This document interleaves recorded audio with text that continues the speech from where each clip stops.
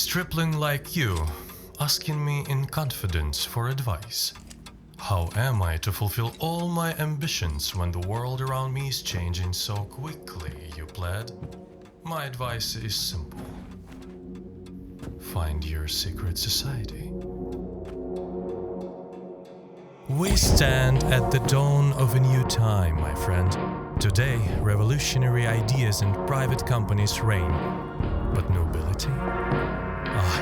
Nobility is still at a premium. And so there is nothing better than entering into an alliance with an allied circle of the sophisticated and the powerful, like-minded persons, if you will.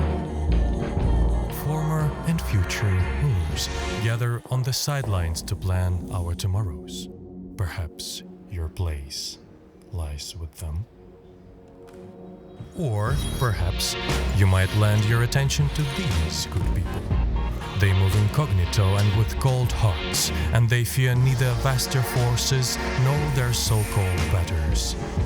Their emotions are merciless, as grand and binding as the lust will of a tyrant, and their calculations, elegant and clean, like a surgeon's cut. They deliberately test the limits of what is possible, unafraid to cross the threshold of what is permitted. If you would knock at the same forbidden door, then perhaps you should join them. But heed me further. If yours is truly a far-wandering mind, it will need suitable company, and quacks and pseudoscientists are always in fashion. Their craft is ancient and surprisingly effective. Side by side with ghosts and spirits, they sip poisonous truths from old tomes, and they have grown so used to the savor of such venom that they have forgotten what the world of gentlefolk even looks like. Their journeys through the dream of the earth are memorable indeed. Join them, if you can. That is, of course, if you can manage not to forget yourself after either.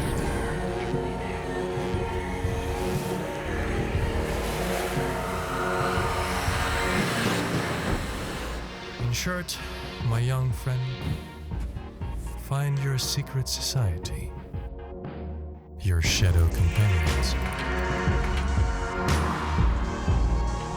Seize the enlightenment. Taste the conspiracy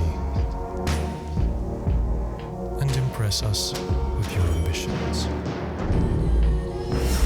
The main stage at the Shadow Theater is all yours, and I am the most appreciative audience.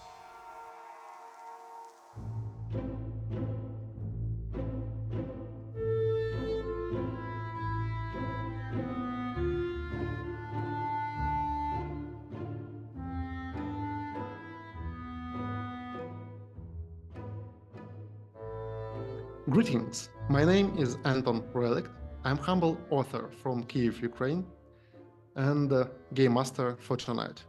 Today we are playing Archeterica, game of genteel conspiracy, set in early 19th century, also known as Napoleonic era. Today we will play a scenario called The Good Mayor. Our adventure will be set in a small border town where a prominent gentleman and mayor of this town was found dead. Our honorable heroes are invited to take part in counter-conspiracy. They will deceive, be deceived, and taste Foldereinian waffles along the way. So I invite our players to present themselves and tell a few words about their characters. Let's start with you, David. Okay, well, hello, I'm David. I'm one of the organizers of Illusion HorrorCon, and you might have seen us doing a couple of fun stuff around. And yeah, tonight I will be gladly portraying Father Lucius Blackwood in this rather promiscuous affair of a dead mayor in our beautiful sleepy town, where nothing else usually happens. As a pillar of the community, his charismatic and well-respected priest is obviously quite concerned to be summoned at this rather dark affair. But he's glad that he sees some familiar faces around him. Brandon, please present yourself. Yes, well, my name is Brandon. I am a public historian of, conveniently enough, the long 18th century and the Napoleonic era. And today I shall be playing Albert North Esquire. Well, former Esquire, of course, before our glorious revolution has done away with such nonsense of the past. I was once a very highly respected individual in this fine community, you see. Unfortunately, of course, there were some difficulties, primarily sourced from my father, of course, ruined the family name, but not to worry, we are going to be getting things back up and running on track. I'm mainly in town, you see, because, well, a small little affair. The local mayor, fine fellow, good chap, I'm sure that he's in excellent health as we speak. Well, there was a small debt that he owes my father, and so I'm here to simply make sure that, you know, amends are made and all is kept right. After all, in this new glorious egalitarian society, comrade, citizen, whatever, we all have to get along, don't we? Great. Val, please. Yes, I'm Val, and I have a little YouTube channel called Corkboards and Curiosities, where I talk about tabletop TTRPG. And tonight I will be playing Benetto, early 40s dude, big burly worker, intimidating looking guy, but friendly face, just the perfect archetype of the gentle giant. He tends to be kind of the representative or spokesperson in his community. Like if something, it's not like an official title or anything, but if something goes wrong, if something goes down, if people get treated poorly, if some kids get in trouble, usually he's the person that you go to. I'm imagining he's probably kind of worried at the moment. We've had our fair share of bad politicians, but as far as mayors go, this one was willing to listen. So coming to the town hall with a bit on his mind. Great. And Crystal? I'm Crystal, and I am another organizer of the Illusion Horror and Con, and just general TTRPG enthusiast. And I will be playing Melody Steele. I'm about 55 years old. As my last name indicates, I'm a pretty steely woman.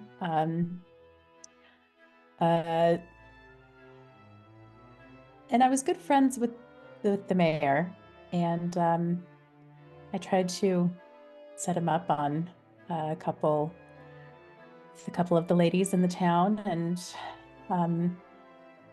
didn't work out, but we developed a good friendship. I'm a midwife by trade, and I also have a little bit more medical expertise under my belt, and I'm hoping I can put my expertise to good use in order to determine what has happened to my dear friend. Great. So, we will be playing Archeterica using two 6-sided dice, and I will explain the rules as we go when needed. So, the year is 1808. Our adventure takes place in young Russian Republic, only 8 years after the Great Republican Revolution. It was glorious but bloody event. The nobility, which led this country to poverty, famine, and civil wars, they paid for this with their heads. And now our heroes, they have a privilege to live in a society that is built on principles of freedom, fraternity, and equality. Or so they say.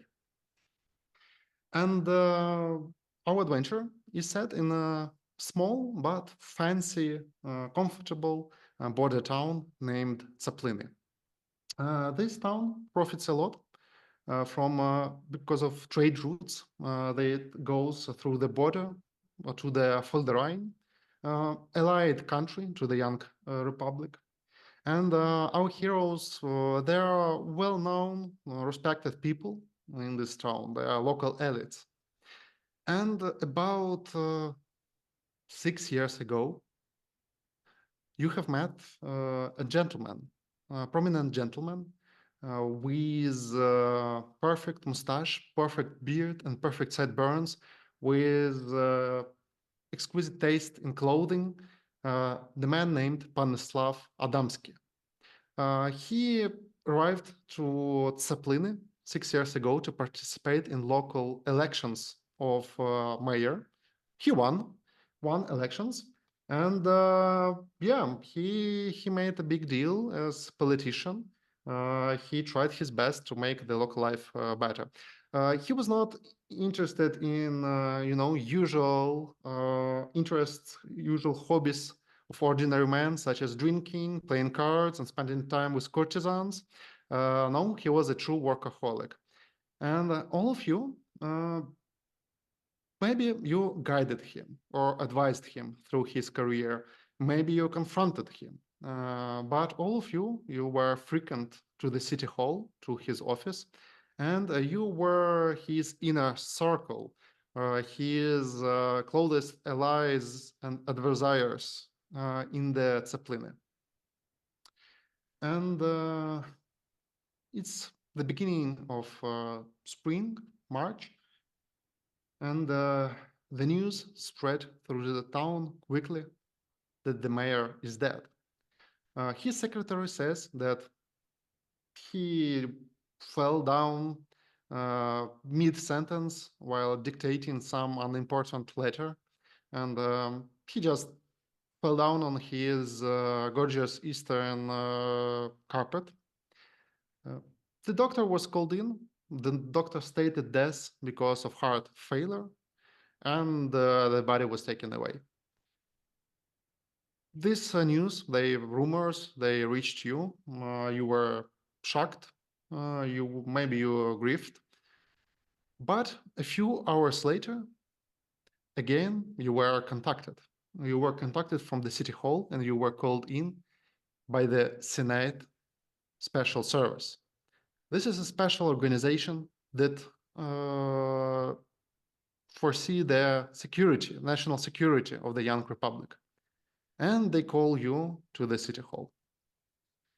And so you find yourself in the office of the late mayor. It is decorated with humble but comfortable and elegant furniture.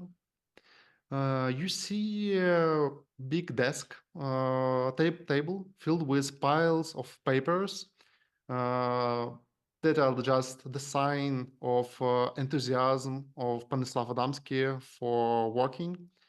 Also, you see a beautiful Eastern carpet that the body of your friend used to lie just a few hours ago, but now it is gone. And please describe me the gentleman and lady who are present in this room.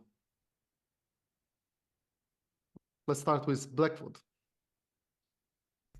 Well, a tall but slender man with a relatively long beard that has kind of grown over the years, wearing his black tunic, and it looks a bit out of order, not as clean as his usual pristine exterior would be.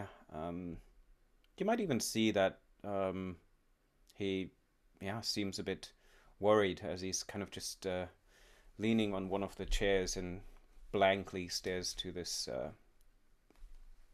carpet in front of him. He mumbles something to himself that is not really distinguishable, but otherwise his exterior looks nondescript, but a priest. What else would he be? but a pillar of this community. Of course, he is mumbling his prayers for the past mayor, of course. Of course. Why? Yep. What else would it be? Albert, Well, I imagine that there was some moments of silence, of course, within the room beforehand, but soon broken when in bursting through the doors comes a rather diminutive short man, very finely dressed some 10 years prior, although I'm afraid that his clothing is a little bit more on the ragged side than he should ever care to admit. There's one or two patches on the coat and everything. His wig is not quite as finely powdered as once maybe it was, to say nothing of the fact that the fashion is, again, not exactly present. And of course, as he bursts in, terrible, terrible news, comrades. This is a tragic, tragic loss. I'm sure that we all of us sharing this great sorrow, and so on and so forth. Benito, Benetto is sticking out like a sore thumb, for sure. I think it looks like he just came back from the outskirts where he was on a shift or helping out some people, like load some crates, and he's not really the kind of person or demeanor you would expect to see in a town hall at this moment. Still kind of some grime on his clothes, and he is pacing around the room nervously. He's a tall, burly man, just kind of an intimidating figure again. But the moment you catch a look on his face, it's really just a ball of stress. Yeah. and Melody. I would be probably standing next to his bookcase, maybe running my fingers over some of the books that we used to talk about. I have dark hair and a very utilitarian updo. It's graying in places. Was looking quite stern until this small man burst through the door and started saying something. It is a terrible loss for our community. You probably see me with a very annoyed face, or look on my face. Understandable. We've had a great loss, and we all process our emotions in different capacities. I understand. Of course. Yeah, most of how she looks, including her clothes, is utilitarian, maybe slightly stylish so that she doesn't get weird looks from people, but you know, she's mostly here to do a job. As you wait in this office, the doors opens and you see the young city hall servant. He silently walk through the office, approach the cabinet that belongs to the Panyslav Adamski, open it, and takes up the bottle of schnapps, the only drink that the late mayor, tolerated. Also, he takes out 4 glasses, silently pours drink inside, and giving you a respectful nod, leaves you alone in this office. Do you understand? If you want to say a few good words about your passed away friend, this is the perfect time.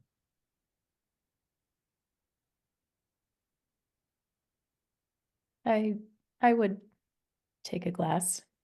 And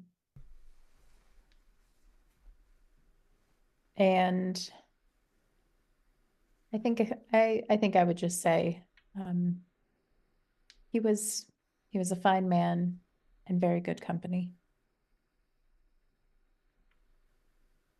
The finest indeed.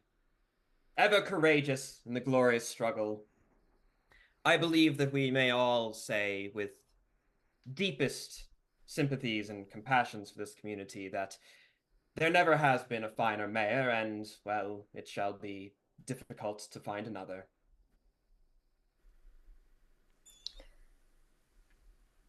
Benetto is going to come forward and take a glass as well. He was very stubborn. I'm a bit surprised that his heart is what ended up taking him, to be honest. I expected him to fight a lot longer than all of us. And just downs it.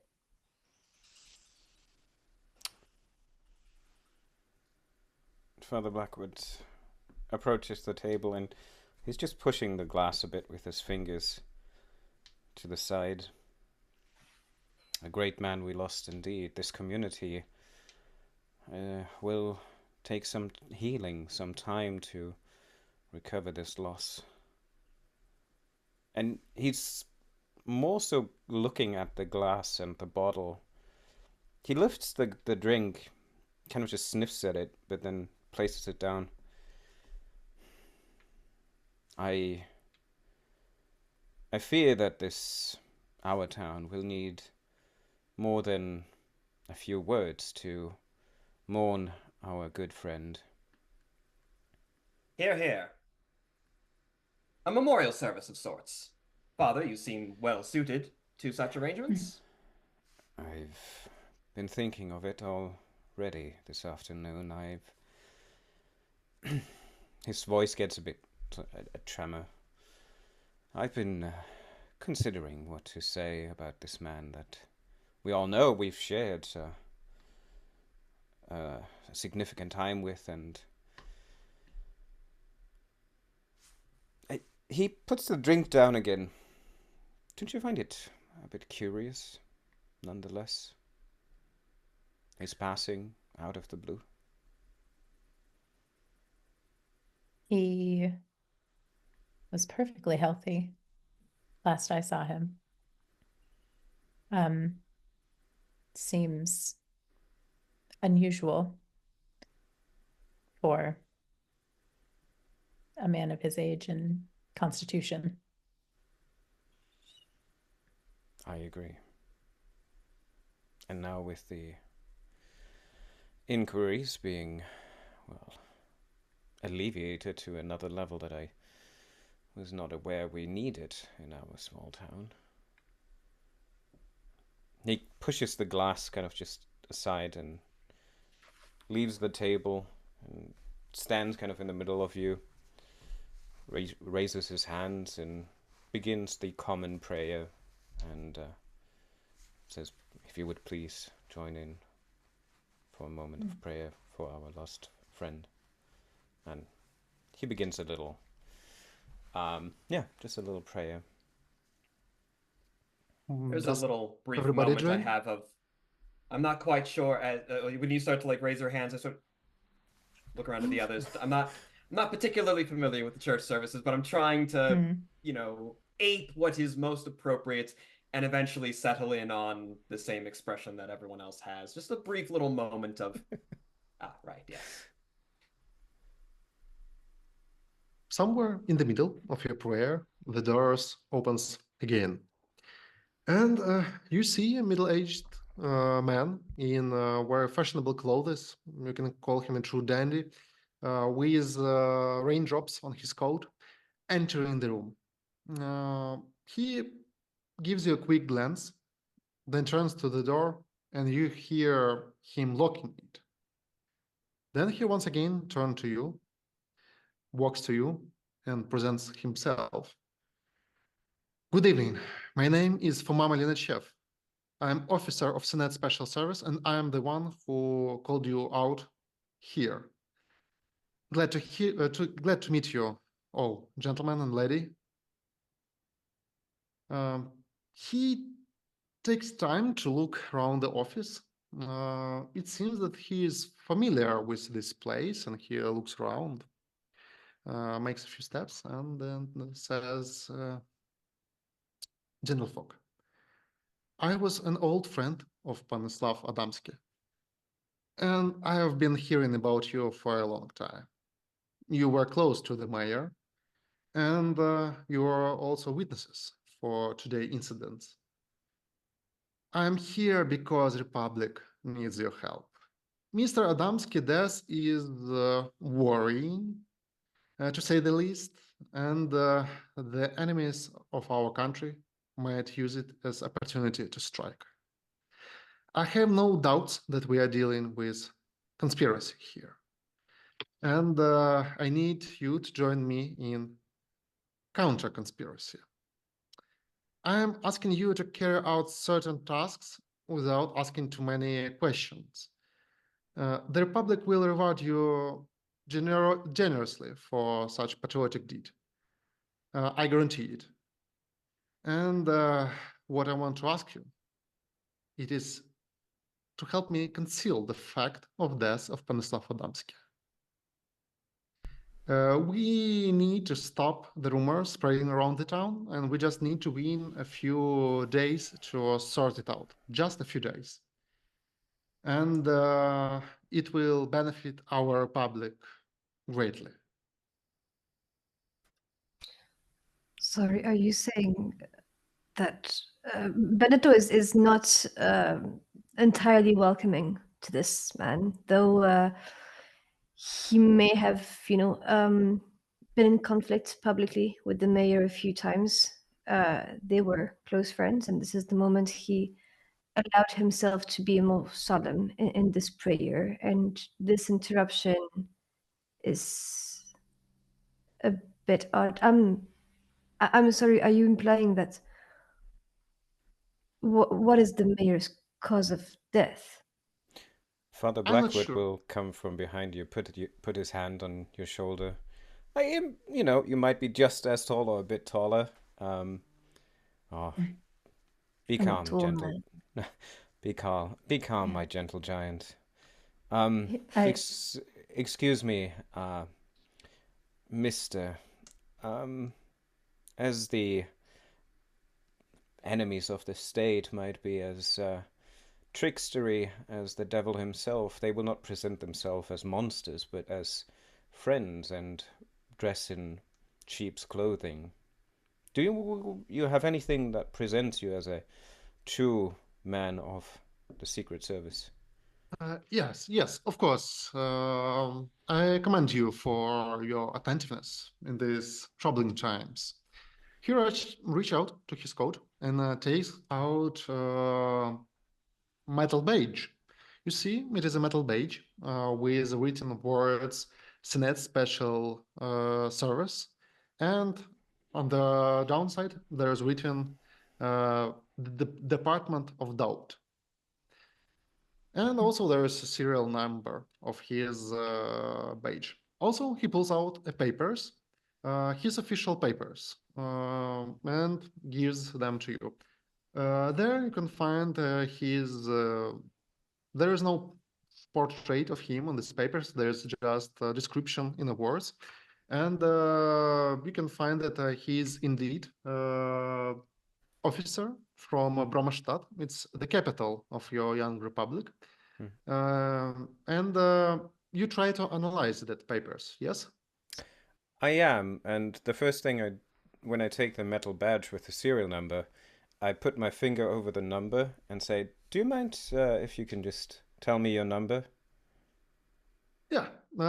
He is looking in your eyes and he say 674. You check it with the number and you see that it is correct, and you see some gleam of respect in his eyes. Okay. Yeah, I am looking more carefully though, because it was not as long as a verification number that I would hope for. not Easy to not very remember. secure. So I'm trying to understand more about if you can find anything in the description or in the process that might stand out that I can ask him serendipitously in a intermediate exchange. Okay. What appropriate talents do you have to conduct this? I think what fit here would be maybe either my politics attribute, more so the master puppeteer or the power broker? So, you are quite, you know your way with the documents. You have seen a lot of important official documents. And it will be a challenging 8+ test for you to be sure of the nature of these documents. Okay. And in Archeterica, your character is built with these narrative talents, and you can make up your own talents. And if a game master and player understands what they are doing, what these talents mean, you can use them. So Blackwood is a master puppeteer. Let's make the roll of 2d6. I bless these dice. That is a whopping 4 in total. You understand that these documents, they are of high quality, but you have never seen before the documents of Senate Special Service. It is not a big group, and they rarely travel to this town. So you understand that these documents, they look okay, but you have no way to confirm if they are real. Maybe if you send a letter to the Brahmastad, but it will take some time. Meanwhile, while you are studying the documents, Foma Melinichev, he looks at Benetto. He says, about the cause of death. I have received the report that doctor states that it is heart failure. And maybe it is true, maybe it is not. I'm not sure that we have a murder going on here. But I'm sure that this death may be a sign for somebody to use this unstable situation and to act, if you understand what I mean. Just as a quick little aside, do I recognize this man by chance? Do I recognize anyone in his family's name? Anyone who may know him? Anything like Anybody that owes us? Well, I mean, really just any information. Perhaps there's an angle. Perhaps there's a play. Perhaps I just, know his brother, and he's a fine chap and very bad at whist. Okay, what are your appropriate talents for such situation? Well, I have my well, I'm good at noticing. Oh no, that's something different. Say I have many friends, and I have many friends of friends, and friends who have followers and all the sort. Great. Because of this man, he comes a long way from here. It will be extreme 10+ test for you. We've got only an 8. You know that you have got some friends in the Senate Special Service. This is maybe the reason why you have survived the revolution and saved your neck. But also, they're far away from here, and it will take you some time to contact them and ask about this man. All right, so this fellow was a bit unknown to me, I suppose. If I can just inquire, however, so you're just to have all the cards on the table here, sir. We're not suspecting foul play, but we fear the people may suspect foul play, and you wish for us to spread rumors to the contrary? Of course. We will conduct an investigation to determine the cause of death, but we will do it later. For now, I need you as locals to present the will of Senate Special Service and to stop the rumors. While I was traveling here, I already designed the plan. I need you to travel to the Tsaplyny Tribune. You know that it is local newspaper, the only newspaper in town. I believe this paper is preparing the special issue with announcement of mayor being dead. We have to stop it from being distributed and printed. In any way you deem possible. Also, the town doctor, Slavy Murunchak, he is the one who stated the death of Panyslav Adamski. Slavy Mironchak has to leave town for a few days, so nobody could question him.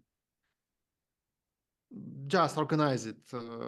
I believe such notable gentlemen who know this town will succeed in this. While you will doing this, while you will enact your mission, I will contact our secret allies and try to make the situation more stable. But we are very short on time. So I ask you to complete that mission so we could meet in 1 hour here in this office. I'm sorry. Okay. You stated that you are going to be doing an investigation into maybe or it may not have been foul play later. Yes. But if there is foul play, you need to investigate it as soon as possible, and you're going to allow the perpetrator to get away. You're going to let clues disappear. This is unacceptable. And Mrs. Steele, you have medical training. If there is anything to be investigated around the body, if the doctor is out of town, then you can fill that position, can't you? Yes, of course. I would be happy to. Yes. Before our esteemed guest has an opportunity to speak, I'd like to sort of like step forward a little bit, sort of spread the hands out, and sort of address Miss Steele, Benetto, good friend. I am sure we can trust the authorities to conduct their investigations in appropriate timing. The machinations of revolution are a steady process, and like as I'm sort of like just sort of basically defending the guy, I'm sort of trying to give you this eye of like, maybe there's something more here. Maybe we should not play all of our own cards right away. Perhaps it would be best to contain unfounded rumor from spreading. After all, we've seen the effect of the mob when riled, and there shall be appropriate time at a later point to ensure that all is right. I'm sure, after all, that our fine services have the affair well under control, right, sir? And again, sort of like trying to get across the point of maybe we can do some digging on our own before we make accusations here, hoping that he doesn't notice the eyes that I'm giving you. I think it takes, but it's like a couple of seconds, like he's about to yell back at you, and just stops himself like right on time, just like, all right. I have a question though. Do you mentioned this man's branch, like department? Do we know what the job, like mission, kind of is? You said he's in the department of doubt. Of doubt. Yeah, that's such a good name. You were trying to recollect in your mind about this department mind. Meanwhile, for Mom, he was listening to Albert. He nodded. And you see that his mind is like drifted away, and he has very thoughtful expression on his face. And he returns to the first question of the melody. He says, "The Republic has many enemies, inner and outer, monarchists, anarchists, anybody. It could be anybody, and all they are laying in waiting for years to strike us in the moment when we are the most vulnerable. We'll conduct research, and I invite you to participate in investigation. But first, the safety of the Republic comes first." And Benetto, do you have any talents that could help you like understand, navigate the structure of Senate Special Service? I'm wondering if if well, not exactly streetwise, but the connections that I have Mhm. with people in town who they've approached before could help here. Great. The Senate Special Service, it is a really big organization, very well known in the Republic. It will be easy 5+ test for you to recollect about this department. No, it's a 4. Okay. Wait, can I flip this though? If I flip it, it's great. Yeah, but I will give you I feel like I will save the give flip. you role-playing I'll plus save one. it. Role-playing plus one. You just try to understand out of name, out of context. You know that there are different departments in Senate Special Service. Some of them guarantee safety to diplomats in the colonies. Others try to like control the treasury. There's department that totally hunts for monarchists and try to stop the counter-revolution. And this one department, it is obscure department. It is not well known, and you think that it might be used in cases which are very doubtful. They are not connected directly to monarchists or directly to assassination of political figures. They are connected to some possible potent plots that threaten the republic. So you believe that it is like the first time you hear and see the officer of this department acting lively. Mhm. Honestly, I'm going to defer to the father because I don't know what I'm doing, and I trust him. I think the father actually appreciated for once Mr. North's action, as it gave him enough time to step over to the table and chair as if he needs to steady himself, and sit down while he reads the papers. He does want to kind of make a really as bad recollection as he can, if not take out his little journal and kind of write down a couple of points specific for that document, so that he will indeed write a letter to check for approval, even if it takes a long time. But he will need his own confirmation by the Senate that this man is who he says, because that seems to still bug him. And maybe also, like, I think the actual death of his friend kind of made him a bit unaware, as not as fit in his mindset as he usually is. But also, I think him being asked to lie as a man of the church bugs him quite significantly. And I think when this conversation happens, he finishes his notes and gets up and calmly approaches the man, hands back the papers.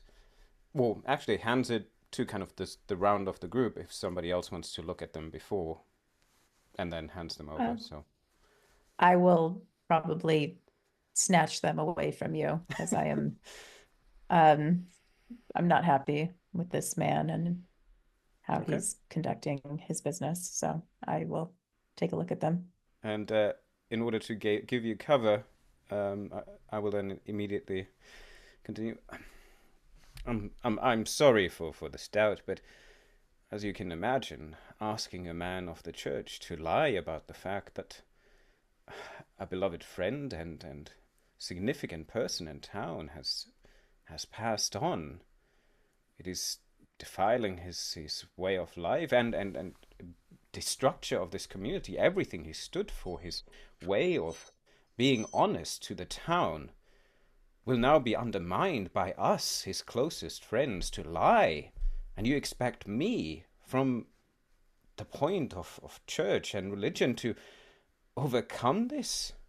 I beg you, my dear friend, you must tell us more about exactly what you fear has happened to him, and why this man in this small town has such a significance for the Senate. And kind of, I do want to support this if I need to with my public speaking of the rhetorical riposte. Kind of trying to use my my backing of verbal debates and arguing not only religious but theological matters. Yes. And twist my opponent's ideas to get my advantage out of it. So it will be easy 5+ test for you because Well, okay. you're good So with far your we've- words. So far we've failed all our rolls, so let's see about this. That is an 8. Whew, okay. Great. First You, success. you see, there is a sorrow expression on the face of Mamel and Chef. You understand that your words, they are heavy burden for him. And he says, of course, Father, I understand your concerns, but I had no other to ask to help me in this delicate matter. I turned to you because you were the friends of Panyslav Adamski, and he mentioned your names in his correspondence to me. I'm also one of his friends. And believe me, what Panyslav Adamski valued the most, it is the peaceful life of his people. And we are here to protect it. Just a few small lies for a bigger purpose. And I promise you that I will explain everything because a lot of going on in this border town. And when we'll be done, and we'll be sure that we are secure, we will have time to taste wine and discuss everything that is going on. You have my word. Consider, Father, yes, the sin of a lie, but yet the greater sin of social chaos. Surely, sir, there is a greater categorical imperative at play here. He looks at you a bit scorned by your comment, but he considers and looks at you and the others for a brief moment, but then turns to him and reaches out his hand and says, I will take you for word that you will explain everything if we do this. Yes, he shakes your hand. And meanwhile, Melody, you were trying to study the papers as well. Do you have appropriate talents? I have intellect under doctor, which and education, like wits. Is it first rank? Yes, those are all first rank. Yeah, it will be extreme 10+ test for you trying to navigate those papers, but you can still try. Okay. Let's see. Oh, that's a 10. Okay. Great. You look at those papers, and you bring your attention to that those papers, they do not look new. They look used for a long time, maybe for years. And the page itself, it has a lot of signs that it is not a new page, it is really used. And you pay close attention to the description of a man that is handwritten in these papers. You have feeling that you judge the words of Mamel and Chef, and you have the feeling that these documents are true, and he is the true representative of Senate Special Office Service. And what supports your ideas, it is that he had the power to command City Hall to call you in, even before he arrived. So you think that there is really some power backing him, some real government power. Okay. I'll return the papers. Sir, it seems that you are indeed who you say you are. And I guess we can do this in the in order to preserve safety for the people of the town. You need the doctor to go out of town, you said. Yes. I feel like I would know the doctor in town, probably. Yeah, there are not so many doctors here, and you know this one, Slavy Moronchak. You know that he is living in the outskirts of town, where he usually meet his patients. So you have idea where to travel. Also, you understand that you have 2 tasks to accomplish in 1 hour, and possibly it will take some time to travel between these locations. So maybe it is a good idea for you to split into teams to accomplish this task. While you are thinking about it, Foma says, "All right, gentlemen and lady, let's check our watches." And he pulls out his watch. Does anybody else Oh yeah. have a watch? Of I course. definitely don't own a definitely- watch. Yeah, but that is just you watching. look at the window and see where the sun is. Yeah, I'm like, yeah, sounds about right. Yeah, And I have a watch, yes. great. And you see that the time is correct on all of your watches.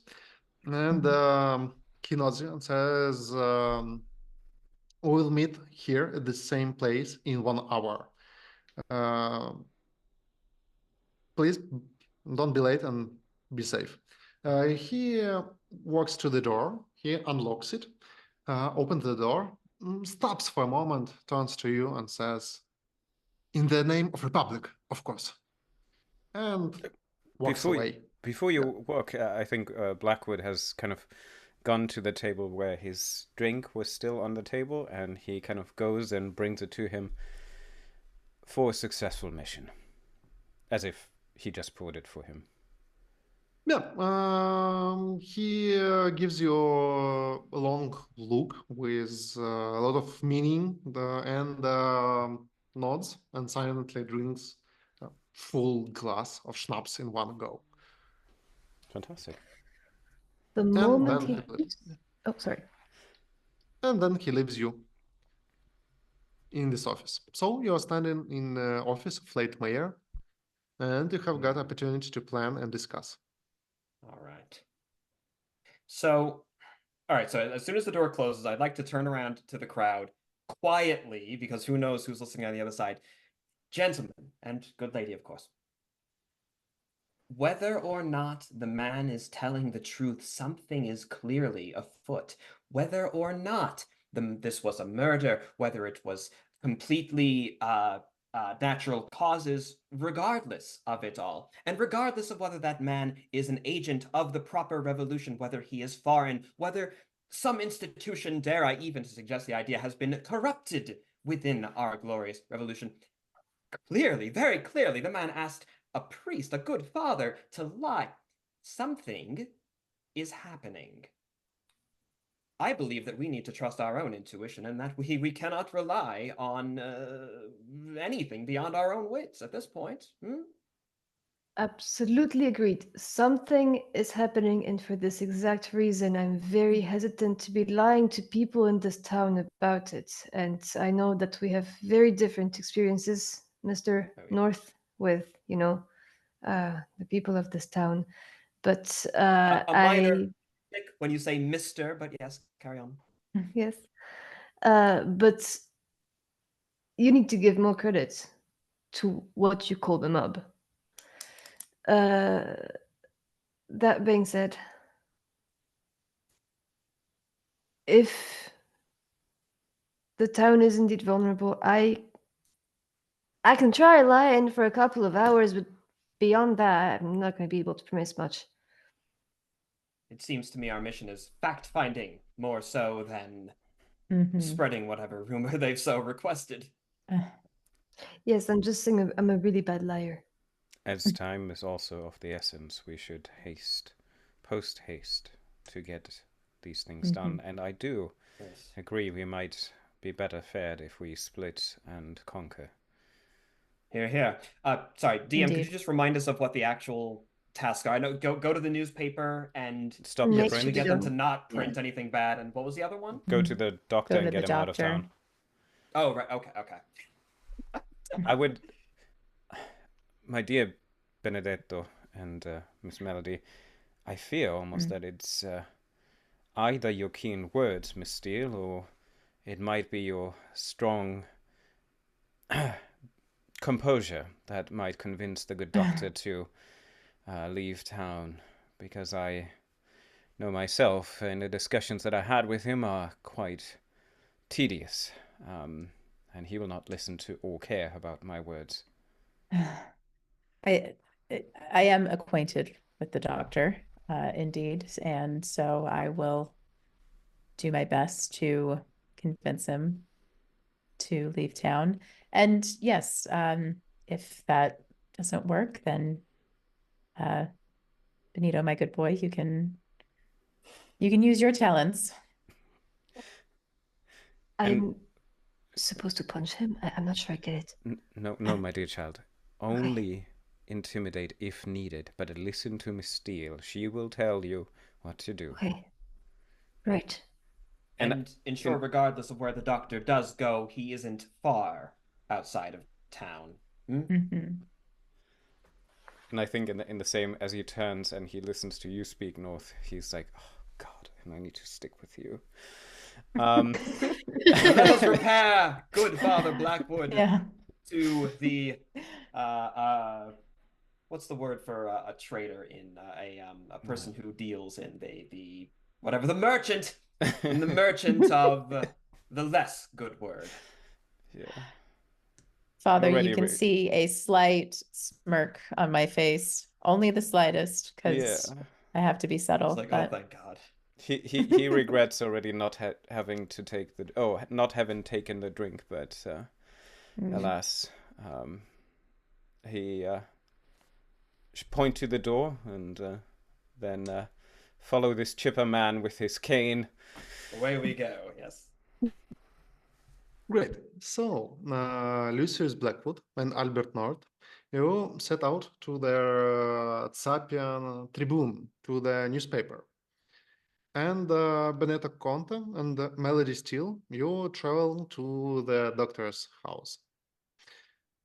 Yeah, you easily find the coaches parked near the city hall, and they will take you whenever you need. Let's start with Benito and the Melody. You are driving through city. It is about 8 o'clock at the evening, and you see big, dark, stormy clouds forming above the city. It is not raining yet, but you feel in the air that the storm will start any minute now, and the city will be covered in water. And you drive to the old part of town, where there is almost no oil lamps on the streets. There is no cobblestone, only dirt roads. And you drive past 2 floors, old houses with sharp rooftops. And you stop near one of such houses that is stuck in a narrowly between neighboring buildings, and you recognize that this is the house of Slavy Mironchak, local doctor. Okay. Do you leave the carriage, I believe? The postman yes. says that he will await you here, and you approach the door to the house. Before we go into the house, what do I know? Like, how well do I know this man? Yeah, if you have got special talents, we can do a roll for it. Okay. Doctor sounded good. I mean, doctor is an attribute, so I have intellect under that. or medical theory. Perhaps I have learned from him. Yeah, so you share the same profession in this town. It will be easy 5+ test for you if you know anything special about him. That's a 4. Yeah, you work together. You know that this is a humble man who really believe in academic approach to medicine, but not much more is known to you. He rarely participate in social life, and so do you. And you only see each other on some rare occasions. On my end, do I know anything about him, or have I ever met him even? Yeah, you have met him, but let's check if you know any special information about him. Do you have special talents? I want to say once more, streetwise, just for the sake of maybe I've heard something about him through someone I know. I'm always kind of keeping an ear out. Oh, it will be extreme 10+ test. Let's check for it. Nope. 5. Yeah, well, you know that he seems kind of reliable and normal guy. Mm, he works with all kind of customers, not only rich, but you have not heard many praises towards him. Melody Just is still the normal. person that's most of my friends go and see, I think. Yeah. Mhm. So, and you are standing at the door to his house. So we make sure he leaves town. But I mean, the agent didn't say how much we can or cannot tell him, so I'm going to stick to the truth as much as possible. I have to be honest, I don't even know if I trust this agent. I'm leaning towards a healthy no. Certainly not. I think we're on the same page as far as that's concerned. I don't know what else to do besides perhaps interrogate the doctor a little bit about what he saw as far as the mayor's concerned. Yes, and if there's anything that the doctor says that kind of confirms our doubts about the agent, I'd be interested in making him lay low not too far, like Albert recommended, as Yes. opposed to making sure he goes away. We can't ask him more questions. That is true. Maybe he has some family close by or something. Yes, indeed. I think we would. It confuses me as to if this agent was a real agent, why he wouldn't just go tell the doctor to leave town himself. But yeah, this is all around strange. They're good at covering up their tracks, aren't they? I think this is why we're here. Indeed. Well, here goes nothing, I guess. And I'll knock on the door. Oh, it takes a few minutes, and the doors opens, and you see a woman. You recognize her. It is Oksana Mironchak, the wife of the doctor, and she has a very concerned look on her expression on her face. She says, "Benito, Melody, good evening. You are here to see my husband?" Yes. And 1,000 apologies for the late hour. But this is a serious matter. I'm sorry to disappoint you, but he is not available right now. Please come tomorrow.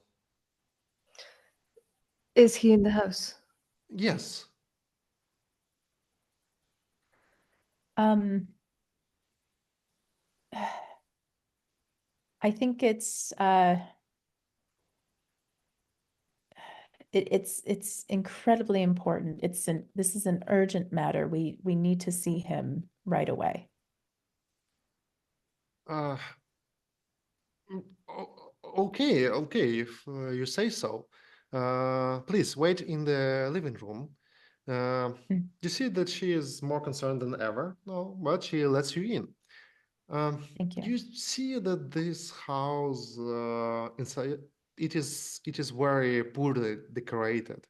You see that there is almost no furniture, and the furniture that is here it is very crude and cheap.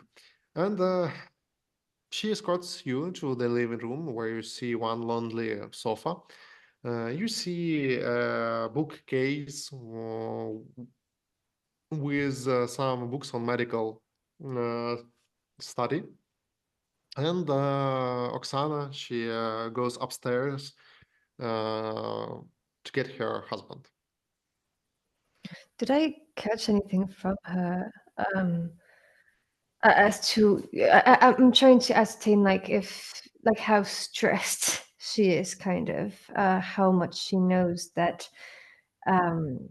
she's currently hiding. I do have empathy as a talent. Yeah, I'm there's even no role needed. You really understand that she is stressed out, so, and you know that if you weren't so like straightforward, she would say you no, just come tomorrow. So for some reason she is not welcoming right now. And a few minutes passes, and the man, Slavomir himself, appears. He's walking down the stairs. You see that he has unsure footing. He's very pale, and you will even see the dots of sweet sweat on his face. And as he's coming down, he's trying to make a tie, but he's unsuccessful. And he enters the living room, says, "Gentlemen, lady, uh, how can I be of service to you? What has happened?" Um, are you feeling ill, doctor? Yes, I am, unfortunately. So if it is not something important, maybe we could discuss it later. I'm sorry. It is terribly urgent, or else we wouldn't be here bothering you when you're sick. We've been tasked to come to you. Task? And What do you mean? we also have a few questions we'd like to ask. Well, sorry. Sorry, I didn't. Go ahead. Well, we're all friends of the mayor here. We were brought to the town hall today. May rest his soul. You were the one to inspect his body after he passed, right? You see that Slavomir he stands, he put his back on the wall, and he closed his eyes and take a handkerchief and try to take a sweat from his brow. And he says, yes, I was the one who stated his death. Uh, but why is it important? Why are you here? Have you been sick? Did you get sick after you examined the mayor? You see that he is averting his eyes like it is something he does not wish to speak for. but you can try to push him. Is he sick or Um, is he having a panic attack? Is the question for me. Hmm? Sorry, I'm trying to figure. Is he sick Uh. or is he like stressing out so much from the situation with the mayor? But So do you have any special talents to like analyze his? sorry, is I this mean, Melody? oh, Both of you. If both of okay. you, do you have special talents to analyze it? I mean, I guess I can use medical theory to maybe determine what his symptoms are and what could possibly be wrong with him. Good. What is rank of your medical theory? It's first rank. Okay, I also have first aid, which is second rank. good, good. And Benito? And for me, I'm gonna go with the empathy, trying to figure out if this is just symptoms of anxiety, and rank is 2 for this one. Great. It will be easy 5+ test for both of you. Any one of you have to succeed to get information. Oh, I got a 9. Great. A 9 as well. Hey. Great. You both look at the poor doctor when you you understand the simple thing, both of you. He is clearly overdosed by opium. It is very hard for him to get his thoughts together, and there are long pauses when he tries to answer you, but he's trying to get his thoughts together, and you see that he's sweating, he's very pale. And you understand that, yeah, that is definitely the reason why he's not feeling so good. And also, Benito, you understand, he is very stressed out.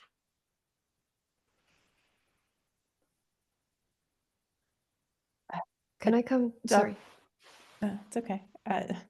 Doctor, please sit down. Is his wife around? No, she's upstairs. Okay. Let me get you a glass of water, maybe some tea. Something else that I feel like would alleviate his symptoms a bit. I am very sorry for my current state, and it is unforgivable for me to appear before you in such condition. Yeah, he sits on the sofa and he just points you to where there is a bottle of water. Yeah, I'll get him some water and yeah, do anything else that I can to Yeah, help his situation. yeah. He gives you a sorry look, and you understand that he understands that you understand his condition.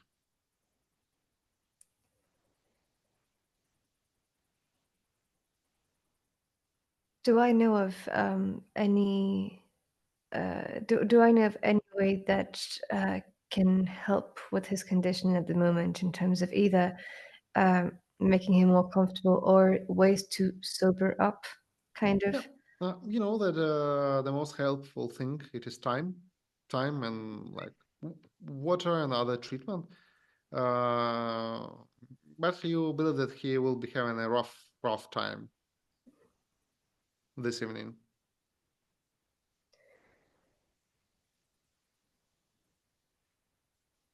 We're terribly sorry to be coming to you with questions that I know are not going to be fun for you to answer, but we need to understand what's going on. You mean the passing of our beloved mayor? Yeah, is there anything strange that you noticed when you saw the body? Is there anyone who spoke with you? Not. I was called by the city hall. The courier, they found me, and I hurried up. I hurried up to the city hall and to the body of Panyslav. And there is nothing special I can tell. The healthy middle-aged man suddenly dies, of course it is hard. No other signs were found on his body as I expected, but I have this. You see that he is not glad. He does not want to continue with his speech. He says, "Yeah, but I have seen some strange things, and I think that maybe my career of doctor is over. It is such a shame." Why do you say that? Well, you interrogate the ill doctor, their father, Blackwood and Albert North. You were traveling outside, out of the city. Why is that? Because the office for Tsaplyny Tribune is located in one of the manors outside the city. 8 years ago, that manor belonged to representatives of local nobility that tried to suppress the revolution, suppress the liberty of free speech. They were unsuccessful, and they lost their manor, and not only manor. And now the manor was given by City Hall to a publishing house established by Gregor Avramen, very respectful gentleman who tries to make his newspaper the most respectable and serious newspaper in this part of Republic. And when your coach approaches this manor, you see there is a lot of light going through the windows. You see a lot of silhouettes rushing in the corridors of this manor, and you approach the door. I like to think, just before we come to that, because we were having a separate conversation in Discord about a few little things. Yes. I like to think that as we're sort of going through the carriage trip, we're sort of chatting about the affairs. And you mentioned something about, the suspicious circumstances. And I sort of offhandedly remark, yes, well, after the doctor's had his say, and then I suppose, well, the mayor was a member of your parish, was he not? You'll have your hands on the body soon enough to investigate. And that sort of like clicks in your mind with what we were just talking about. Mm-hmm. Okay. I agree. And I think before we exit the carriage, I think there's I like to see us both sitting on kind of in the carriage and then kind of pulling away the curtain, kind of looking at the manor, and be like, well, Mr. North, I would like to see your approach be tried first, before I need to resort to lies and deceit of my parish. I do know a couple of those, so I would prefer, if there's any possibility to avert this crisis, that you will attempt a calm and respectable way to do so. Well, yes, of course. Why should it be anything else? With that, we shall throw open the doors of the carriage. I don't seem to understand how you can gently open a door. Yeah. Most gloriously, and we shall stride forward. And the father is...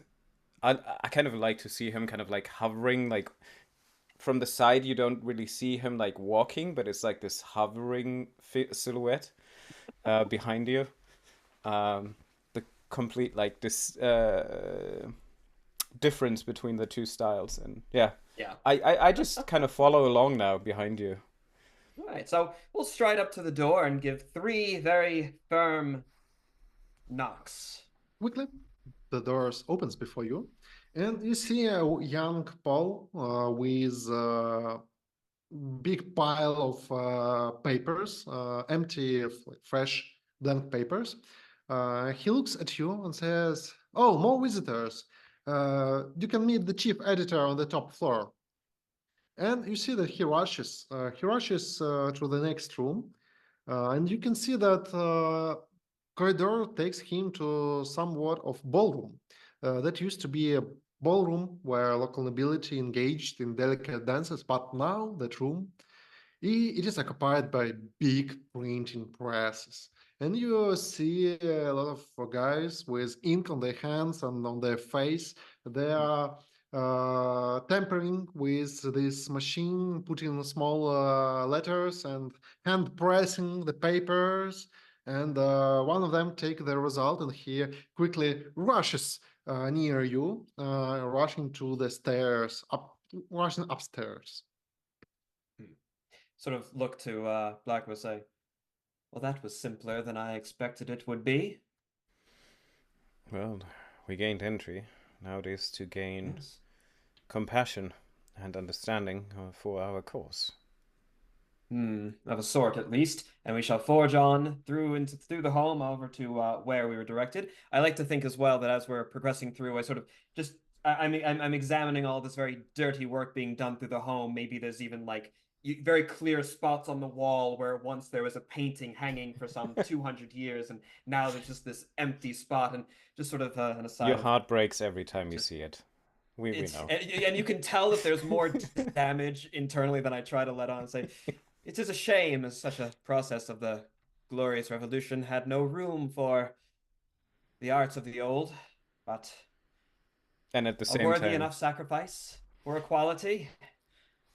And I think at the same time as you mourn the paintings, Father Blackwood is kind of approaching a couple of workers and just gently putting his hand on their shoulders, giving them a quick blessing, and does his charitable duty as he progresses through the house, and occasionally just blesses a whole room that he kind of peeks into and just gives a blessing, and continues up behind you while Right, so your joyful demeanor probably changes the more paintings you see missing. yeah, exactly. Right. But yes, onwards to the core room. We need to speak with the chief editor, and of course, if we run through into anyone, if anyone tries to stop us or interrogate, well, then we are here on business from the mayor's office. Nobody stops you, and you easily progress.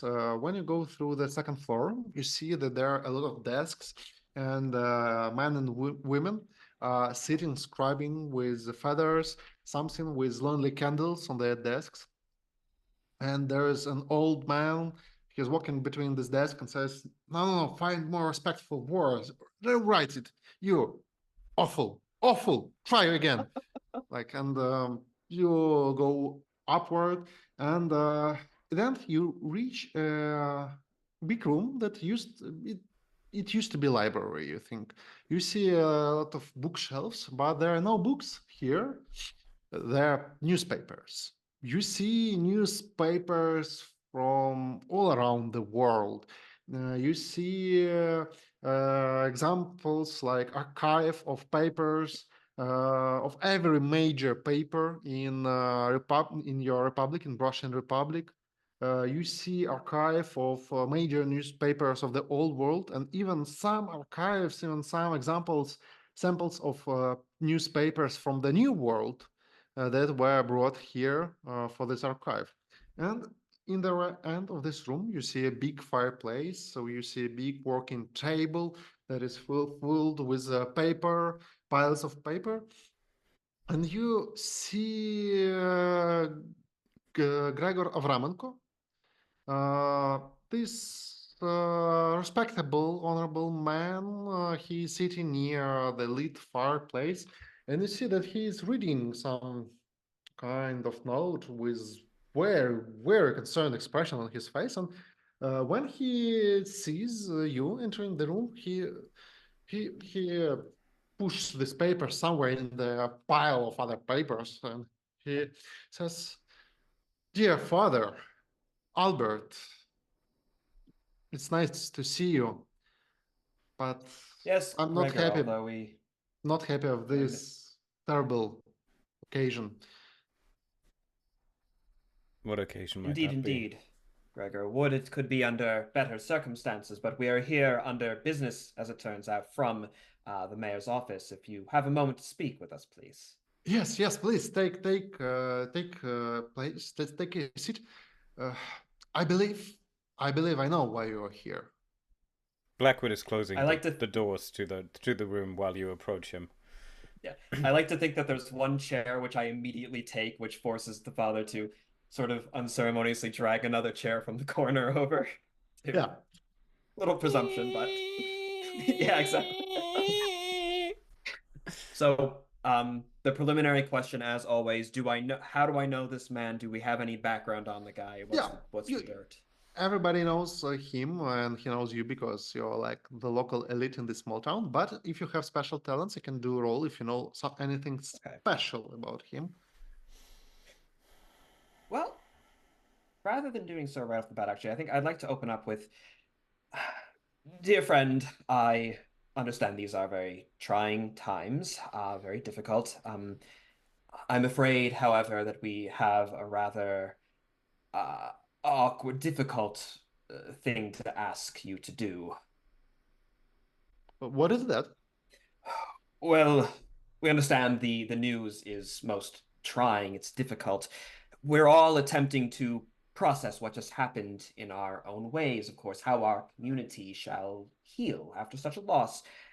However, it is, we believe, in the interest of the town and of the state, of the revolution, of course, that we not allow unceremonious rumor to spread unnecessarily. May I ask, what is it you were planning on publishing tomorrow morning on these tragic events? Oh, it is on a draft, but you can see. And he takes the one of the papers that is lying on his table. And he shows you, and you see it's a draft of tomorrow's issue, and in big letter there is written, "The mayor is dead," But it's and not. it is underlined. It's not the paper that he surreptitiously put aside in a No, different stack. it is other paper. Okay. I I'll- see. I'll Yes, take it and read it. And we'll pass the have paper over, yeah, and we'll have 5 more pages of necrology from his friends and coworkers saying All right. their goodbye. So I sort of like see the headline, I give like a very brief once over, and I sort of pass it over to Father Blackwood, just assuming that you'll be able to read through it in much more detail. Like, I'm an educated man, but it's a lot of words. So yeah. And I'll just try to engage in idle conversation to let you do, I presume, all the tests and such that you're gonna go through on the thing. But I would like to ask, I understand the need for the shall we say, the purchasing bait, but perhaps we might tone down the sensationality. I mean, the front page is typically reserved for more positive developments, wouldn't you say? So on and so forth. Positive developments, you say? Well, I see no positive developments of Panyslav Adamski being dead. No, He's no, of one course of not. best public officials I have seen in my whole career. And our tomorrow's issue is fully dedicated to our beloved mayor passing away. Well, So, sir, if you think of the body politic as a whole, the presence of such forceful negativity can have dire impacts on a community already traumatized. Sir, we all understand what happened. We all know where we are. And yet to hammer it home so repeatedly, don't you think there could be some room for... I understand that there was recently a new kitten born with Mr. Such and Such's household. His little girl is quite delighted with it. Perhaps some cheer alongside. I think I understand. And Yeah, I understand. What are you inclining to? He takes this paper out of hands of Lucius. He takes the feather, strikes out this title, takes a moment to think, then put his feather perhaps into ink pot and writes something, then shows to you. and there's written, "Mayor is at peace." Is that I better? believe we're making a smile. I believe we're making progress, sir. I think I it is think better. I- Yes. I will talk with my writers. Well, to be fair, my dear Gregor, I am not quite sure that we are fully on the same page here, or your sources might have misconstrued it. The earlier and first initial assessment of the good doctor. What do you mean by that? Well, I think we are clear that we are here to ask to plead with you about considering the effect of how you portray a dying mayor in these dire times, and as it's not yet fully. And he kind of looks at you, Albert, and you can see this like sigh, as it's not really confirmed that he truly passed. I mean, he's clinging on to dear life. That is true. Yes. But Yes. What? He is alive? yes. What? Well, that is what In a manner of was speaking, at assured least, that yes. that your informants would have, or your local bus boys would have told you by now. I mean, the good doctor was, yes, his first diagnosis was a bit beyond the, well, the good of the health of the doctor, but of the mayor, but But I it was turns informed out, by the city hall. yes, again, this was the initial assessment that the good doctor has Yes. passed on. May I ask, Gregor, with which did you speak at the city hall? Some courier brought the news. Oh, goodness me! Yes, It was Vitali, wasn't it? I Sincerest told apologies. Vitali to not rush these things. The man is dramatic. You must understand. No, it cannot be right. No. And Listen, He's shocked, and you try to convince him. Please tell me what talents do you use to press this man into I have further social into confusion? persuasion. Which rank? Which rank? See, I'm sorry. I think I was a little confused as far as which ranks. When you asked initially which one was, I No, think earlier you asked. you which can was pick first or second. two rank You- twos on Yeah, your you skills can- that just make it easier because you're more experienced in that skill. Oh, okay. I at first I thought that for a second that rank 1 was better, and I was thrown off by that. Yes, social persuasion is a rank 2 Great. test. Great. I will. I was going to say, like, perhaps we might amend yet further the article. Mayor making peace. I suppose that. I will try to use my master puppeteer as manipulating individuals Look at that. in The politics. 1-2. That's also a class 2. Great. So it will be a challenging 8+ test for both of you. Either one of you have to succeed. Come on. May these dice be Ooh, blessed. That's a 9. I got a That's 7. 9. 6 Right. actually. So while you were messing with this chief editor, respectable chief editor, we return to the humble house of doctor of the doctor. And this poor guy, he's pale, he has sweat on his face, and he says, I believe there is nothing special with the death of the mayor, but I have seen something, but it's more related to me, I guess, than to him. By the way, at this point, I mean, initially, I was told to come here to look intimidating and stuff. I feel bad trying to intimidate this guy, so I'm just trying to make myself small. Sorry, what exactly happened? Did you do something wrong? Did you? You try to receive his confession. You understand that he is very, very ashamed of something, and it is hard for him to speak. But please, I promise you, we're tell here us. to help. Hmm? Sorry, I promise you, we're here to help. That's all we're trying to do. We're not looking to put you in trouble. What talents do you have to do it? I do have negotiation and empathy at rank 2. Mhm.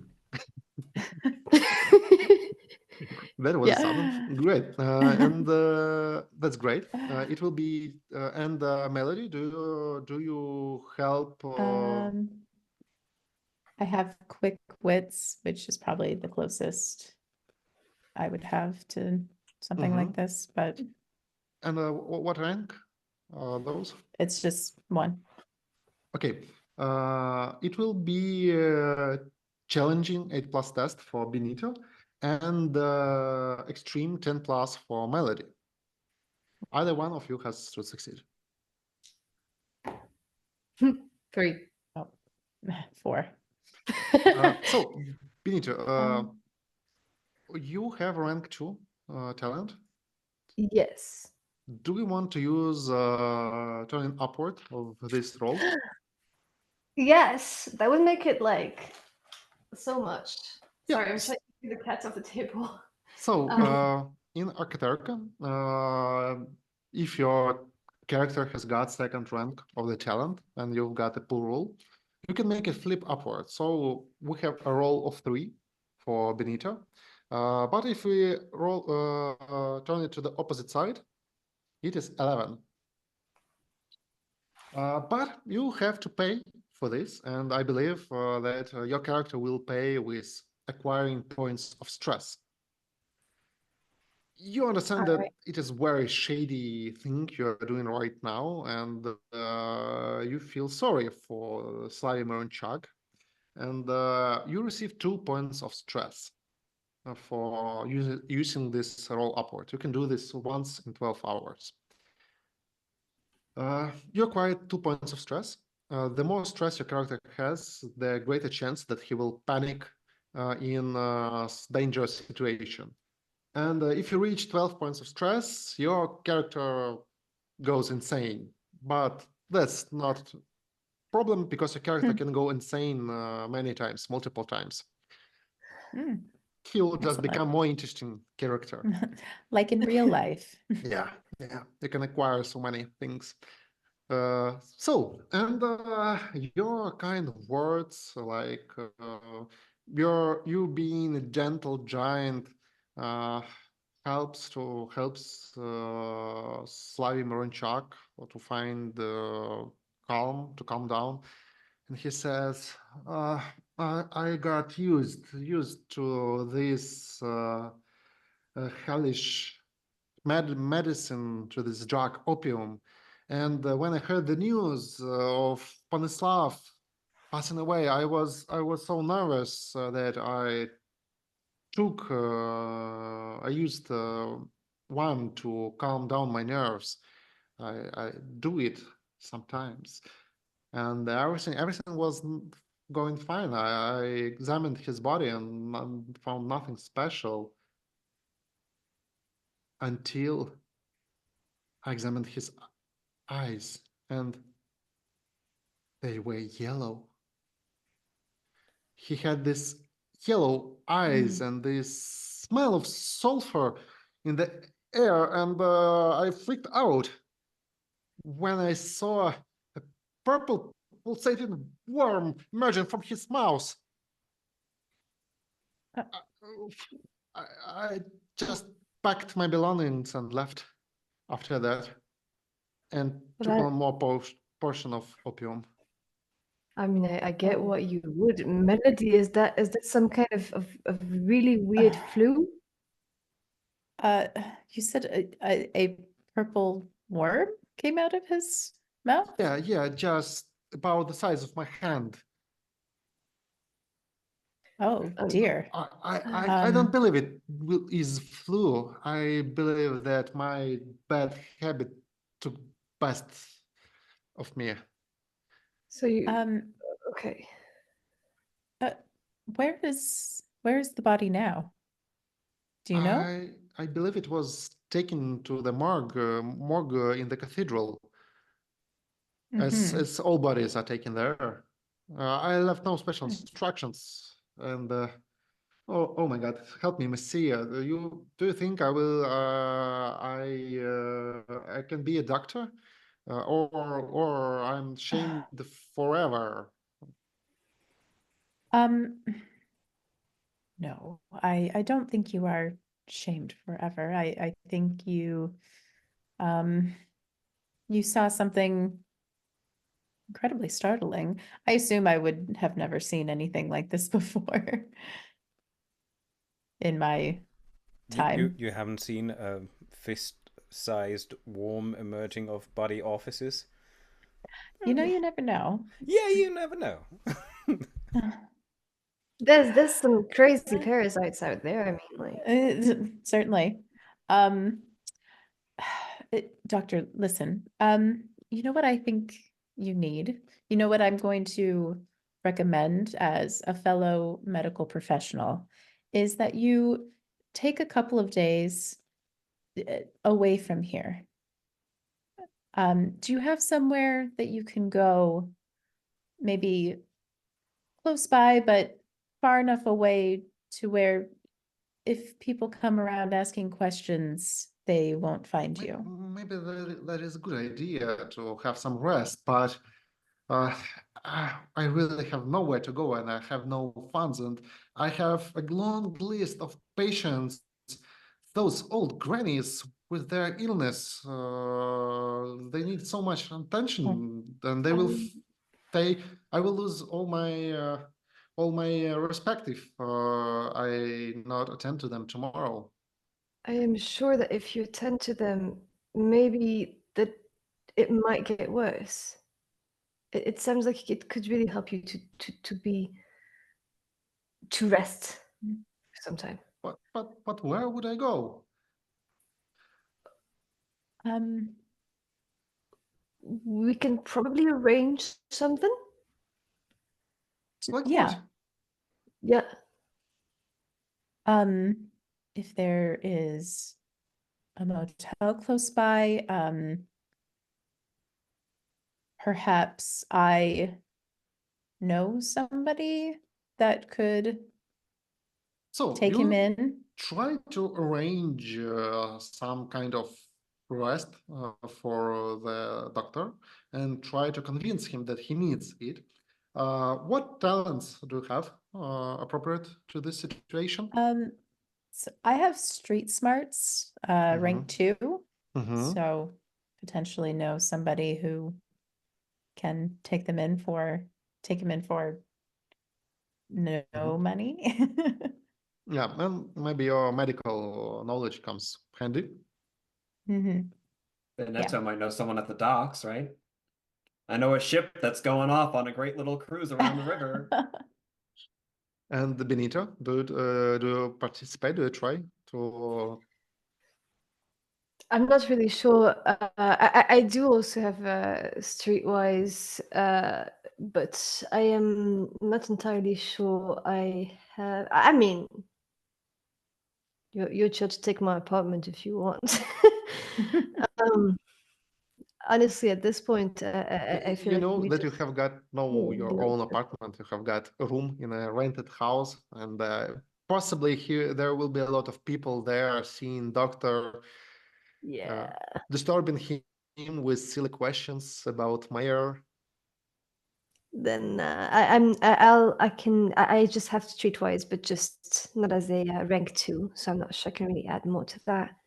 Yeah, yeah. Maybe you have some other talents that can help convince the doctor that he needs to go there. For convincing him, I can go for negotiation and empathy at rank 2. Great. And do you have any? Do you think of throwing any funds in it to like give him an advance, or you don't wish to spend your own money? I think I would have more money in between me and Benito, I think. How do I know how have much some money I have? funds. Yeah, I believe you have about 1 mark. It's Oh, yeah. I have more money than you. Yeah, I can do that. You keep your money. How much would it cost to get him to get him like a place to stay and for it to be comfortable and away from town. You understand that like 3 marks, it is enough for a few days to have a comfortable. Oh, I'll give that amount and just kind of like put it in his hand and just say, at the moment, I don't think you would be doing a service to your patients if you were to actually see them. Well, The you will best have. thing is just rest. It is a challenging 8+ test for both of you. One of you have to Yes. succeed.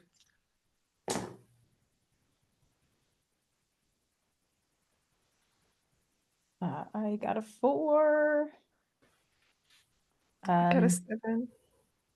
What is that, Benito? I got a 7. it's- 7. And Melody? I got a 4. Do you want to use flip upward? I think I will. So that's a 10 now. Yeah. 4.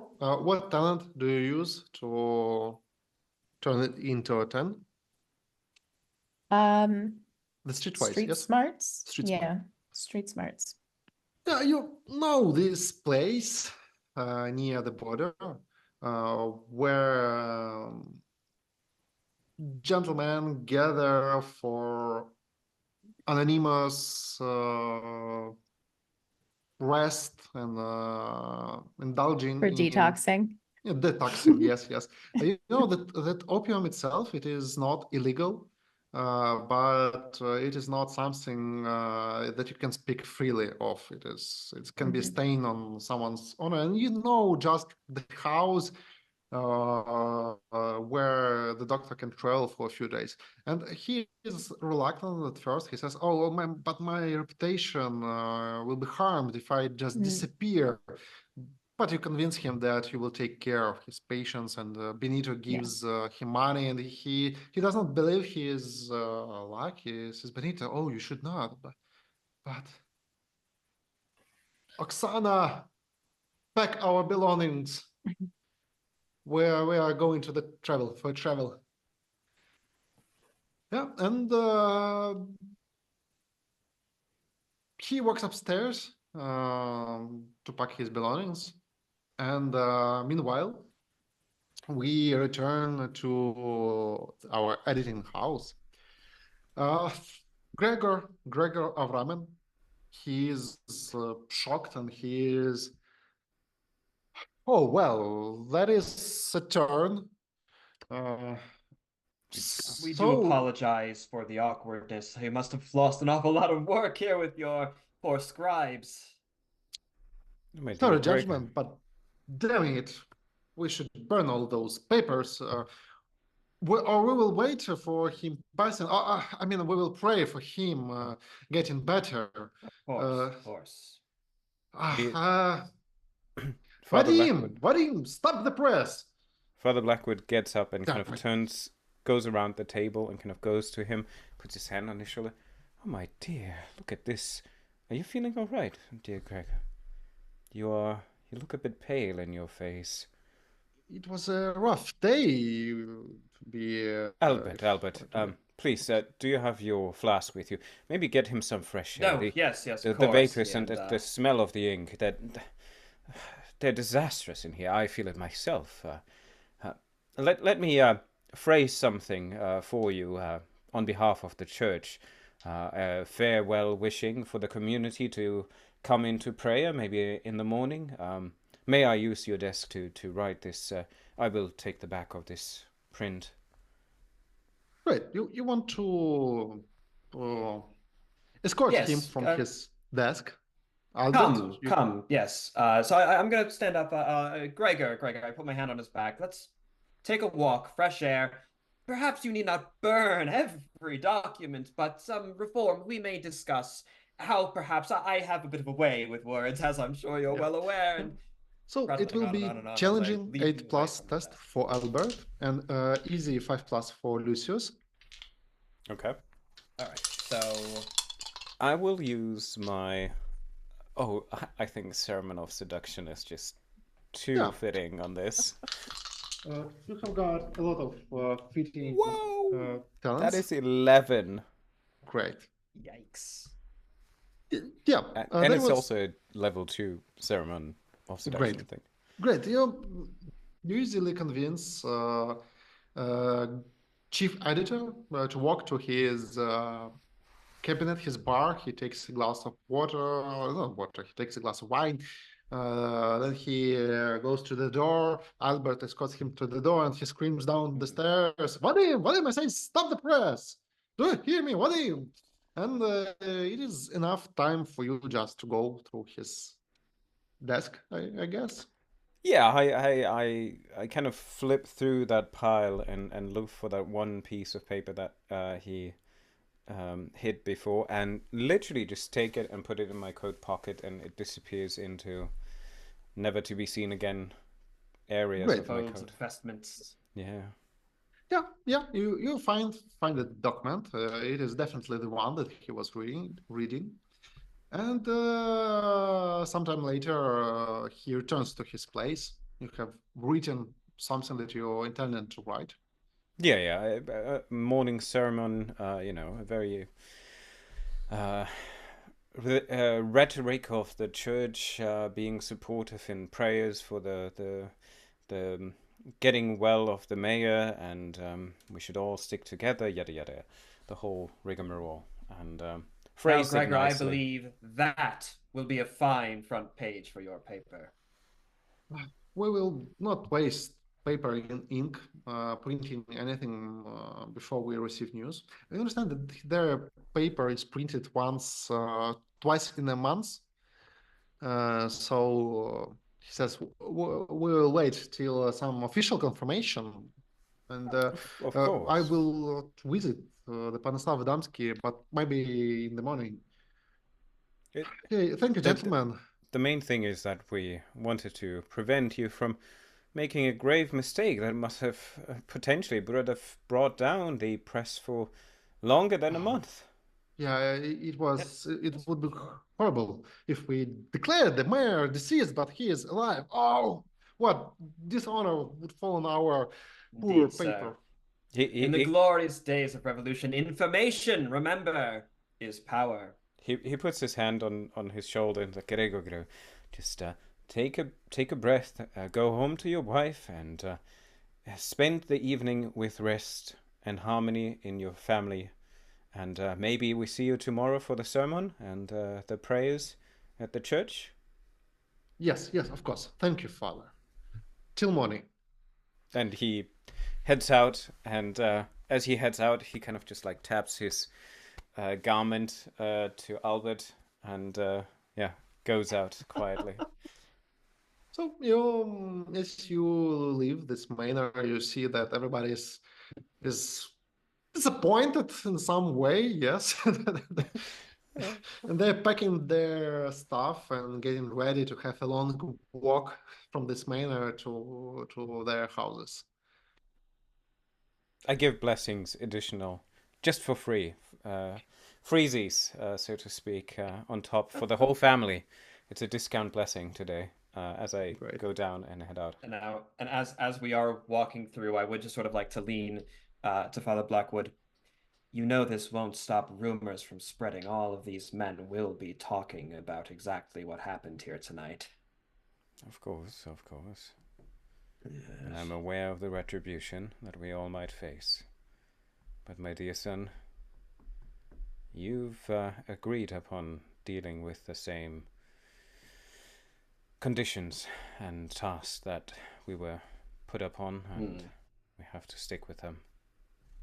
After all, a gentleman's agreement is worth more than just its word, isn't it? Yes. Oh, yes, for to be sure. But thank goodness we haven't said a word of lie, now have we? I'm sure the good mayor shall be repaired to his position soon enough. And I like to think that, as far as my face is concerned, I haven't told a lie. We're in the clear. I know. Golden, right? The father is a bit more concerned as he looks at you, and there's a deeper rumor in his soul that kind of makes his face kind of starting to frown further and further. So you leave the manor, and you travel back. Yes. Yes, although in the carriage ride back, I would just like to ask Father Blackwood more privately about your thoughts on the whole business. Obviously, the one fellow from the Department of Doubt, or whatever they call themselves. I uh, doubt that. Yeah. Do you suspect foul play of a sort? It is rather strange. We are an eclectic mix of individuals to choose for such a task, to be sure. I think he leans back in the carriage and reminisces for a second things. You've taken that drink, didn't you? Earlier today. Yes, why? I was just... Don't you think it is curious that Adamski, in good health, suddenly keels over one day, and in his office, where the only drink that he has at hand besides tea and coffee are the ones in the cupboard, accessible by staff, by people in the city hall.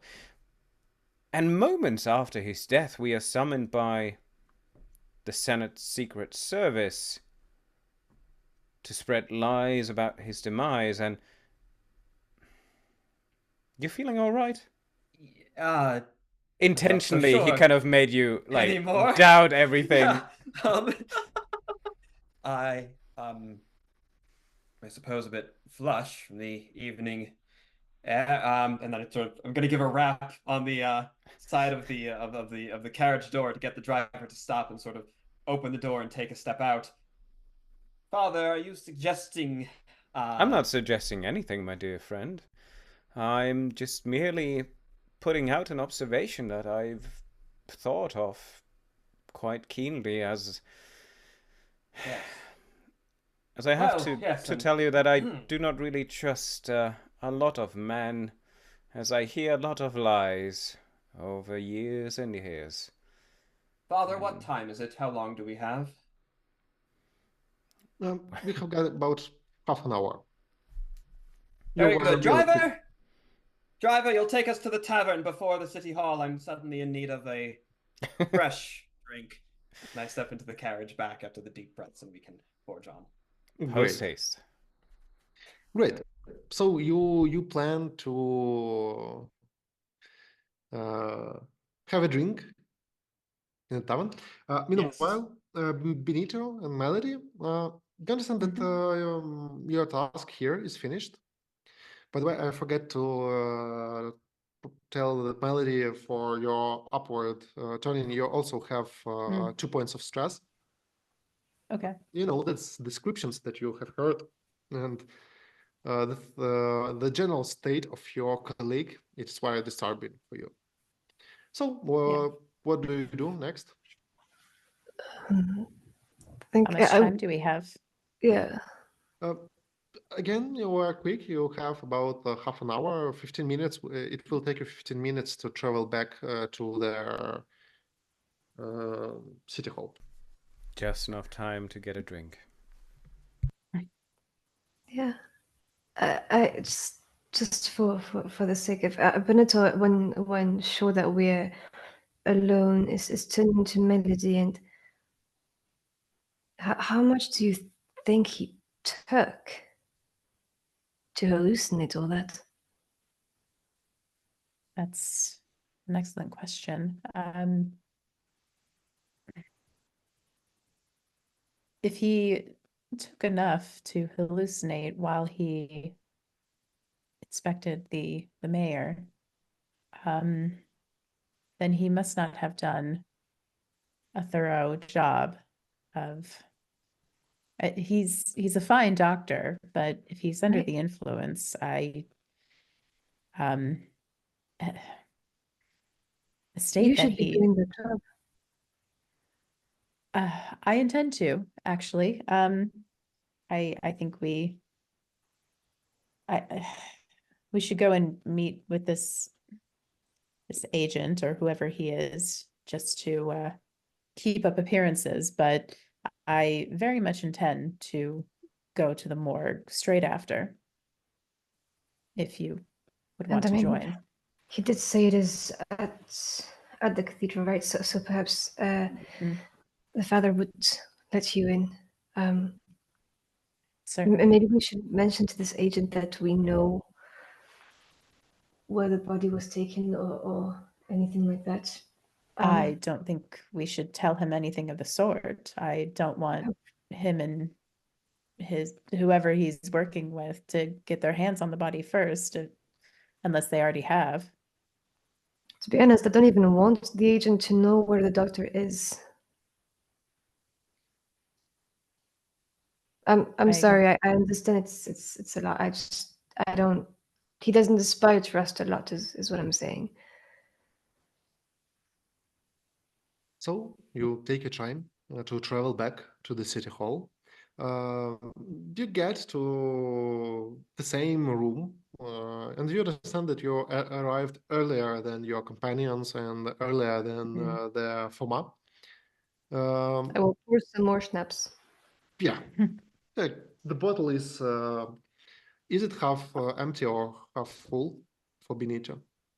For Benetto, Yeah, most of the time it's half full. At the moment, it's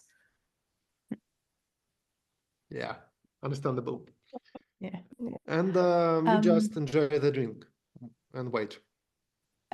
Yes. If we're in the mayor's Mhm. office, I think I'm going to be looking around. Yeah. Yeah. Seeing if there's anything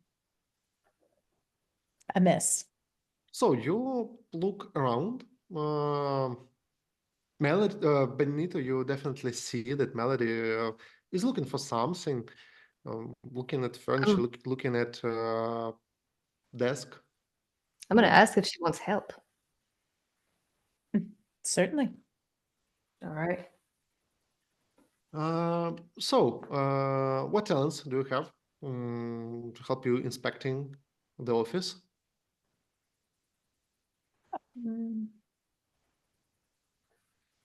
Feel like maybe going with street smarts again, potentially, or Yeah, intellect.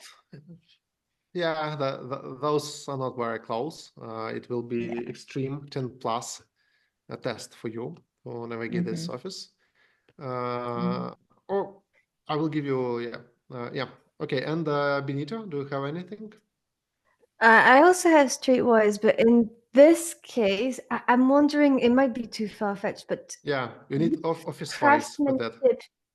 Yeah, I'm thinking, would craftsmanship be able to help me out with, like, kind of have an idea of where Yeah, something feels out of place? Like, say if something looks like it's been moved a lot, or if something seems damaged, that could Or potentially hide secret something. compartments. Secret in compartments, etc. yeah. furniture. Let's go et cetera. for.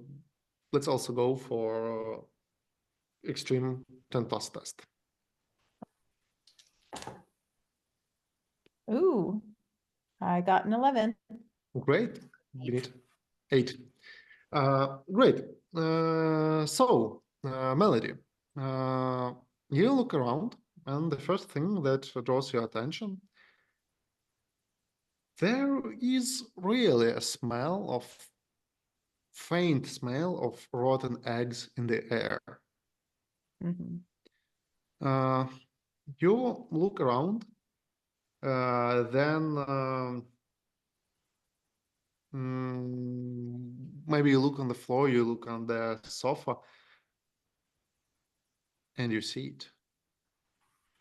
You see big, pulsating, purple worm, lazy, laying down under the sofa. And yeah, it's really there. It's pretty big and awful. You have never seen anything like that in your life. Probably give a little squeal. You okay? Found the worm. Benito is like going all like trying to be manly, will get rid of the spider for the lady, immediately sees the thing and just like squeals as well. Lord, what is that? I think I'm quickly trying to find something to put this in, like, We see a bottle of schnapps. No, okay. not the schnapps. Sorry. I pour it in a glass Okay. or glasses. You know, actually, I think I will not ingest anything for the next 2 weeks.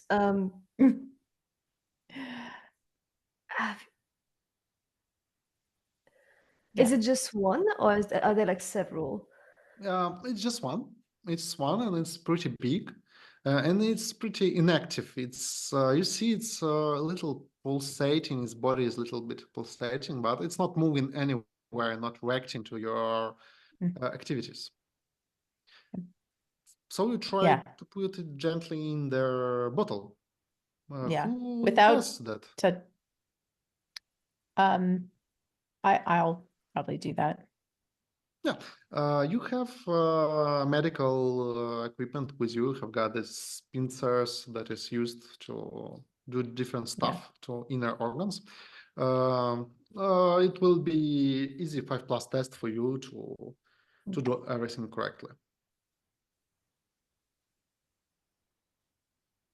6. So yeah, you had no pleasure in doing this, but you have stuck this worm into the bottle. And also, while you were looking through the room, you look through the papers of papers that belong to Plate Mayor. You found nothing special there. He was workaholic with a lot of things going on. You just found his personal diary. Do you take it or you leave it where it belongs?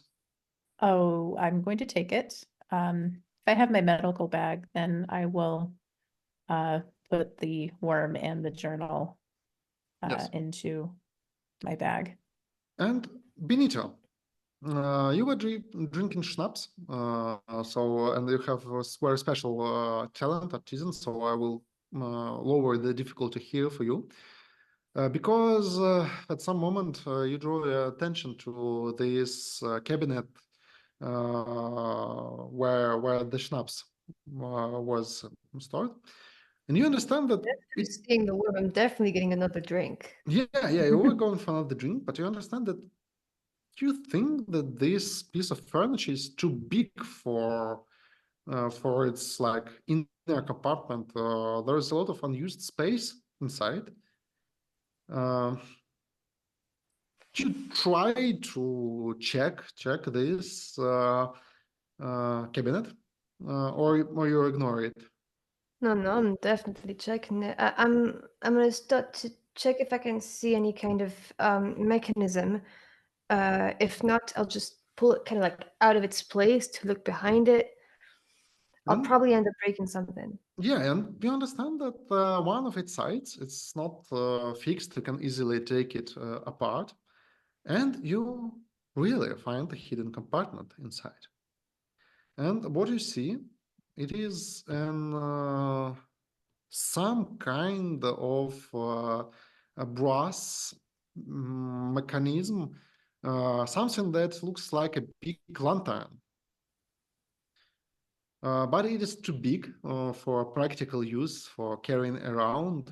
And you see some kind of mirrors inside of it. You see that it is filled with oil, very clean oil. And yeah, that's you never have seen anything like that in your life. Melody, look at this. Do you know what that is?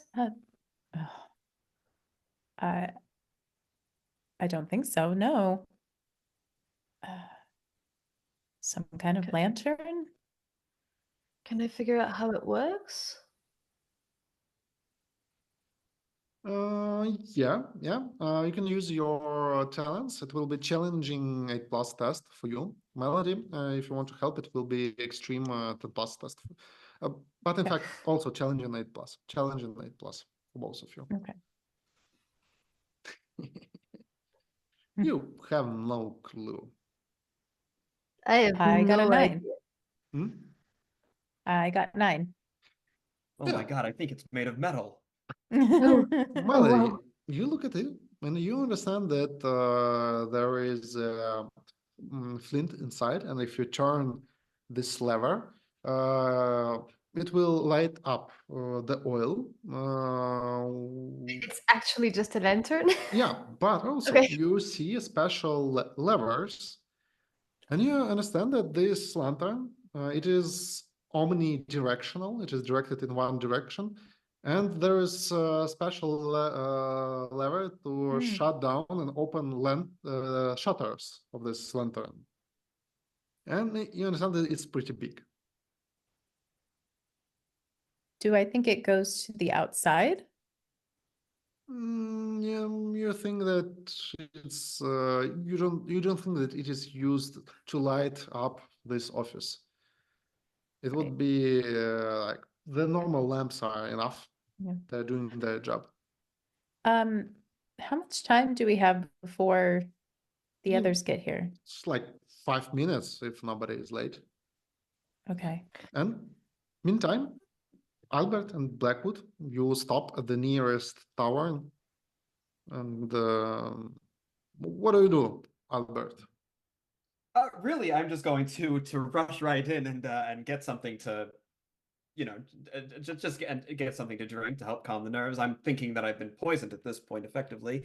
And assuming Father Blackwood is following after me, yes. I'm going to ask him after his new little prize, whether he's found anything. Yeah, I think he will sit down at the bar next to you, order a glass of red wine, and pull out that piece of paper and...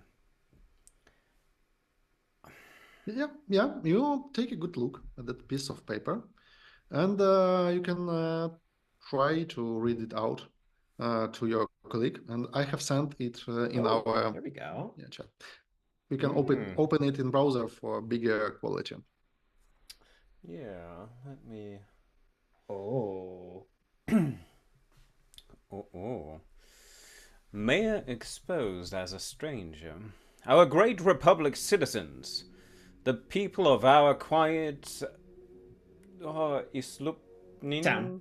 of our town, are in grave but invisible danger. And all this because 6 years ago we believed in the appealing character of the New World's gentleman, a progressive reformer.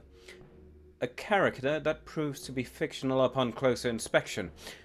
A lot can be said about the mayor, Panyslav Adamski, allegedly coming from Norapolis and having graduated from a Republican school for civil servants. This alien arrived in our town in 1801 and quickly made a career and a name for himself nonetheless. Let it be known that a person by the name of Panyslav Adamski never lived in Novapolis. The editorial office of the Isapian Tribune has received official documents from Novapolis City Hall proving the claim. Moreover, 2 graduates of the Republican School of Civil Servants in Bramatstat, which closed down in 1802 due to the lack of funding, do not recognize the dandy Adamski in pictures. Their written testimonials have also been received by the editorial office and can be shown on citizens' first demand. Who is our incognito mayor then? The answer becomes obvious once we look at this eccentric behavior over the years. For instance, a few respected citizens claim in writing to the editorial office that Panyslav Adamski was noticed repeatedly at nighttime sending light signals into the sky with a machine. A shocking tale of a lady who had a misfortune of spending time alone with our mayor is known to a few. The story is shocking, but we will not taint the pages of our respective paper with details. The conclusion is obvious. Our mayor is a stranger, and he is he is here to take over our great republic of something. Somehow, someone forgot what dunge the Danger. the stranger bring. What danger did the stranger bring? Bear in mind that the ones born on the other side of the disc are strangers to the morals as we know them. They seek to take over the world through trickery and diabolic menace. Our republic is in danger unless we resist these otherworldly fiends. We call upon the mayor, Panyslav Adamski, to undergo a full medical evaluation under the civil committee's watch and to give a full explanation of his origin. Otherwise, responsible citizen, as per our land's custom, will take matters into their own hands. And I think he just looks over to you, and he looks over to the waiter. 2 more schnapps.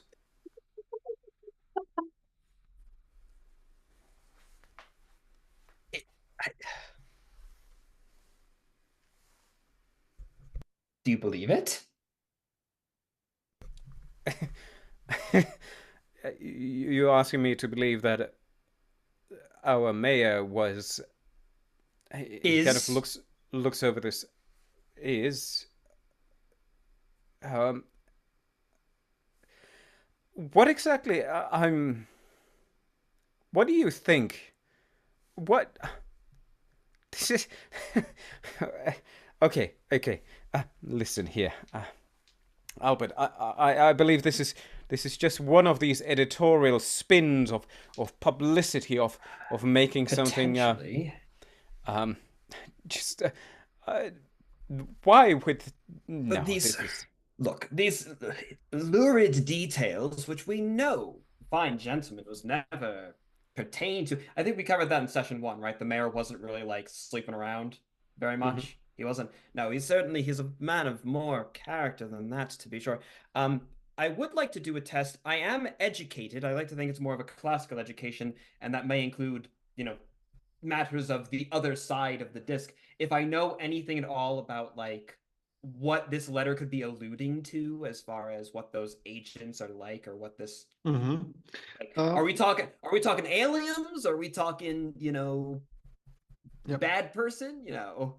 Yes, Benito? Sorry, I'm also wondering if this is maybe a good moment to kind of give some context as to what the disc even is. Oh yeah, yes, that's true. Yes. So the world Archeterica, the place where your characters inhabit, it is called the disc, because there was no voyage around the world done, and nobody managed to fare the sea and rise from other side. So the scientists, those who work in astronomy, they believe that this planet is a ball.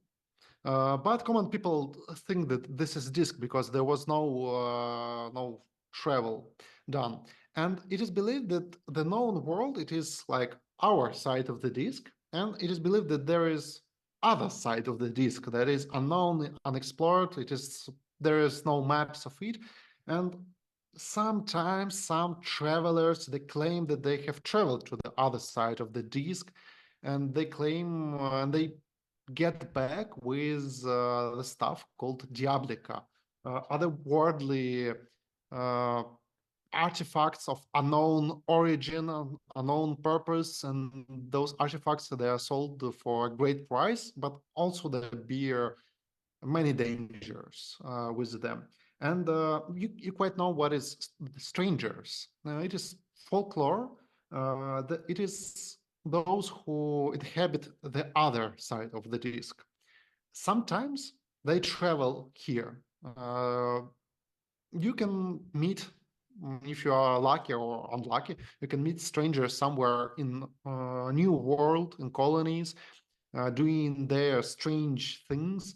And very rarely they travel to the old world, and they are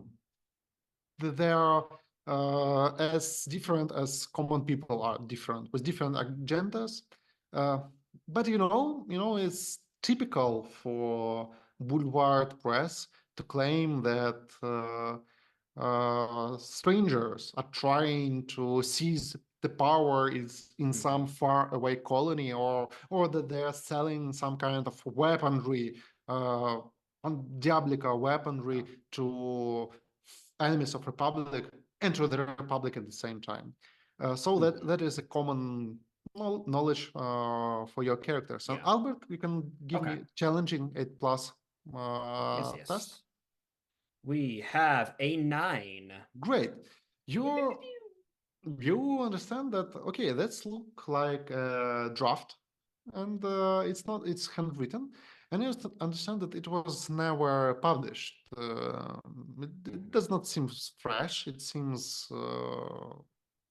it is Well, not it fresh. does say, it specifies what 6 years ago we believed in the blah blah blah blah blah. Well, the Yeah. revolution happened 8 years ago, correct? Yeah. So this is Yeah. quite an old document then. We understand that the man, the Panyslav Adamski, has arrived about 7 years ago. Okay. So you understand that this paper, it was received by editorial house, but it was never published for some reason. Maybe because Gregorov Ramen, he is too fond of his paper and of its reputation. You know that it is very this article is very scandalous, obviously scandalous. Well, clearly the thing wasn't published. It's entirely possible that he had some other scoundrel write up a bit of nonsense which he rejected, just pouring through the archives. Now the poor mayor is in poor health, seeing after the... It might be just a misconception, a misdirection of public attendance and perception of the mayor. The way that I see it, we've had concerning. these scares before. It does not change the material circumstances. We still need to...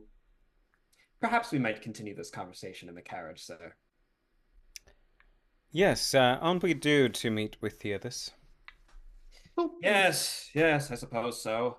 But back in the carriage, I'd like to ask further. So, it does not change the fact we need to find this body. It does not change the fact that we don't know who we can trust.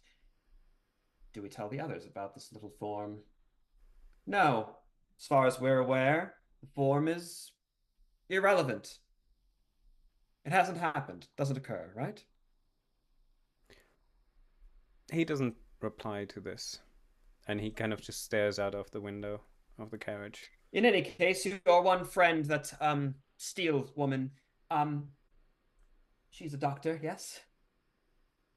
I believe so. Some sorts. Oh, a midwife, as far as I know. Close enough. Carriage driver, get us to the town hall. So yesterday. You get to the city hall, and it's exactly 9 o'clock, and you enter their office. You see no former chef here, but you see Benetto and Melody. Benetto and Melody, what are you doing in the moment when Lucius and Albert barge in? I like to think that we were sitting at this exact same moment. We need to tell these guys everything. If Melody has taken the worm out of the bag, Benetto is just like staring at that thing, trying to kind of understand if it's sentient, if it's what the hell is this? Yeah. I was going to say maybe we should keep these things secret until after if the agent does come. I don't want to show the agent any of these things. No, but Feather and Albert are fine, right? Agent, yes, of course. We can show them what we found. I just don't want the agent to unexpectedly walk in and find us looking at this purple worm.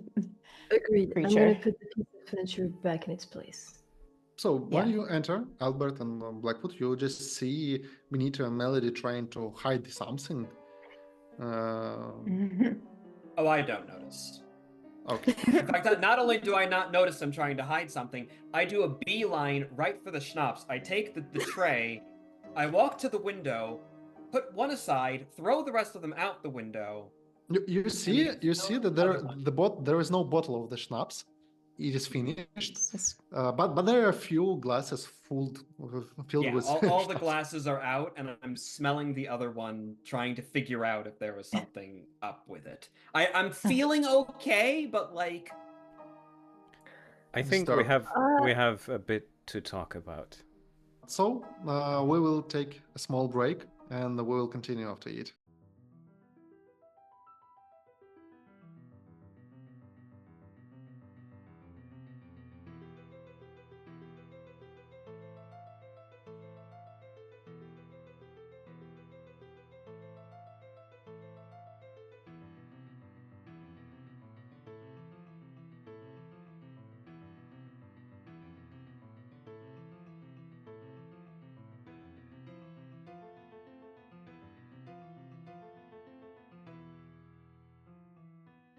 You meet up in late mayor's office. All of you have got some findings during your investigation, and you are looking in each other's eyes and trying to get your thoughts and trying to plan your next actions. You understand that it's 9 o'clock, and Famar will enter the room any minute now. We have so much to tell you. A lot. yes. Well, we have much to discuss as well. Melody, is it possible to poison schnapps by chance? Certainly it is. Are there take it? Are there signs? Are there indications? Tell me, as it's Typically, if you've been poisoned, you would know right away. Mr. Steele, just Good. briefly before we are interjected here, did you manage to succeed in your task? Yes, we did. So did we. Good. Excellent. Sorry, I feel like we're really brushing over the entire poisoned schnapps. Did you drink poisoned schnapps? Are we talking about the schnapps right there? I think it's... We have no proof for anything at the moment. I think we should just wait and explore further. Yes, of course. I don't think the schnapps were poisoned personally. After we deal with this this agent fellow, we can debrief the actual things. I don't think we should tell him anything of importance. I agree, Agreed? Mr. North. And he looks at him also like, shaking his head like, we're not talking about anything. I will then move it to the window, and I'm just going to toss the last glass out the window. Just to make certain. And while you're doing it, the door opens up, and Foma Melenchov enters. He quickly closes the door, and he put his ear to the door, listening to the other side, and he looks at you and says, put out the lights, and close the curtains. Albert, do as the man says. Right, yes.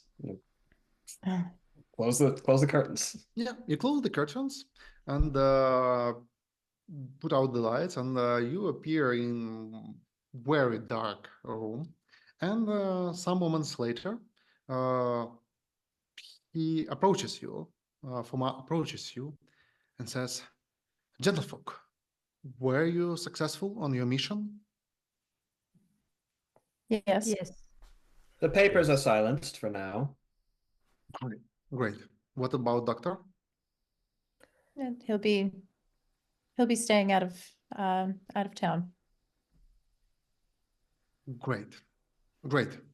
Republic will be forever in debt for you, but we have unfortunate development of events, and once again, Republic is in need of help of concerned citizens. The body of Panyslav Adamski was stolen. I have done some work here in City Hall to ensure that all the clerks and the secretary are silent about our deeds. And then I proceed to go to the cathedral to check upon the body to ensure its safety. And it was taken away right before I arrived. But I managed to investigate and find out the carriage that took the body. It belonged to the Tsaplyny University. My fellow friends, once again I ask for your question, ask for your help. Republic needs you to go to the Tsaplyny University and retrieve the body of Panyslav Adamski at any cost. You hear me? At any cost.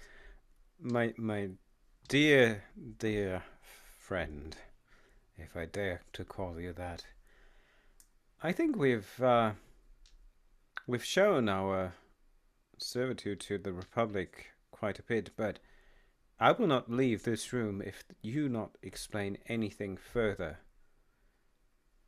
about who we might approach and what it is that we might face, as I myself have lied to the fellow people of this town, and we don't like the approach that you're taking, as if the Ministry of Senate is one step behind everything, yet they know who they are fighting for against. So if you do not explain, I will not leave this room. Here, Can I here. try and Why would the keep university take such an reading important behind him? body? They've no shortage of corpses. I will be fair with you. I don't know. Our enemy is one step before us, and I'm taken away by their dishonorable ways. They have stolen the body. I will tell you what I will do next. I will contact our allies and I will establish a secured meeting. So we got support and we could strike our enemies, whoever they are.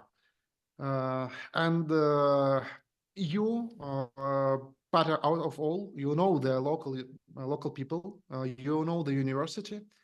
If any, it's you who can go there and retrieve the body.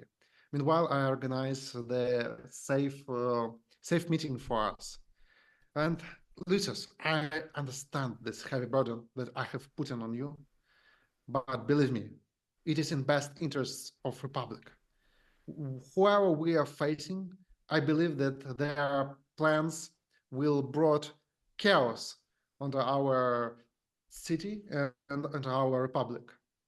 No, this will not do. This will absolutely not do. I demand that you tell us what you know, the enemies we might face, because you cannot tell me that you do not know our enemies ahead. Yet you demand us full loyalty at the same time. That is the situation. Okay, I can tell you one thing. I have a really long relationship with Panyslav Adamski. How long? 6 years? 8 years? Yes. Yeah, about 8 years. And we had one ongoing project together, and there were no signs that something can go wrong. No signs that somebody was targeting him. But as we see, it was false. He was targeted. I'm still not sure that he was killed, but disappearance of his body, it is very bad. I cannot even imagine what they want to do with his body. So I ask you to retrieve it. If you can do it peacefully, do it peacefully. If you need to engage in other means, do it. That is the thing that I ask of you in the name of Republic, of course. And I will explain you everything when we meet. We have to meet in 1 hour at the cemetery, at the central cemetery. and you will have the full explanation of everything you want to know. Sorry, no, wait. You said you have a project that you were working on with the mayor. What is that? Why I'm still struggling to understand why we should do any of this. Because Panyslav trusted you, and Yes, I put and my we trust don't know onto you you. also. How do we know Penislav trusted you? Yeah, What I- proof I of that you're do the we one who's have? trying to believe- cover up his death, and who his body was missing under your watch, didn't? I think you have just to trust me on that. And I swear you in the name of Republic, in the name of liberty, equality, and fraternity, Oh that dear. that you are doing the right thing. In Please, the let us in the let us meet background, in 1 Blackwood hour. would kind of approach Albert and kind of just pull him to the side, as if I think he himself tries to calm himself down, but also wants to prevent Albert to say and do anything that might be due to his nature.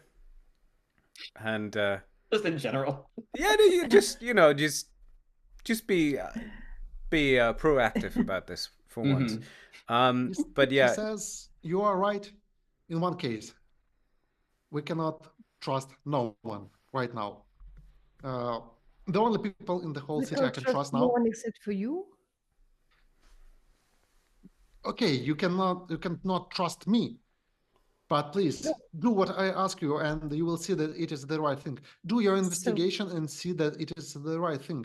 And I believe that the truth is out there, that our enemy is out there, and now the fate of Republic, the fate of Tsaplyny lays on your shoulders. Please help me to do the right thing.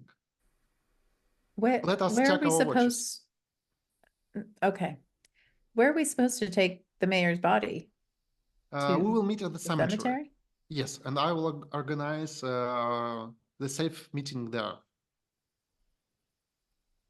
like you secured or managed to save the body from being taken by the known or unknown enemies beforehand.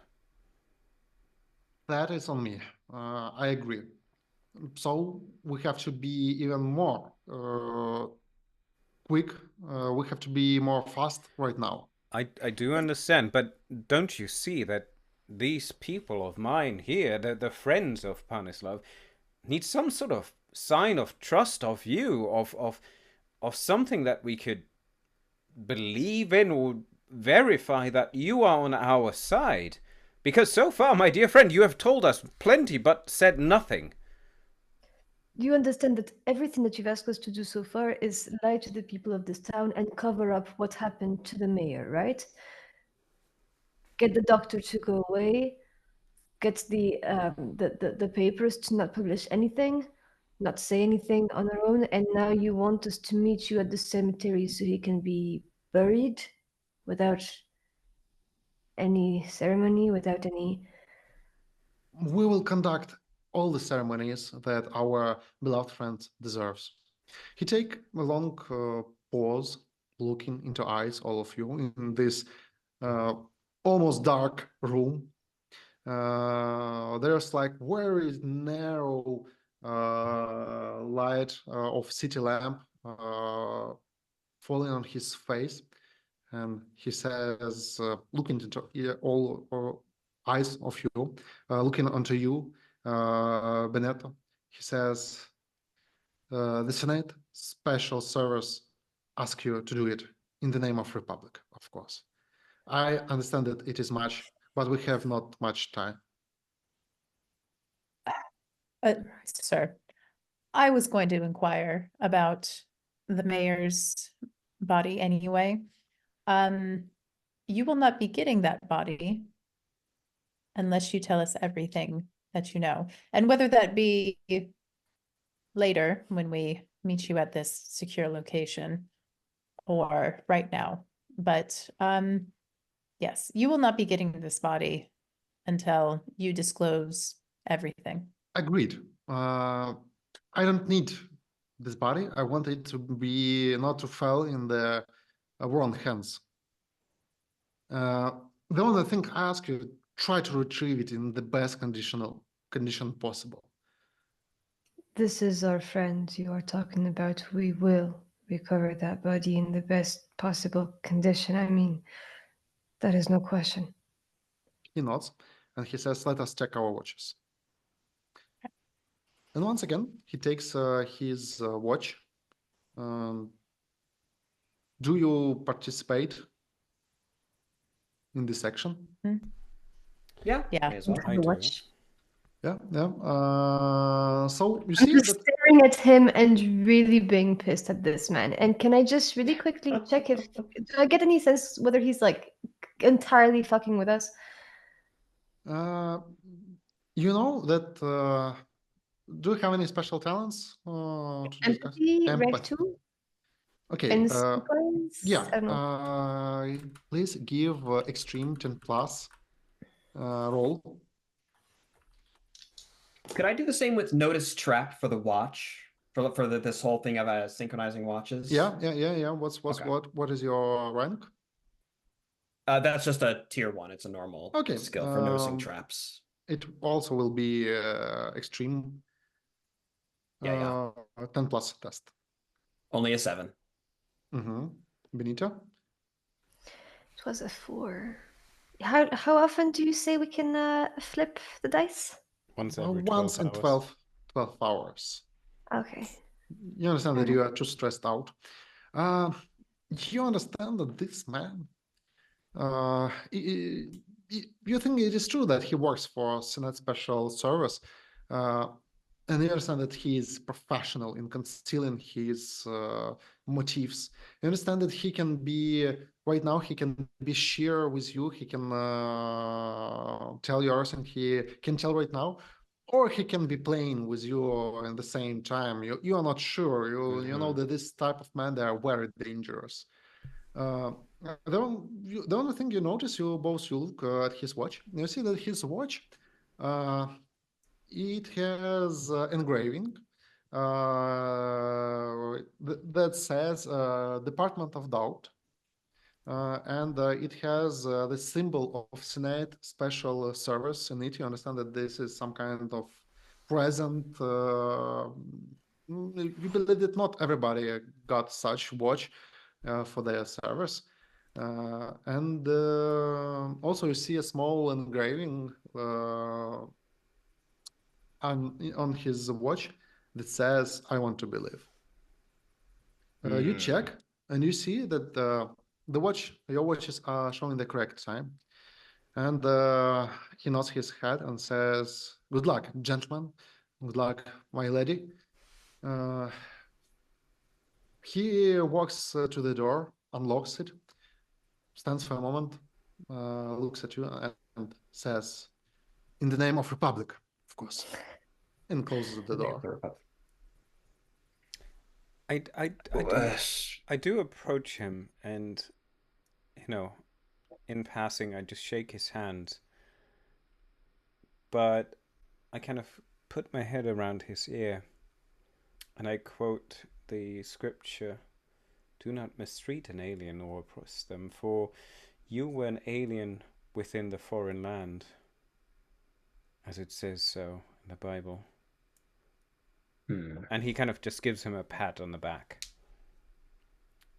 Yeah, he gives you a troubled look, but says nothing and just quickly. Yeah. No, it's quickly just escapes. a power move. It's just a power move. Now, as soon as that door closes once again. Yeah, I'll close the door again. My handler is gone. My handler is gone now. It strikes me that it would really be helpful to us if we knew exactly where that man was going. And then I immediately look to Benito as like, eh? I'm on it. I'm on it. Also, weird worm. Talk about it. I'm gonna follow him. Weird I'm worm. sorry? Excellent.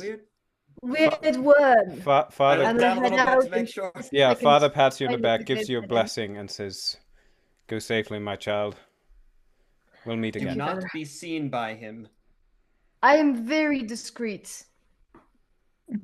I like to think that you bump into a cabinet as you say that. I absolutely bump on the chair on my way out and it falls to the ground and I almost trip on it. I'm like, no, for real, I got it. Benito, calmly. Remember, we talked about this. Calmly. Take a breath. And walk calmly with peace and grace. I think I had a bit too much schnapps for this. And quickly. But right. do haste. Now, okay, I'm on it. And Benetto exits out the door, and you hear a tiny bit of like very loud footsteps behind the door, and then a pause, and then nothing. Hopefully. Okay. Benito leaves you. You send Benito to spy on Fomar. You understand that you sound like the strongest out of all of you. Well, because otherwise, Lucius and I aren't exactly very physically competent if something happens, I don't think. And Melody is 55! But then again, I guess you are quiet. So send a ruffian to do ruffian's work. That's what I say. What do we plan to do next? What was that about a worm? Yes. Gentlemen, there are a couple things that I need to show you. And I take the glass bottle out of my bag and show them the worm. Oh, the schnapps bottle from earlier. I remark, looking at Albert. Hey, girl, this is a little bit more pale at the remark. Yeah. No, I found this on the mayor's couch over there. It was just on the couch, having a sit, relaxing, I guess. I don't know. It was moving. It's very much alive. I just don't know what it is. I will examine it when I get the chance. Well, our late friend kept an untidy home. A bit of rot has taken place somewhere that the creature latched itself onto. Why is this relevant to our cause today? Oh, right. This came out of the mayor's mouth. I look at Albert, and I already reach into my coat pocket, producing a piece of paper. May as well. Miss I'm Steele? feeling a little faint. I go to sit down. Miss Steele, if you might want to read that. Yes. I'll read it, and while you read it, Lucius kind of goes over to the window and just does the priest thing. He puts the curtain aside, stares outside, and just looks, getting a gentle breeze out of the window. Mm-hmm. Right.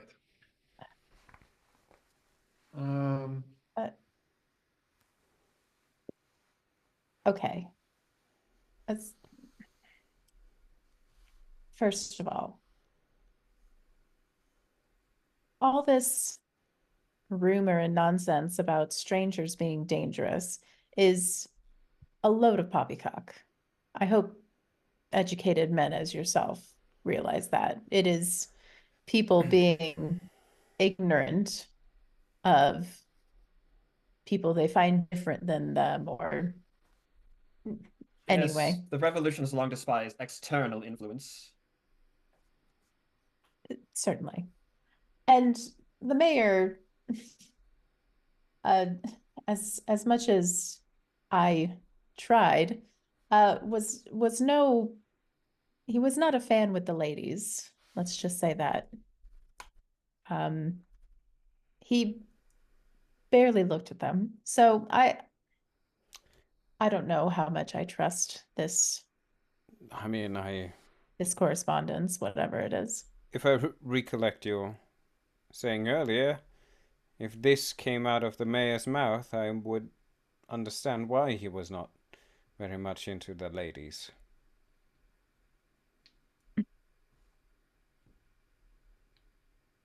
Okay. Well, whatever we think of this letter, and the worm, we also found something else. And Beside I'll a show. worm that emerges out of the mayor's mouth. We found lots of things. Oh, also, the mayor had yellow eyes and he smelled of sulfur. So, multiple, yes, certainly that.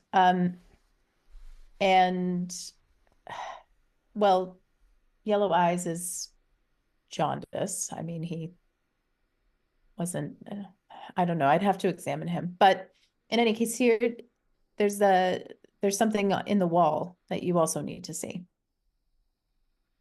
And I'll open up the secret lantern.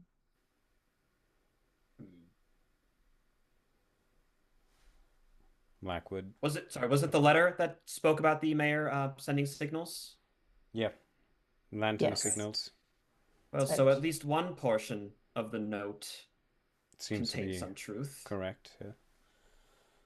I agree. Right. Oh dear. But we don't know what these symbols were about, right? I mean, we haven't turned it on yet, so I say we turn it on and see what it does. But what if? Hold on, this is all moving terribly quickly if we don't all agree. So, if Mayor found dead, creature from within him, some devilry. Is it a natural worm? Is it part of some garden? Was it? Again, I don't know. I need to examine it or take it to the Right. university One and way or have some another- sort of entomologist look at it. Body is rotting then. He's sending strange signals into the sky, which the newspaper boy somehow knows about. We need to proceed with extreme caution, if I may.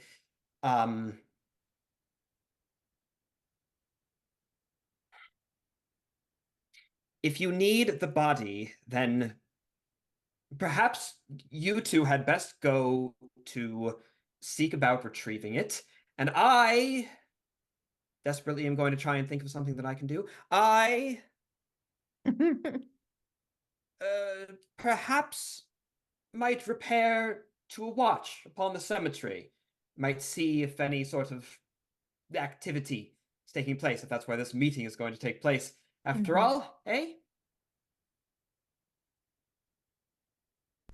I look at Miss Steele. Sounds like a plan. So should we? Good. So we shouldn't try the lantern? Don't to know see what it what might do. To signal from where? From here? From the hill? And to signal who? And to signal who? That's why we should turn it on and see.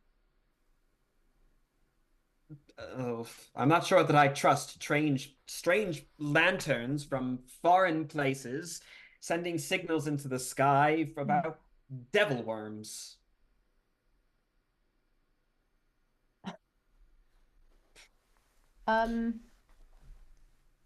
As I look at the lantern a little bit more, can I use secret knowledge to see if I know anything about? Yes, please. Give me challenging 8+ test. No, that's a 7. I will give you a narrative +1. And you look at this lantern. You understand that it's clearly can be used to send this kind of signals.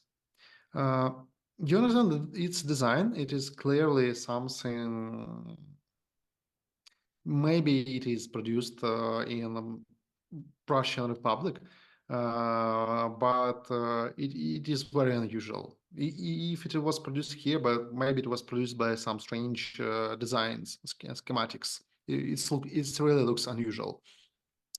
And also, you remind yourself of the diary which you have on yourself. That's right. Maybe when you put it in your bag, you just took a quick glance through it and remember that you have seen something suspicious in it. You take it. Do you take it now, or you want to inspect it later when nobody is looking? I'll inspect it later. Yeah. You understand that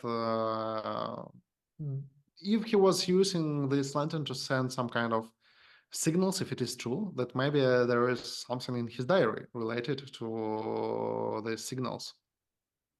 Okay.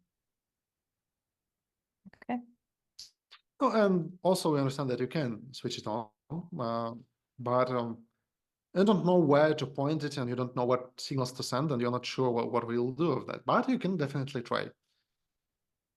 Telling you, devil worm, don't mess with it. I'll close it back into the wall. So perhaps you're right. Maybe we should let things lie. So, and you're ready to embark on your journey. And fair winds to you both. Albert, you look at them like stepping out of the office. And you imagine yourself lonely in night at the cemetery where suspicious Senate special service agent is roaming somewhere around you.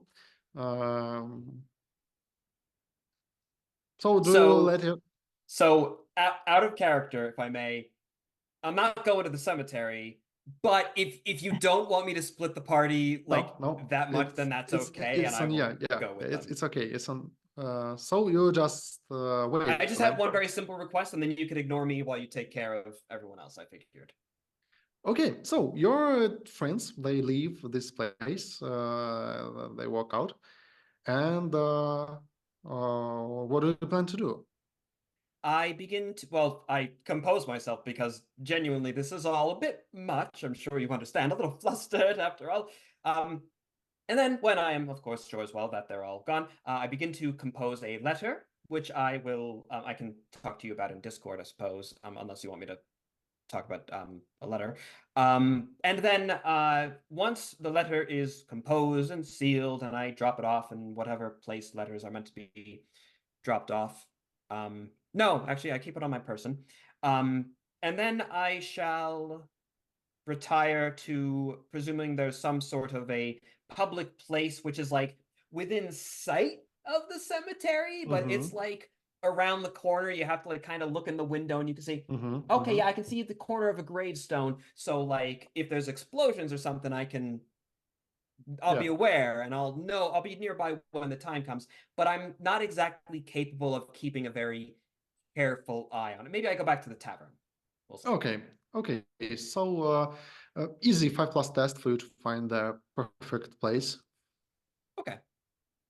Despite the late hour. Oh, that's a 10, a 6 and a 4. You understand that you found a perfect spot for your plans, and you easily found a servant that will take. So you keep letter to yourself, and you can DM me what is this letter about. And meanwhile, Benito, you set to follow Fuma Belenichev. You leave the room the city hall just in time to see him rushing to some other street, and you follow him, and you try to be discreet. I'm gonna try to be discreet, yes. Do you have any talents? Absolutely fucking not. Does street voice kind of count for this or not? Yeah, surely streetwise. Yeah, it can help, but still. I feel like I'm the worst possible person at this job, but I do have a backup plan. Do you have a burdens that can No, no, not influence this? really. Okay. My burdens actually, one of them makes it even harder to succeed at this. I'm a bad liar, ranked 2. Great. So I'm really bad at the whole stealth thing, but I do have a plan B. Yeah. and it will be you're streetwise. You know the streets well, and you try to hide yourself and follow the family and the chef. But you understand that this guy, he has many years in this profession, and it will be extreme 10 plus test for you. Oh boy. I mean, Come on, Benito. absolutely fucking not. It's a 6. Sorry, a 6. It's an 8, but not a 10. Okay. You understand that at some point he was walking the street, then he suddenly turns and he crosses the street, giving a casual glance and like seeing you. The moment he sees me, I'm gonna call out to him and be like, "Psst." Yeah, he stops. He looks on the street and walks into some alleyway. I'm gonna join him in there. Yeah. And you walk into this alleyway and you see no one there. You look around, and suddenly Fuma appears behind you. Personnel kid. He's not looking at you. He's looking on the street, and you see that he has his hand on under his coat on the handle of a pistol. You don't have to worry. I've been really discreet. Yeah, I have noticed that. What is it, Benito? I was trying to get a hold of you before you leave. Listen. I've been helpful to you, right? Many times. Yes.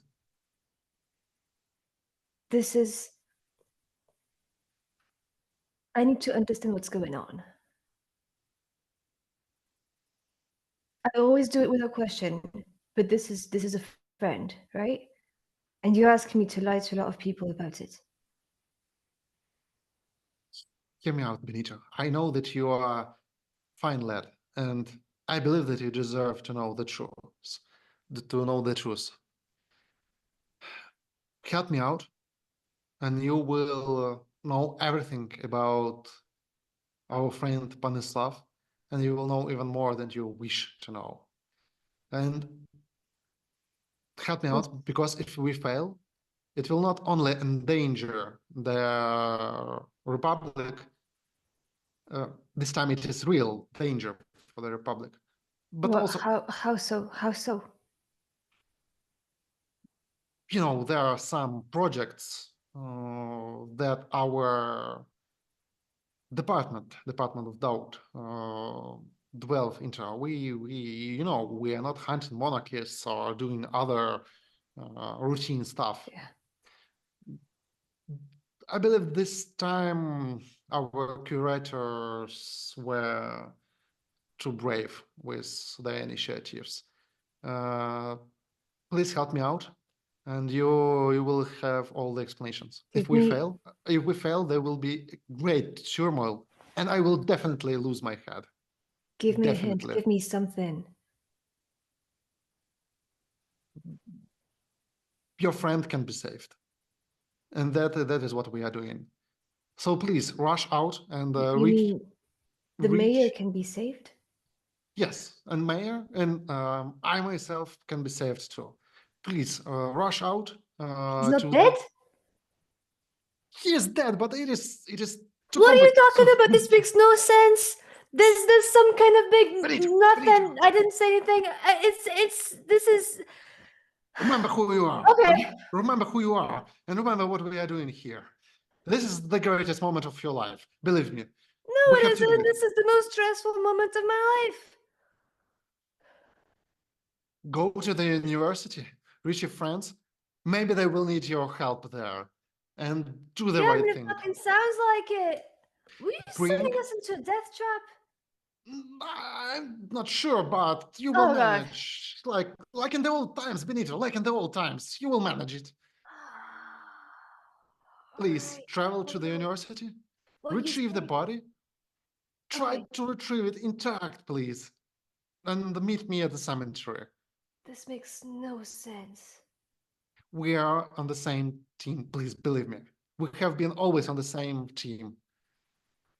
Now go before anybody sees us. I will take all our agents in the whole area, bring everybody from the whole towns. I'll bring the fucking secret army here to protect us. But if Don't worry, I can be discreet on my way yeah, out. when they arrive, we will be in safety.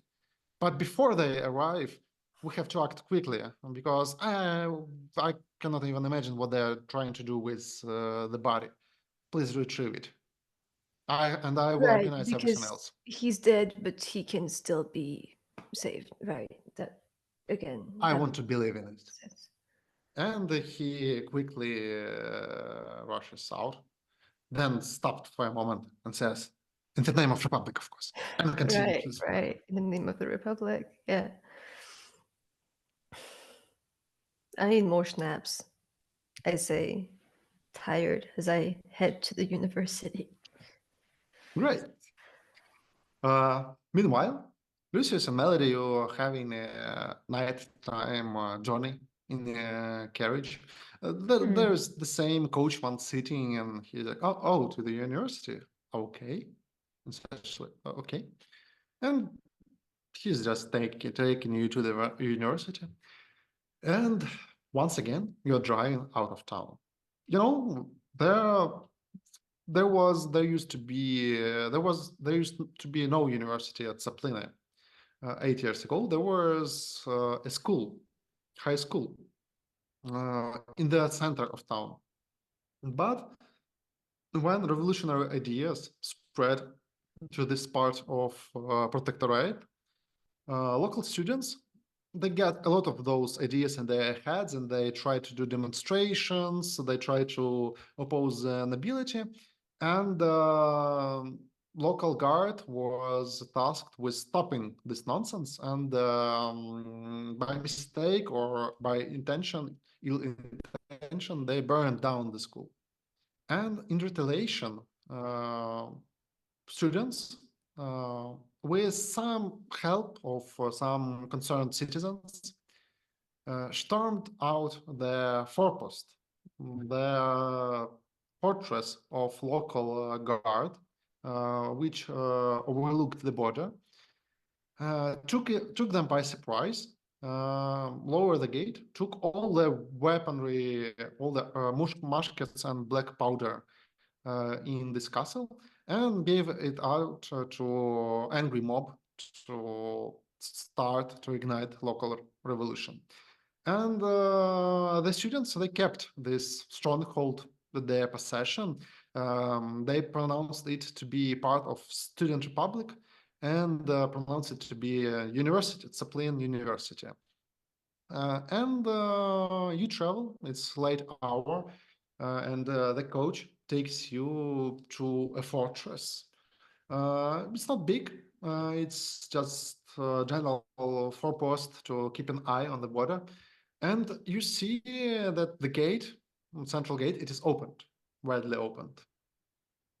When the coach approaches and drives into the inner yard, you see that it is full with other coaches and carriages.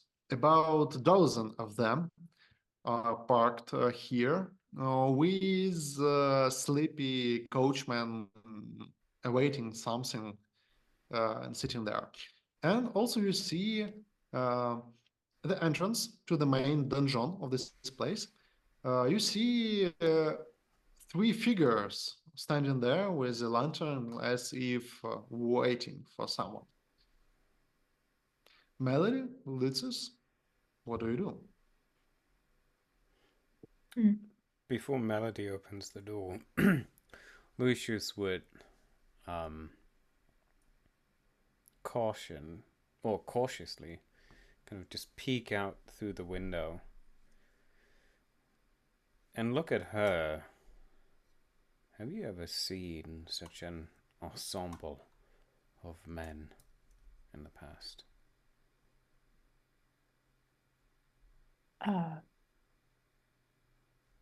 At the university? I don't know. It's a rare sight indeed, Mm-hmm. and especially at this hour. Right. It is quite late, that's right. I don't know. I don't think I have. I was thinking that maybe we could walk in as if we are meant to be there and just go wherever we want to go. But if we're stopped, perhaps we can say that you would like to. We're looking for a body to return to the family, or something to that effect. I think I have something in my mind, but let's try the more common approach first with the studious halls. Mm-hmm. So you approach these figures. You see that those are young men. You see small swords on their sides. They're armed. And one of them, he greets you with a humble bow and says, good evening, father. Good evening, lady. I'm Kirill Podansky, head of Brotherhood of Scholarly Scar. And really, you see some scars, some old and one fresh scars on his face. And he stands in silence, looking at you. The father immediately does the sign of the church as a also test of if they might be religious or not, and kind of gives a little prayer. Yeah, he just nods like, yeah, thank you. You don't believe they are very religious. Yeah, it's okay. Young man. They stray off faith, I know.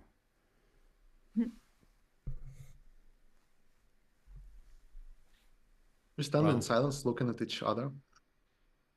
My dear friends, it has come to our attention that the husband of my dear friend here has been taken ill and requested last rites.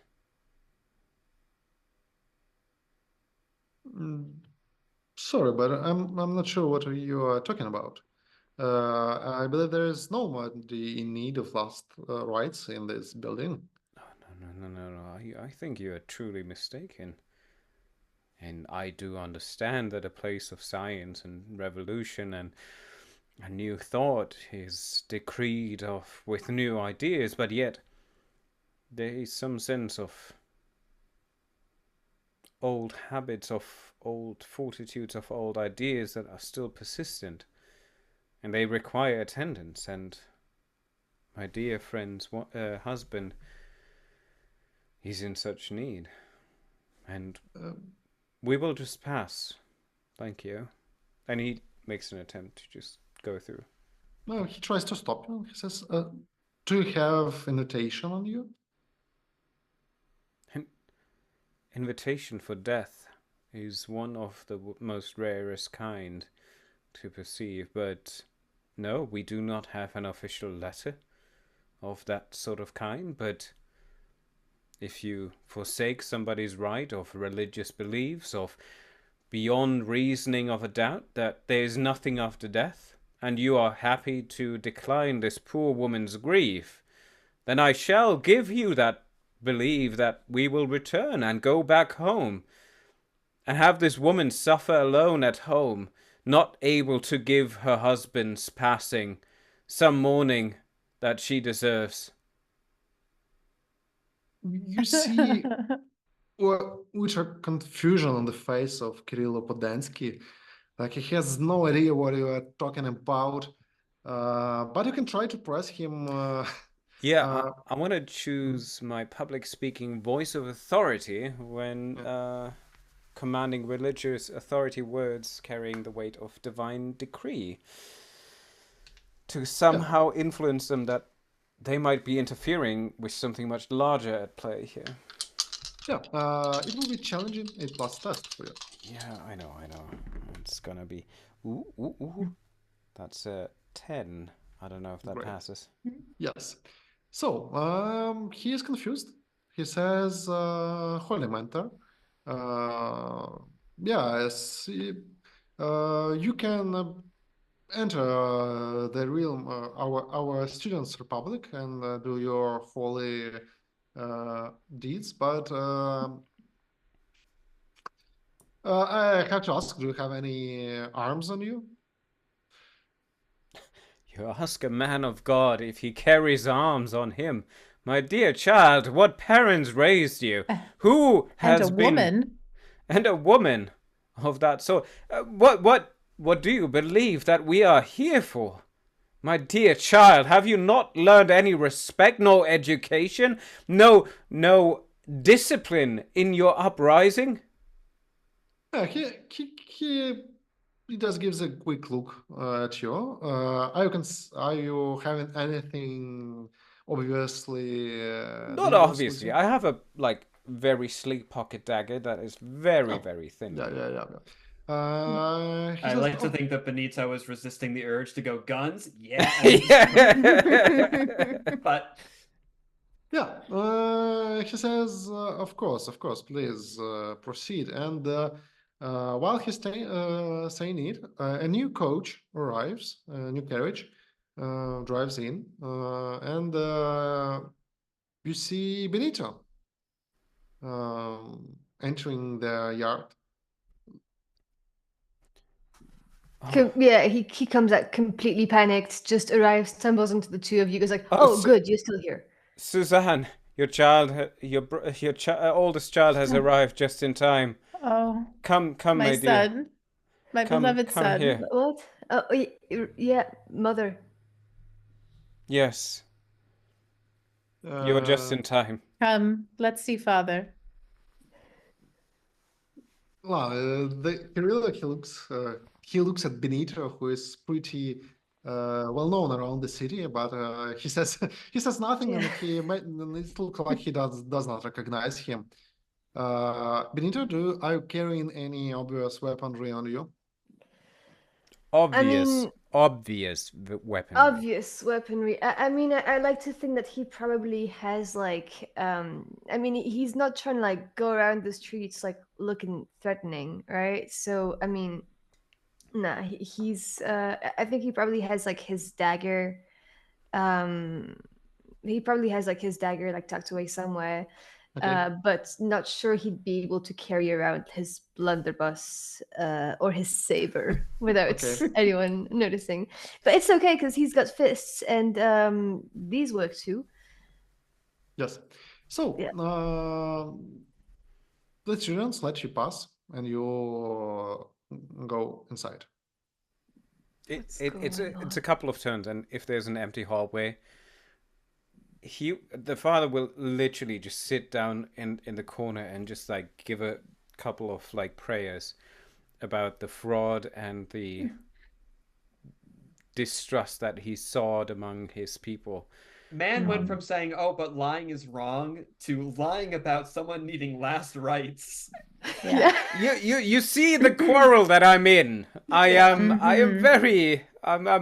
struggling with my doubts if I do even the right purpose here for a reason that I don't believe in. Well, I'm on the ground, and I just need a moment to breathe, which gives you a scene to interact and to catch up. The moment we're out of earshot, Benito is just I'm so confused. The father lied to get us in here. Oh God! Now that you say it out loud, And now he's saying God's name in vain. Yeah. Oh dear! Yeah. Oh, Yeah. In any case, we're trying to find your father, apparently. okay, amazing. Well, we have to find him and make sure he is in great condition. We will find him in whatever condition he is in. So, Okay, but we should be really careful that he is in good condition. okay. Yeah. Why is that? Because I caught up. And I heard him talking.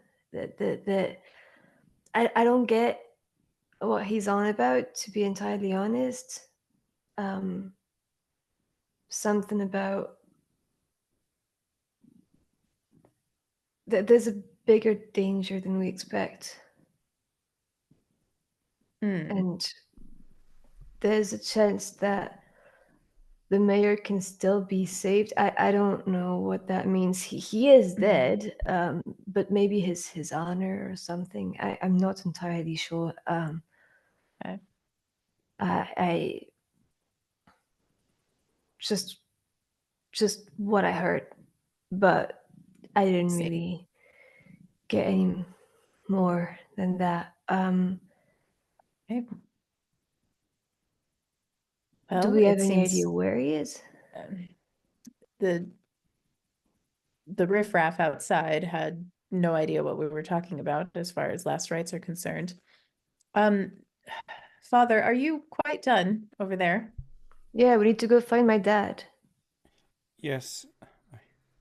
He gets up and he kind of composes himself. I just needed to. Benito, it's good to see you. He pats you on the back and, It's good to gives see a you too, good of Father. an embracing hug. You seem quite emotional. Like this has been quite a bit of a turn in like 24 hours for him. So, yeah. But then he kind of looks at Melody. You're right. We should. Yes, we should proceed. I believe wherever they are looking for our good Panyslav Adamski, it might be in the cellars or the layer below. Yeah, where would a morgue be in here? I guess that doesn't have to be a morgue type Yeah. place. It could be anywhere, but Father, will you be all right? Continuing? He looks at you, and there's a bit of just an appreciative nod. Like, yes, I will be. As long as you're with me, my child. yes, this is all very touching, but we must do what we set out here to do. We have a huge group of hooligans outside. We don't know what they're doing. They're all armed. This is not a great situation. So let's go. You're right. We should go on in post haste. You continue to proceed to explore the dungeon. It is not that big, and maybe you have visited it a few times. You wander floors for like a few minutes, and then you notice that there is some sound coming from the upper floors of this dungeon. And you go there, you rise to the upper level, and you see a big door, two-part door leading to some big hall. You hear a lot of voices, a lot of noise coming out there. It's like somebody is arguing, shouting, something is going on, and you see the light coming out through this door. Do you enter? Oh, I will look at the other two. And I think that's when you see a glimmer of light in the eye, the corner of the eye of the father, kind of perking up. His posture seems to straighten, and he seems to be invigorated a bit here for a second. He looks at you, Benito. Are you ready to defend ours for whatever it takes? You're asking if I'm going to fight. I'm asking if you want to defend us. If so need be.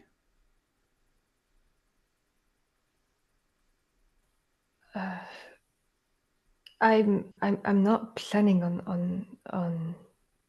We're not planning on this, but are you ready to defend ourselves?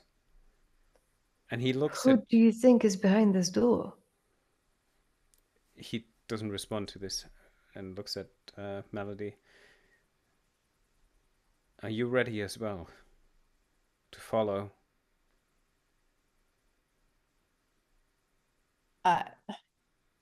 Yes, let's get on with this. I think this tall, sleek man turns around and just kicks the door open in front of him. Father. All right. And there is a strong entrance, and you enter an auditorium. You see a big hall, like it's turned as auditorium for maybe some kind of lectures or something else. And you see a lot of people, like more than 2,000 people here, and you quickly recognize most of them, like it's prominent citizens of Tsaplyny. You see like the owner of local bakery, you see the owner of local dress shop, you see some other important figures like the head of tax office and other. Some of them are dressed well, some of them are dressed almost in their home clothes, some of them are sleepy. It's looked like it was they gathered here very quickly, and they're arguing, and you see that in the center of this auditorium there stands the man named Sviatoslav Grigorko. You know that Sviatoslav Grigorko, he is the judge, main judge of Tsaplyny. Also, he is the rector of Tsaplyny University. Also, he is the head of public committee. And he stands with a scalpel in his hand. He stands near a special table where there is something covered with white sheets on this table. As you enter, you interrupted him. He was proclaiming something like, silence, I need you to be very attentive when I show you the truth. And the doors opens and you enter the room. There's no pause. He just walks straight ahead. His gown flowing in the wind as he quickly paces down the aisle, straight towards the center. You see, all attention is drawn to you. Like you see that some of citizens they're definitely scared of what is going on. Others, they should be. Yeah, others you see smiles on their faces, and they deem everything that is going on very interesting or even funny, or you see even some triumphant smiles on their faces. And Sviatoslav Grigorko, he's very well-known man in this city. He watches at you with his iron sight, and he says, Father Lucius, at last. I'm surprised that you're late for this gathering. I'm not late. I arrive in the time when I'm needed. And it's time that I arrived right now. And it's clear that all of you are here for something that is ungodly, unfathomable, that should not be. And you should repent, and you should think about the actions that have brought you here. My dear fellow friends, what do you think? And he moves straight towards and does a lot of like religious rigmarole, but in a very strong, aggressive voice. Deep baritone that he kind of knows how to use and echoes through the hallways. People are taken by surprise, and you see that they are stunned. And a few of them, they immediately stand out just to leave this place quickly, and they are making holy signs at you. But Grigorko, he says, "Stop right there." He doesn't Father. stop. He walks on. He says it to those who try to leave the place. I usher them out, like just point to hopefully my comrades behind me who will I'm absolutely guide them following out you. and just like kind of pull them out and not avert them from any I'm haze. going straight for the sheet. Fantastic. I'm looking under the sheet. So the two of us walk basically straight ahead. When you come close, you even see Panyslav, but Grigorko doing this dangerous gesture with scalpel in his hand. He's not pointing it towards you, but he's definitely showing you that he is scalpel. If he does that action, Blackwood would move right in front of it and have the scalpel kind of pointing right to his chest, just as a proof of principle. He looks into your eyes. Yeah. Yeah. You have the serious standoff, and he says, "Father, you accuse us of sinister behavior, but on contrary, we try to uncover the plot against people. We try to uncover these lies. We were deceived for many years, and I ask for your cooperation." I stand stern, look into his eyes, but I give the opportunity to reveal the sheet behind me, hopefully. You try to influence all these people, to accuse them, to scare them off with your speeches. Benetto and Melody, do you try to help the priest? I don't know how efficient it's going to be, because honestly, I think at this point, Benetto is kind of surprised and intimidated by Father Blackwood. But he's trying to like help out with like all the authority he can muster from like having a reputation in this town, and just like going with the deepest, loudest possible voice he can, and just commanding, "Go home," to whoever like he can make eye contact with.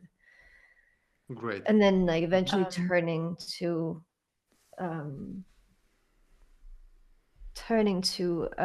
I'm sorry, his name again is Grigorko, and asking him, "Do you have anything to do with his death?" Not at all.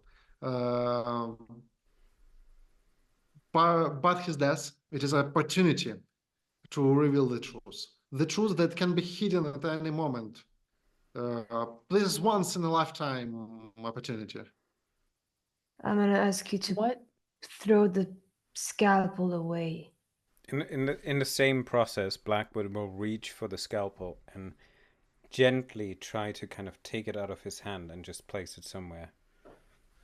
Meanwhile, Melody, you can try to look under the sheets, but you're not sure that there is many things going on right now.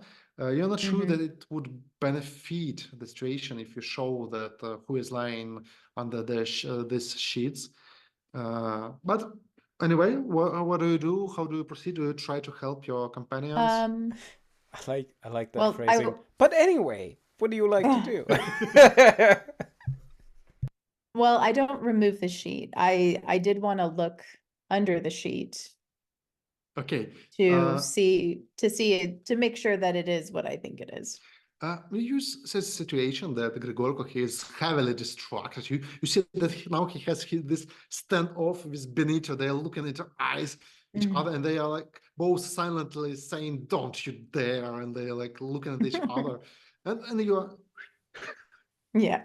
in time. Yeah. Hello. And you see perfect mustaches, perfect beard, and perfect sideburns, with a perfectly calm face of Panyslav Adamski. He's lying there on this table covered by sheets. His body looks untouched. You don't see any signs and anything unusual. But as you look at him, you feel the grief entering your heart. Like you have heard that he is dead, like for many hours, but now you see his body. Now you see that it is true. Do you embrace this grief, or you try to fight it off? Definitely trying to fight it off for now. It will be extreme 10+ test for you. Yeah. Okay. Ooh, that's a 10.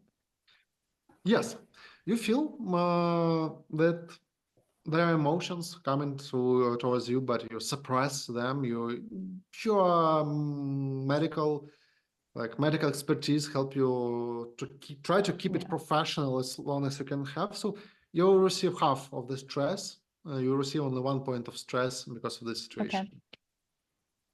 Okay. Yes. After I look, Judge, were you going to do an autopsy on this person without any medical knowledge? What is the meaning of this? You underestimate me and my talents. I have practice of autopsy, and our university has an official right once a year to take a body from a morgue to conduct study autopsy. And I am going to use that right now. On the body of the... Yes. On this body. Because we need to show the publicity, the truth, that the mayor, he is a stranger. How are you going to show he is a stranger through an autopsy? I plan to cut him open and find out any unusual anatomy that we can see. I am sure that we will find that he is missing some organs, or he have like duplicity, like 2 hearts or something like that. We will find it out soon. Sir, anybody can have abnormal anatomy, and we don't know that strangers don't have normal anatomy. Like, this is ridiculous. Like, our holy scripture says, "Cursed is anyone who withholds justice from the foreigner, the fatherless, or the widow."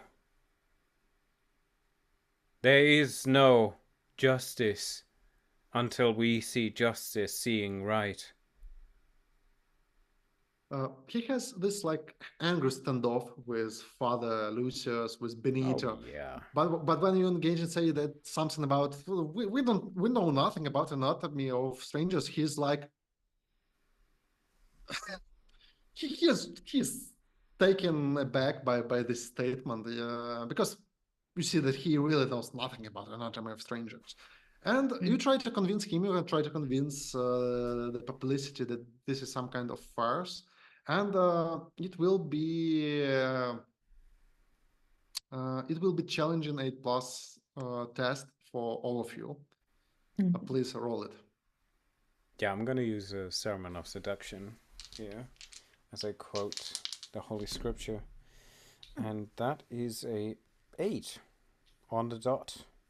Great. I got a 10.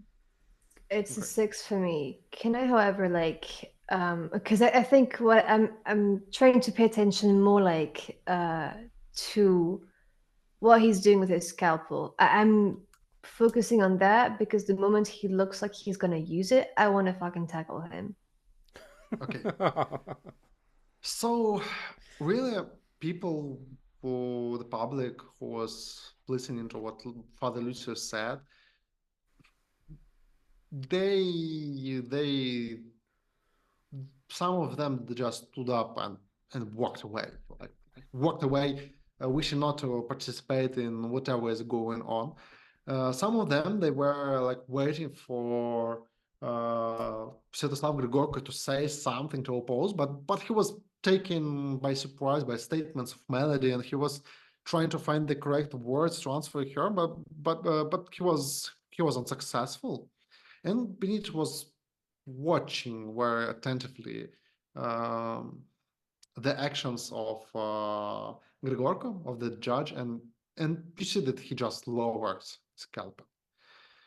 He lowers the scalpel, and with Sikh, he looks as last people. They just stands out and like, oh fuck, we have to leave. They leave, and you are all alone in this place. Grigorko, he looks at you and says, "What have you done? Why? Are you in conspiracy with them?" Conspiracy of Who is none. them? We are just concerned citizens of this poor man's death that you try to display, defame, and try to massacre for your own needs. Don't you see that this is the true crime in all of this? What fact, what evidence do you have that this man might be a foreigner, might be someone that you do not trust? I expressed all my concerns in the letter to the Tsaplyny Tribune, but it has never been published. Oh, you had concerns. You had minor quarrels with someone that believed that if they publish it, they would consider your voice be reason. But this is not how this republic is built. This is not what the voice, the concern of this people.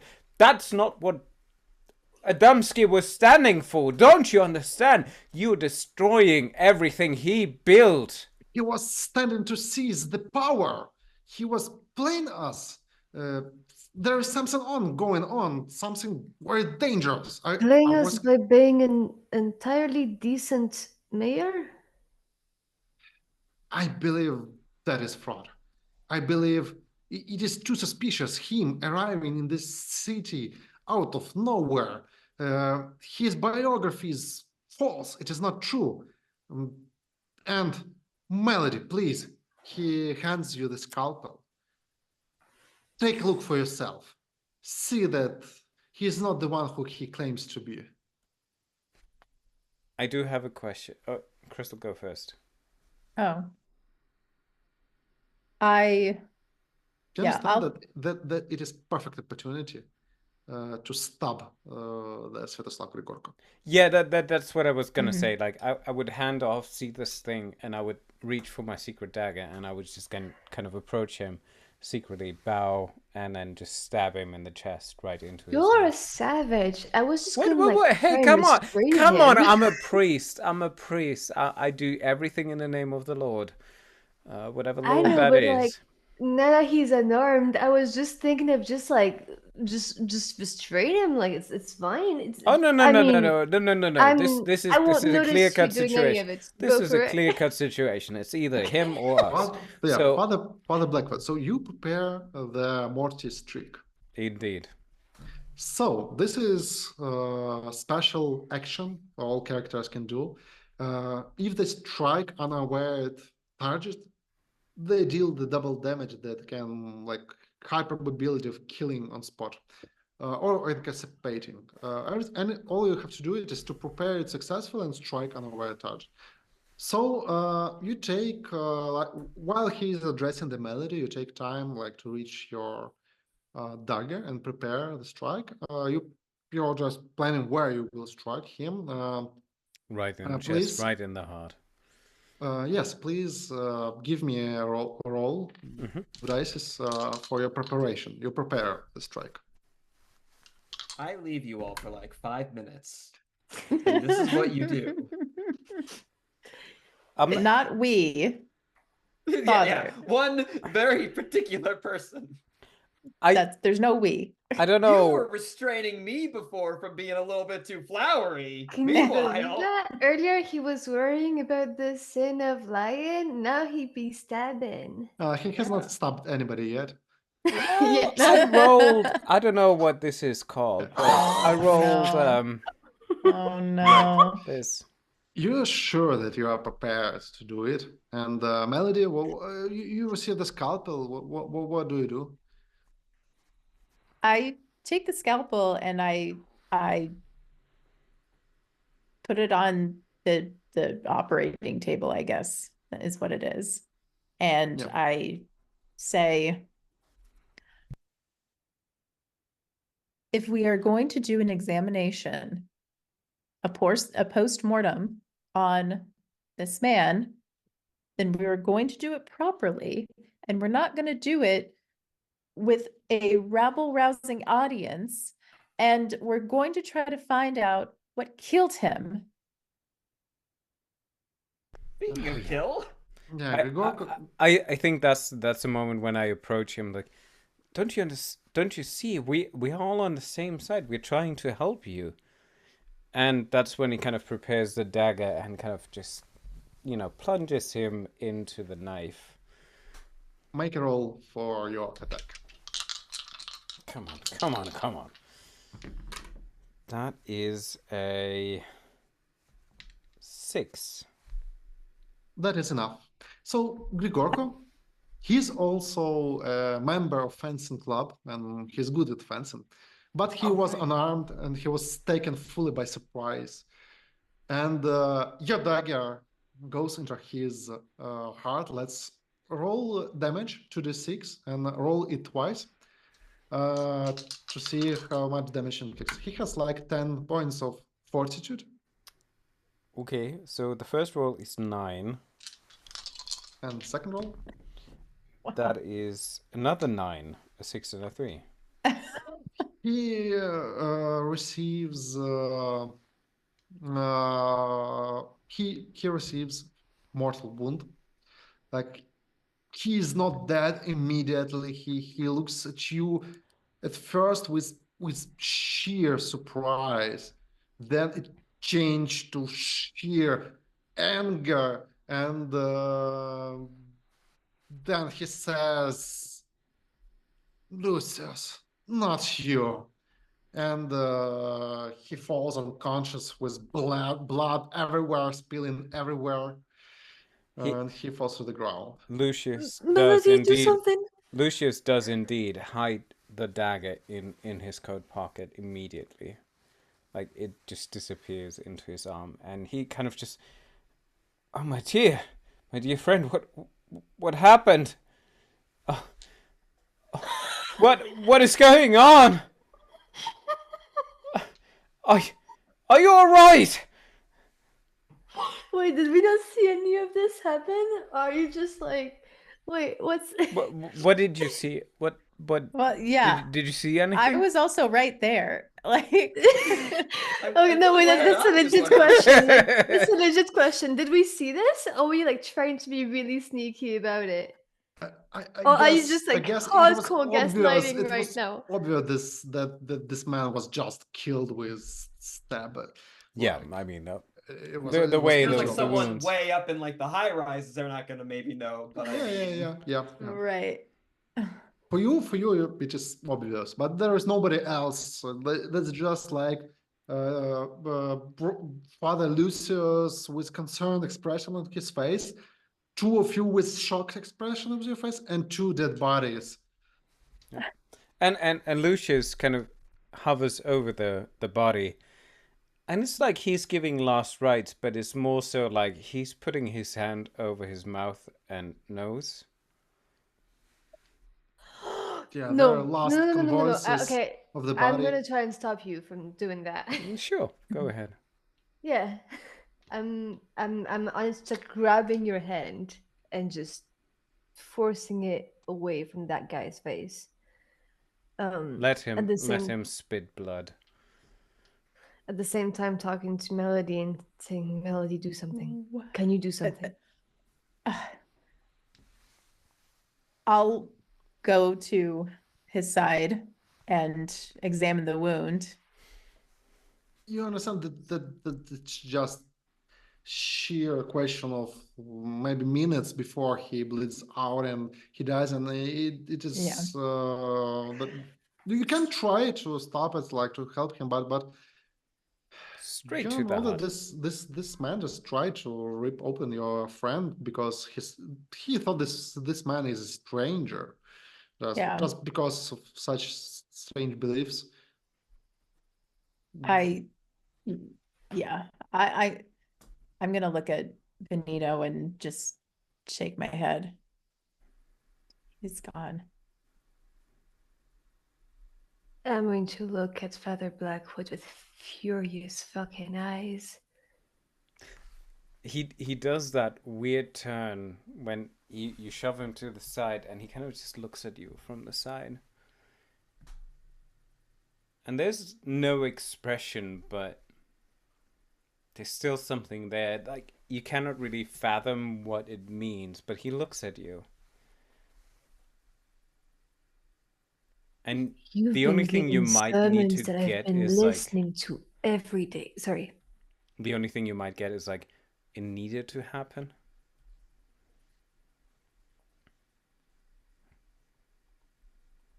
I'm gonna make sure you never get to speak to anyone in that church ever again, and that you never get to do a fucking sermon.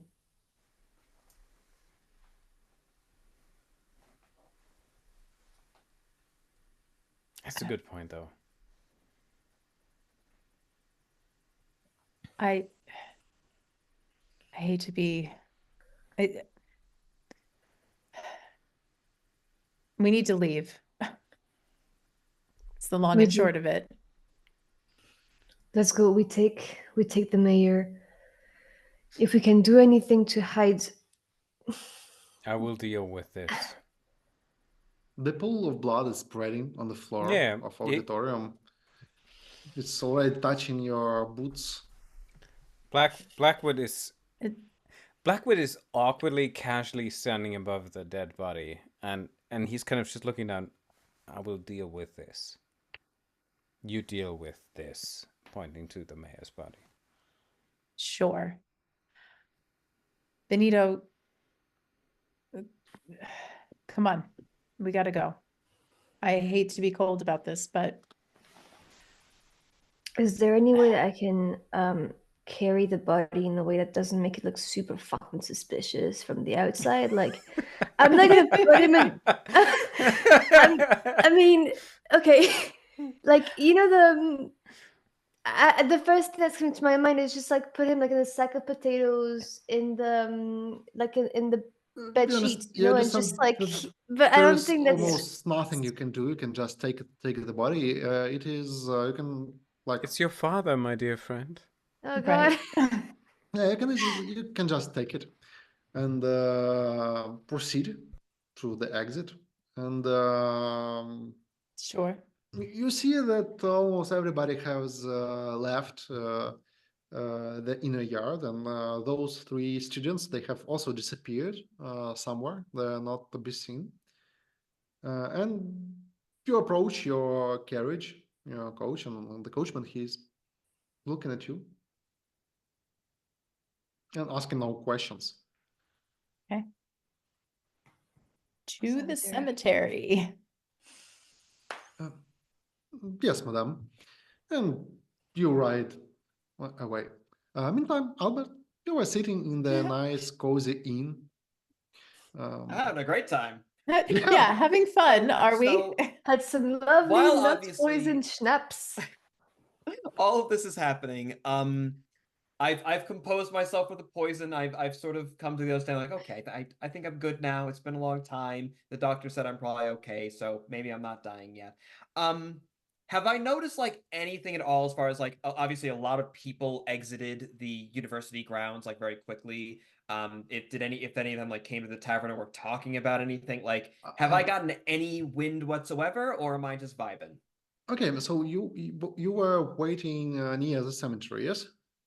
Yeah, so I was in like a tavern or a building, or some please, sort of like safety around the corner from the cemetery. So like Yeah. I could be aware of what's happening, but like I'm not, Please in give the me, vicinity. please give me challenging roll 8+.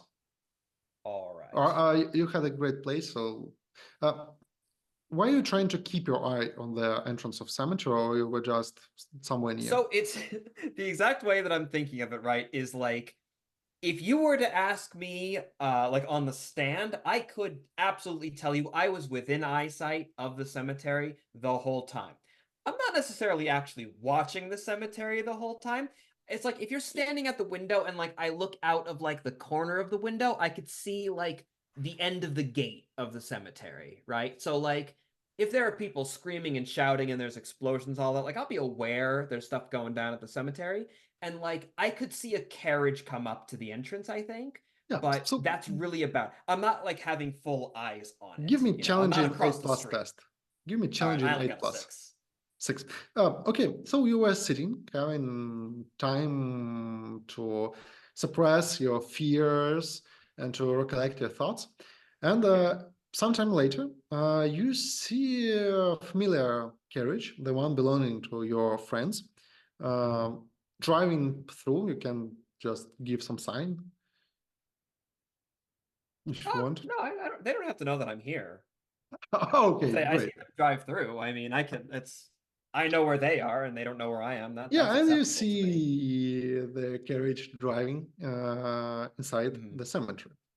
Meantime, three of you, or should I say 4 of you, are sitting inside of the carriage, like 2 gentlemen, 1 lady, and 1 corpse.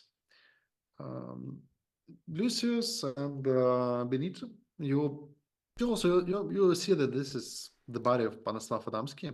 Do you try to suppress any feelings, emotions, and turmoil in your soul, or? I think actually Lucius would have stayed back at the university, and he would have dealt Cleaning with. up the mess. Yeah, he would have been the cleanup crew there. He would have brought down the body into the incinerator and burned, cleaned, and everything. Okay. What talents do you have for this? Do you have Fixer as a talent or something? Being a sneaky SOB who stabs people Yeah. randomly. I Do you don't know. have Maybe that's a actually skill. being a serial killer? Well, actually, Sociopath? well, no. Okay, hear me out. Violent tendencies? Well, come on, guys. Just be a bit more compassionate about this. The devil has your soul? Hey, okay, I'm trying my best here. I would actually go for master puppeteering. That's a good puppeteering there. Okay. Yeah, that's a level Literal 2 one. puppeteering. Because I'm trying to, well, in this case, not subtly influence, but like, yeah, I'm influencing actions and movements of others. Give me challenging 8+ test, please. Okay. Well, I bless thy holy roll, for this might be the one that defines me. Holy shit! This is literally... I'm not shitting you. Great. There you go. A 12. So, I'm so scared of you. You should be.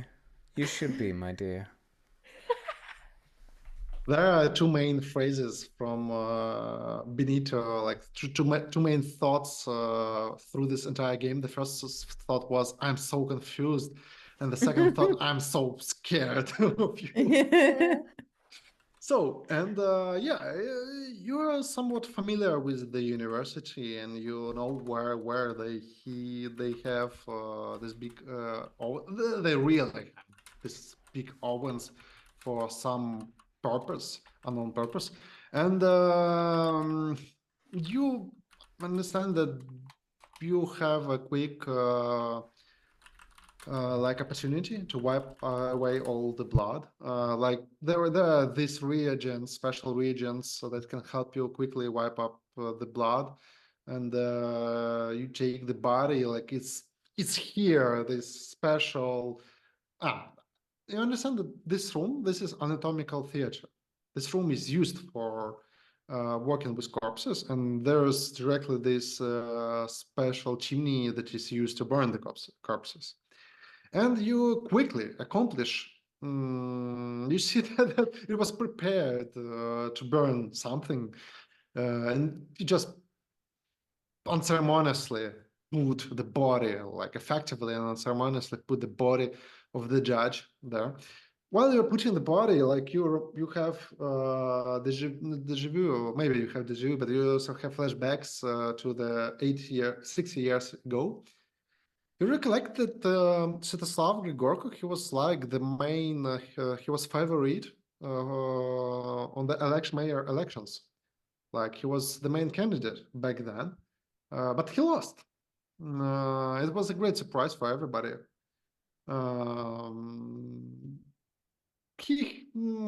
But he never opposed the mayor like face to face because of it. So, and you put the judge inside the oven, you quickly lit up the fire, and you're just in time. You understand that you can catch up with your colleagues. They have just barely put the body of Panyslav Adamski into the carriage. If you wish, you can catch up on them.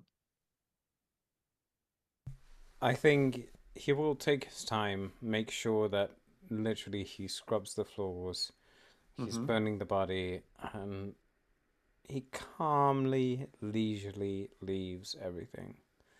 Right. And if he's late, and he's going to be late for whatever is happening next. Okay. So, Benetto, Melody, that's only two of you and Panyslav Adamski in a carriage. So, Benetto, do you allow the grief to influence your mind? I don't know.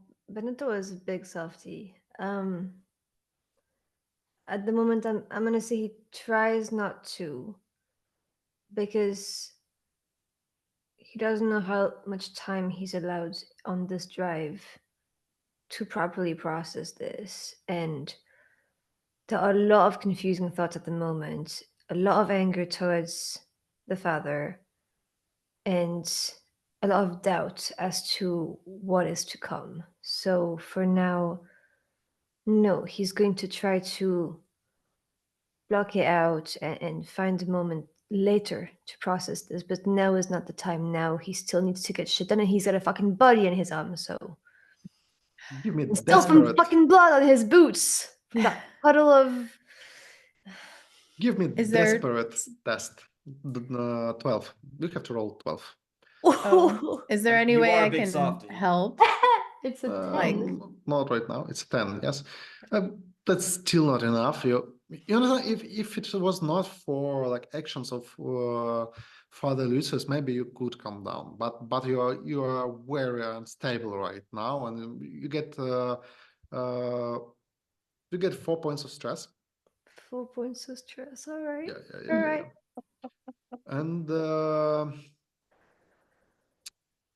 you see that there is the body of Mayor Panyslav Adamski. Maybe he's covered with sheets. Melody, do you think there are more worms in him? Please say no. Good question. No. Okay. Thank you. It is my medical opinion that it was just the one. Right. And you don't touch the body while you are writing. Yes? Okay. So you arrive to the cemetery. You see the night sky. Yes, Albert? Before we begin with all too much, because I don't want to interrupt later on, but is it possible I would like to, when I see the carriage go by and I know, yes, they're about to go and do their thing, I don't want to be there to see it. I wish to find the smallest impressionable child in the direct vicinity, or at least a younger person, right? And say, boy, come here. I wish to offer him a very, very shiny. Do I have one? I don't have one. A very, very shiny coin to say, be a good lad. I want you to run to the cemetery. Do not let anyone see you. It to be very, very sneaky beaky. I want you to hide in a bush outside the gate. Watch. There you go. Thank you. And I'm going to be standing on this on the other street corner. I'm going to point around to like a street corner that's like around behind a brick building, so that if something explodes, it won't get me. And I want you to watch what you see, and if anything weird happens, report back to me and tell me. And when you do, I'll give you another little coin, shiny little coin. All right? Yeah, that is very unusual request. But you've got coins. Do you have any talents to influence the young child? I can do social persuasion again, which is one Give of my me easy tier 5+ test. Easy All right. 5+ test. Let's see. Here we go. 5+. Yeah. We got a 5 exactly. Great. The child that is here this late hour just agrees. Everybody is in need of coins sometimes. Yeah, and sneakily rushes to the cemetery. Very good. And the coach, your coach from the city hall, it's enter the cemetery. And the coachman, he looks at you like, where to next? But you see a man, old man with a long beard and dirty clothes appear out of bushes. And he has a lantern in one hand, and he has this kind of flag, like a naval flag of bright color in his other hand, and he is like signaling you towards some other road, and he just put it all on the ground and disappear in the darkness. Are we taking a different route? I guess that was the indication, yes. You tell the coachman to follow the signs and go this road until young man shaking in fear appears behind some tombstone. He also carries the same lantern and the same flag, and he trembling makes you another points in other direction and just throw it all away and just run into the forest, into the trees. Okay. Coachman looks at you. Should I follow? Yes, please. Okay. And you have like 3 more such encounters that draw you in a spiral through the whole cemetery.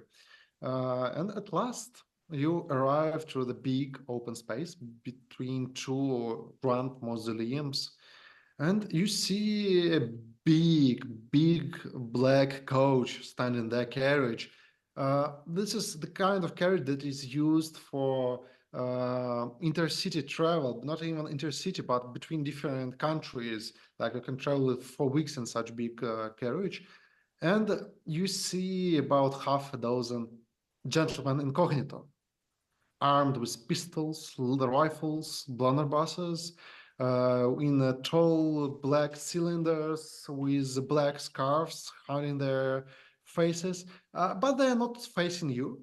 They're facing the darkness of cemetery and pay like little attention to your coach stopping. The coachman from other carriage, he jumps out and approach you.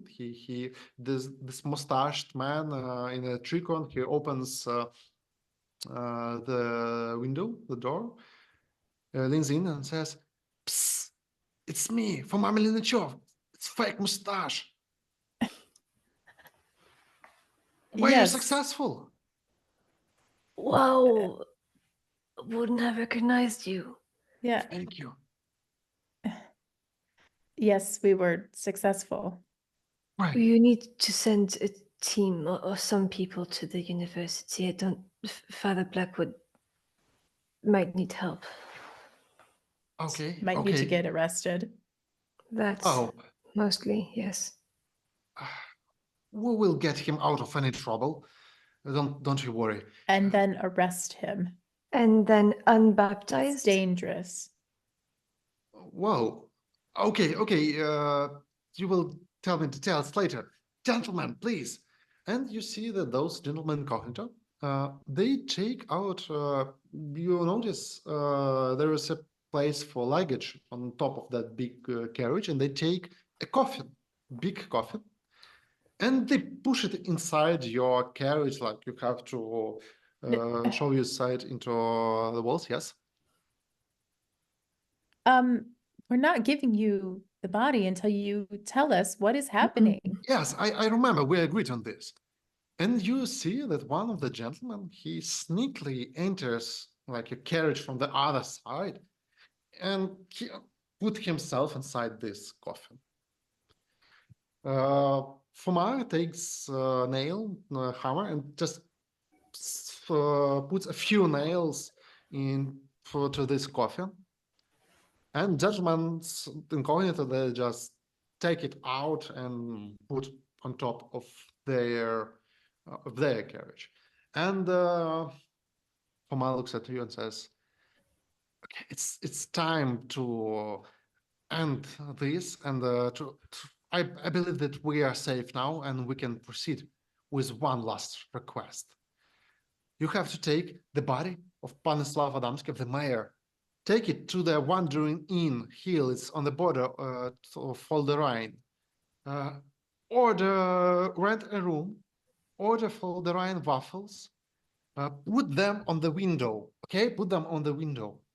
Sorry, we put waffles on the window? Yeah, it will be a sign. The gentleman will appear. He will greet you with the words, "The stars are not what they seem today." It meant that he is the man you have to meet. Follow his instructions. He will explain everything. Meanwhile, I will deceive any possible trail, and lead them away from you. No, wait. We were promised some explanation, and now you're telling us that someone else will give it to them, give them to us? Yes. You will receive everything you want. After that, I believe if everything will be okay, I will contact you. You will receive any reward you deem you wish for. But please, just take this body safely, intact, to this man, in the name of Republic, of course. And he just ran out to his carriage. Like this gentleman incognito, they just stick to this carriage, holding their guns, their muskets, carbines, and blunderbusses. And he starts his horses, and this carriage runs away. You hear the sound of thunder, then gentle sound of raindrops tapping the roof of your carriage, and they increase, and soon the whole rain just strong rain pours out on the cemetery. The coachman, he's sitting there under the rain in his top hat and says, "We're in the two now." Shouldn't we? We were supposed to meet Albert here, right? Do you think they did something to him? That poor coach is probably even more confused than all we are. Yeah. I Just guess a we normal should... working evening. Sure. It's like, I don't know. I'm not paid to ask questions. Yeah. A job is a job. Yeah, there you go. So, has my little servant boy seen anything? Has he returned to me? Yeah. with At delightful some moment, tales of... people getting into coffins or whatever happened No, there? he has not seen it, but he returns to you saying that I have seen a carriage entering the cemetery, and I have seen a strange man with lanterns and naval flags giving directions. And then a huge coach with a coffin on top of it, and a lot of armed gentlemen appears and draw into the night. You have to pay me twice what you promised. Well, hold on now. You know what? At this point, my eyes are kind of lighting up a little bit. I'm like, yeah, sure, whatever. It's not worth the fight. I give him 2 little coins. I assume it's not like worth all that much anyways. Yeah. And now I suppose okay, so they go in, presumably with the body, big old coach and a coffin comes out. Oh. I have another letter to write. Yeah, we start writing letter. Meanwhile, I'll go back to the inn where I was before, and I'll just do my own thing. Meanwhile, there's carriage with Father Lucius riding toward the center, or some other carriage. It almost like enters the gates of the cemetery when other carriage is leaving the cemetery, and they almost crash into each other in this narrow gates, and they stop, and these 2 coachmen, they start arguing and shouting at each other. Look your way! Where are you going, fool? No, I have a noble passenger. Just move away! I cannot move away! They're shouting at each other, and Albert, you definitely see this and hear this. And in one carriage there's Father Lucius, and in other carriage there's Benetto and Melody. The father will get out of the carriage, pointing to the other carriage. You reject the father's premise to the cemetery? Is that truly what you want? Oh, sorry, Holy Father. He looks at you, at his passengers. I look at Melody. You would hear his voice more so than you would see him, probably. Wouldn't you recognize the coach? Yeah. Oh, You recognize the voice of Father Lucius. Your coachman, he tries to pull horses back, like I don't know. There's this red light signal, and he's beep beep. Beep. But no, I don't know how it works. He tries to pull the carriage back, and but Lucius, you recognize this is the same carriage you have traveled for the whole evening. I like to think that we're absolutely silent. Just like, I mean, Melody, you're smarter than me, but Benetto, there's 100% a part of him that just still believes maybe he doesn't know it's us. Just maybe. Albert, do you approach those 2 carriages? Yeah. So while that's all going on, then I can I can run back, like sort of saunter up over. Very good. Under the rain, there's rain. Catch up. Yes. No, I'm not very happy about it, but I'll try to immediately get into. You saunter anyway. Yeah. There's some sound. I try to saunter. Oh, heavens above! I do apologize for the lateness of the hour. I was delayed. Has all gone well? Have you delivered the body? Have you? And is the body in the carriage with them still? Good grievance. Yeah. Is that you, Mr. North? What? Sorry, I think I actually in out of character. I think I lost some of the train a little bit. You're all in the same place. We're all in the same place in the carriage. Okay, carriages blocking. Okay, sorry. I think I misheard a little bit because I was typing something on the other screen there. Yes. Has all gone well? Is all right? The body's been taken, and then I suppose that I noticed the body, and I have a very confused and rather worried look on my face now. They've not taken the body. We have one more task, apparently. Do we then? Of course. Waffles on the window. I'm Waffles sorry. on the window. Is it code or something? You know, it isn't. It's a signal, Literal actually. waffles Signal. Ah, Is in it? Yeah. the window. waffles. Right. Well, are you two coming or not? I suppose so. Father, you look rather different since the last time I said. Well, we'll talk in the carriage. Well, he's had a great talk with God, I think. Oh, jolly good. Certainly. He doesn't reply, but continue. Do I enter the Yes, carriage? yes, and into the carriage, and we can be off again. Everyone, I do sincerely apologize for the delay. I suppose have we any new answers about our wormy fellow or? Father is looking at Benetto and Melody quite sternly without saying anything from his side. No more worms. Very good. I mean, the worm is still with you, isn't it? Yes, it's in my medical bag. Is it still alive? Delightful. I don't know. Now, Let's take a look. So open the bottle. It is very like it's not moving a lot, but it is slightly pulsating. Okay. delightful. So then, just one more question before we arrive at our destination. Why do I have to be the one to sit next to the body? Do you prefer sitting next to a murderer? I'm sorry? Nothing. It's nothing. No, you know, it's been a long day. Indeed, it has. Your carriage is driving through the night.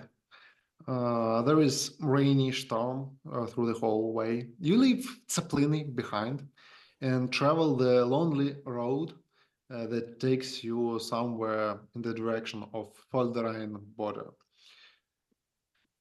About 3 hours passes, I believe, in total silence. And you arrive to the inn named the Wandering Hill.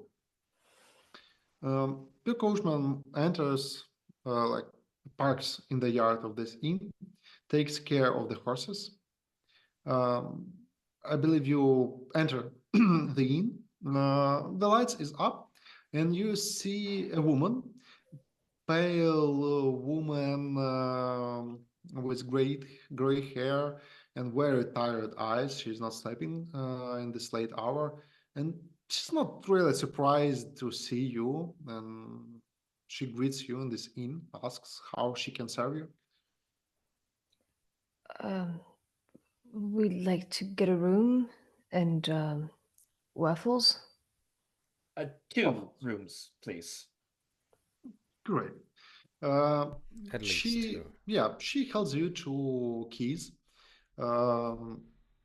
With one big room and one small room. Each room holds, big room holds 5 beds, small room has 2 beds. And she says, waffles. I will bring waffles. You enter the big room. Do we have to worry about like visibly carrying a body up to that room, or? You think that it is first floor, and if you don't want to carry the body through inside, you can take it in through the window, you think? Hoist it up. I'll do that. I will stay with the Yeah. body until someone. You open Gives the me a carriage, you take the body, somebody opens a window for you, and you just Yeah. show the Panyslav Adamski inside this room. I believe you put him on one of the beds and await, and sometime later you hear nobody's knocking on the door, you just hear a loud shout, the waffles are ready. Oh. Thank you. And Thank you so much. You receive steaming fresh Foldereinian waffles with some apple jam to them. And what do you do? Put them to the window. And you put them on the window. Maybe I'd like to take a think that bite. I'm hanging out in the room next door and I'm just trying to get dry. Okay. I don't know how anyone could still have appetite at this moment. Oh, and you're waiting. The time is passing. Nothing happens. If anybody of you is staring in the window, maybe Father Lucius is doing his priest thing, looking. He will not go down. He doesn't really feel like hungry at the moment, so he will sit next to the bed where the corpse is lying, and he'll just whisper a silent prayer. Can I come to him for a bit? Oh God, I'm gonna be dead. What did you say? I want to come to Father Blackwood for a bit. Yeah. I'll just sit in front of him and just. He turns to you with a dead-eyed stare. Benetto just looks concerned and confused, and there is some anger, but it really does look like he's making a great effort to mask it or to appease it. He tries to put his hand on your shoulder, but he kind of refrains from it, and he kind of pulls it back. I know you might be content. Yes, I go, please. That was the entire statement. I need to understand now. I'm expecting answers from you.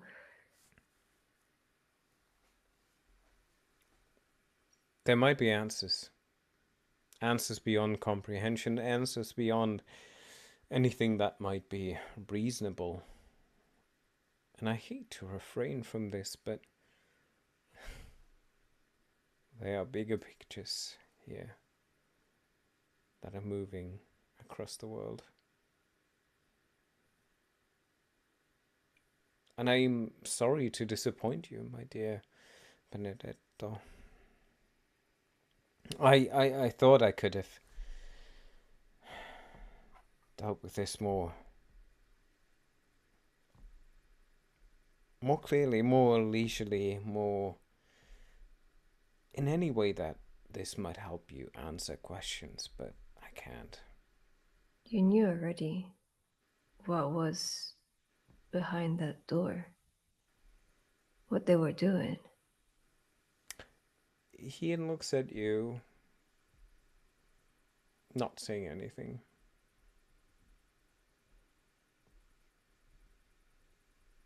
And you hear the knock on the door. I still look at your eye. By the way, while we were waiting for that knock, I wanted to look in the the mayor's diary. Yeah, you have this perfect moment while Albert is taking care of his clothes and trying to dry them. Benito and Father have this conversation, and you're just reading the diary of a dead man. You understand that this is perfectly normal diary with like some notes. Meeting with such person, lunch with such person, have to buy this, have to do that, have something has happened, have to make decisions. But you find that at some point there is strange thing. His writing breaks off, and there are like a number of slashes and dots instead of words. Then it reverts back to normal handwriting. Then it happens again. And the further you go, the more it happens. And the last pages of his diary, they are filled with such strange signs.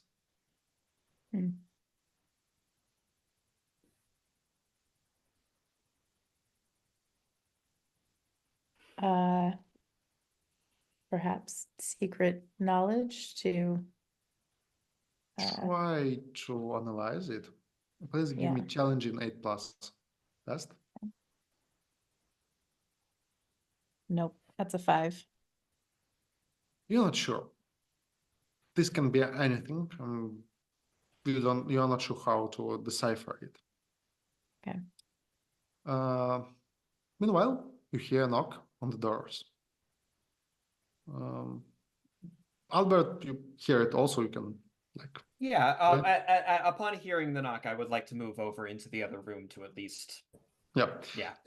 You open your door and you see a gentleman in a white coat, white tall top hat, in a white suit with a white walking cane, standing near this door. And when you approach it, he looks at you and smiles freshly and says, "Oh,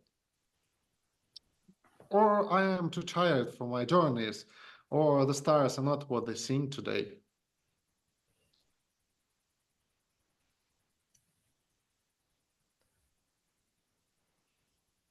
What were we supposed to say again? Nothing. There was nothing we were supposed to say, Yeah, but I there's don't know. no- Do we also there's hear no this from deceit. inside? Yeah. You hear these words. Somebody saying these words. I still stare at Benetto. I break the staring contest and I go sit on the bed almost, because I'm almost like guarding the body, kind of, till we know what this man wants.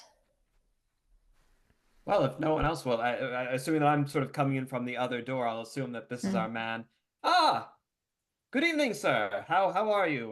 Man, I provide introductions. I understand that you are here to give us some answers. Yes? Yes, of course. My name is Saifam Chervotsky. Nice to meet you. And he enters the room. He casually glances at all of you, sees the body covered in sheets, and approach it. May I?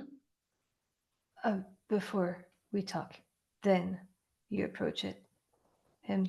We are rather This- curious as to what this is all about, sir, if you wouldn't mind. Yes. Yes. Some context? I want just to make sure that the body is intact and it is in a good form. May I see it? Move aside The sheet. You remove the sheets, yes? Or allow him to remove the sheets? No. Yeah. No. Well, I would Blackwood lift the is standing sheet. inside, like in front of it, and it's like, we need some answers before we do anything else. Just lift the sheet and let him see that it is him, and then Either way, we're not letting him next to the body. So he looks aside and he does a sidestep. This is your man? The one that you seek to look for? I have to examine visually. Yeah, good. No, you can't. You saw it from the far. Now tell us, what the fuck is going on? Okay, not the encounter I expected, but nonetheless, I need you to sign some papers. If everything is okay. Right, of course. I believe if you were not instructed enough, you will find all the answers you need in those papers. And he takes out folder, leather folder, and gives it to any of you. what's all this on way, there? and we Hmm? encounter a bureaucrat. Excellent. So you take this folder, yes? Yeah. Yeah, you feel its weight, and it is full of papers. You see that it is some kind of legal contract, something like that, and you go through pages, and he points to the last page. This is what I need from you. Is this an NDA? And no, it's not NDA, but there is, you see that there are NDAs inside. Oh, all right. This replacement agreement is in accordance with the supply agreement, number 11, signed March 2nd, 1802, by the following parties. Supplier, the New Human League, private organizations, no official registration on the disc. Oh dear. And the customer of the Brazilian Republic, represented by the Senate Special Service, registered in Bramstadt, 6 Circo Avenue. This replacement agreement applies to the homunculus Panyslav Adamski, manufactured February 13th, 1802. By signing the agreement, the parties confirm that 1. The functioning of the homunculus has been impaired or completely ceased due to circumstances covered by the warranty, i.e. it was not damaged in negligent use, violent actions, or in any other way which the customer would be liable.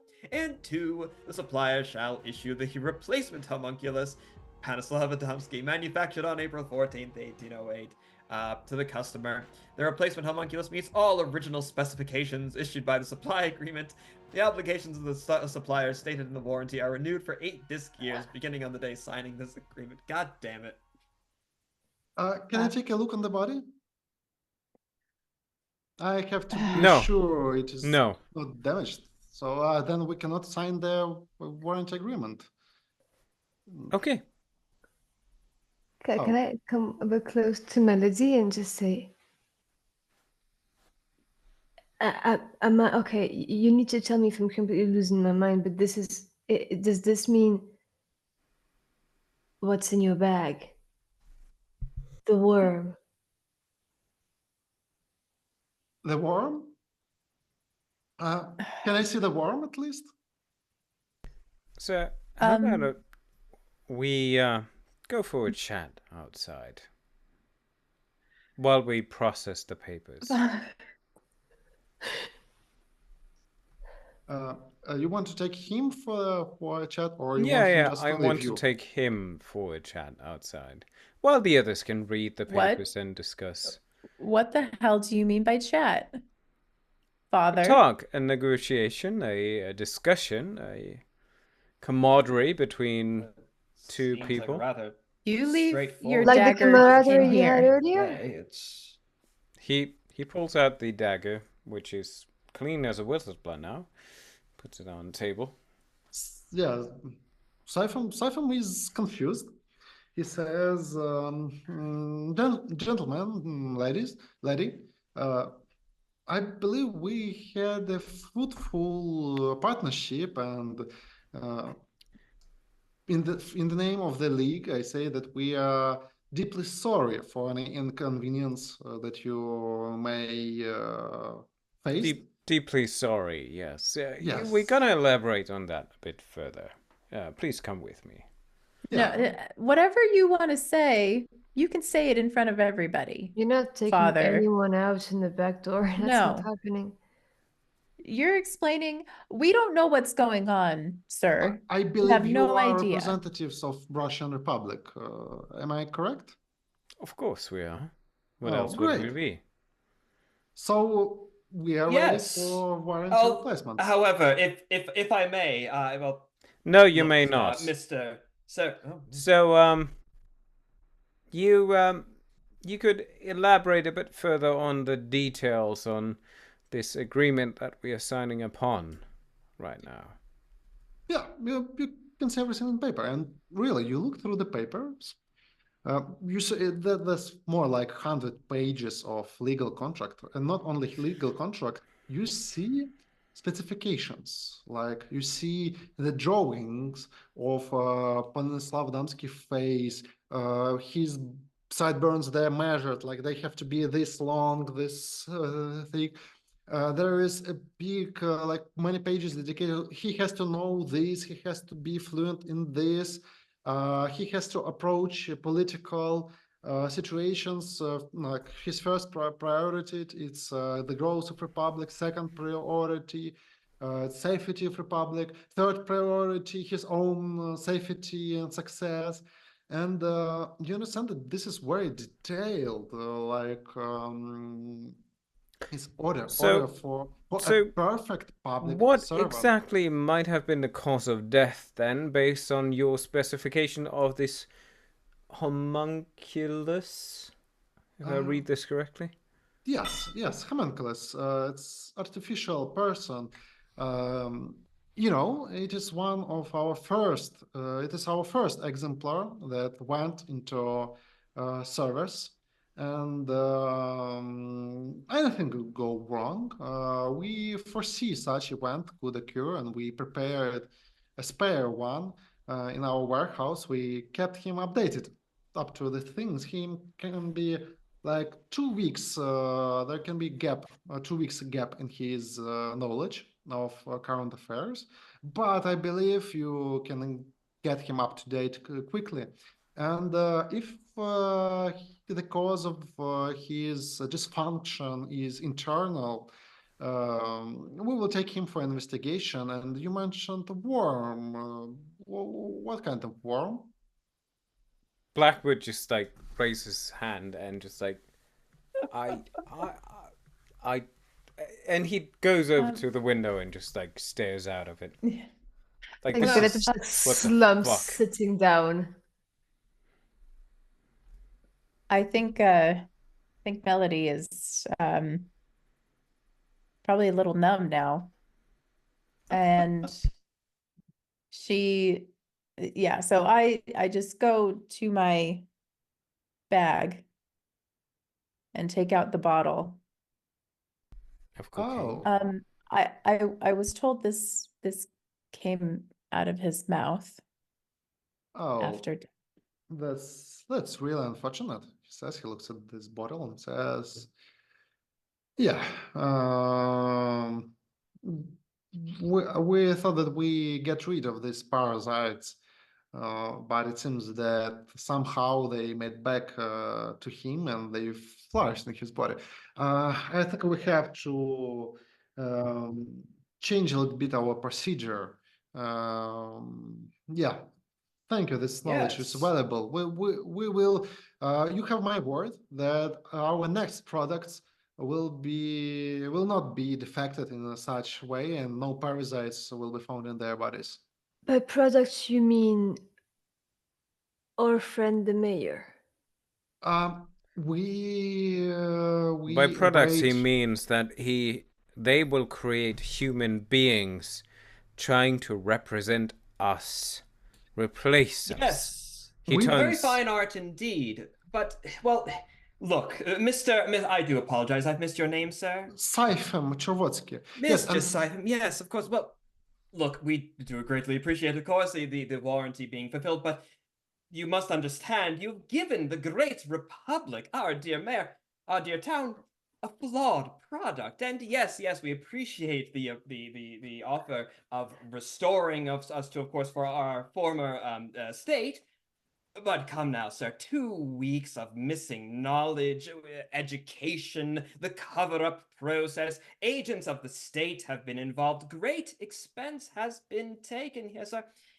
Now, I would not, of course, ask you to go beyond the terms of the contract, but I do believe that a proper insurance policy would demand for more than a mere replacement product. I We've suppose been ruled easy. this we whole could time always... by Give a me fake easy doctor. 5+ check. Sorry, say Albert? that again. Albert, easy 5+ Oh, 5. check. Yes. Yeah, All for right. persuasion.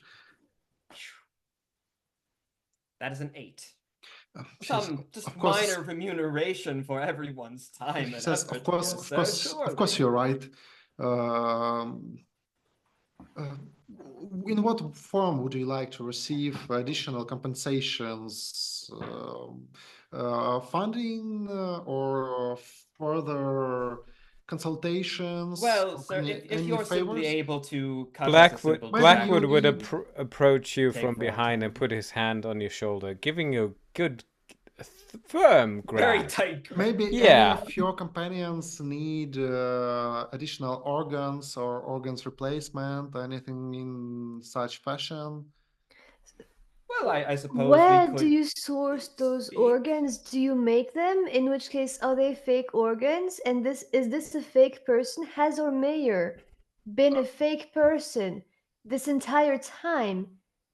Oh, democracy Benetto, a it's a new complete lie? world. It's a whole new world. Lucius is real and... really putting his fingers into your shoulder right now. He But answers, yeah, we were approached when the Young Republic carved its way in the history.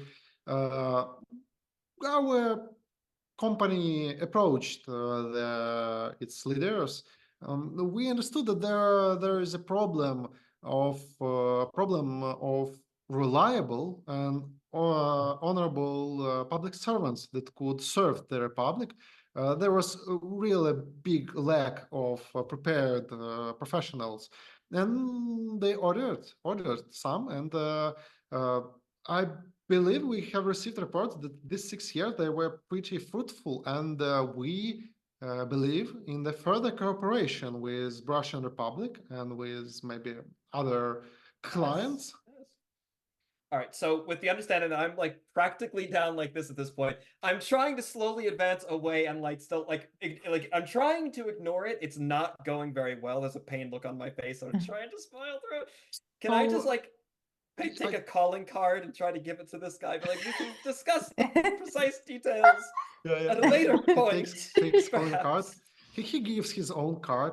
Like yes. Oh, wonderful, wonderful, and we can sort out the details of pecuniary matters at a later point, I'm sure. So I believe it is really the failure of the product itself, not external influence. Are we ready for replacement? How do you know if something is a homunculus? Can you tell? Yeah, maybe if you cut them open. That's the only way? So some of our products, they have special ciphers to communicate with them, but I cannot go in further detail here. It's, commercial secret of our know-how of our company. Okay, so and you're telling us casually, leisurely here, that after all we've done, we are now to accept that potentially we could just revive our mayor, bring him back into town as a replacement unit, whatever that means, and resume our lives as were, without any repercussions of the things that we've done so far to achieve whatever the hell you wanted us to achieve. Don't you understand the implication in societal norms that we've undergone to do whatever the hell? And he's like fuming. He's raging. I think he's actually at a loss of words. He's just like going around, and he's actually just, not knowing as much as I will never trust you ever again. He's fucking right. This is, I mean, are these things even sentient? Are they entirely controlled by something else? This is not. No. We're not going to get a replacement of something. The moment you say this, I think Lucius looks at you like, oh my god, they could be sentient. They could be their own life form. You've just opened up a whole can of worms for him. Like, he just looks at you like dumbfounded, and he just I think he just sits to the floor. Says, gentle folks, please, I understand that this is too much to process. But if you don't want, if you are too concerned, you can just take the replacement, bring him to the city, and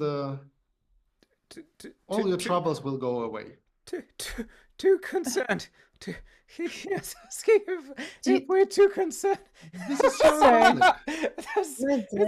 Isn't that funny? Sir, Melodies, can we get high from secondhand opium from that doctor? One more time? Okay, can we just be hallucinating from secondhand from that doctor earlier?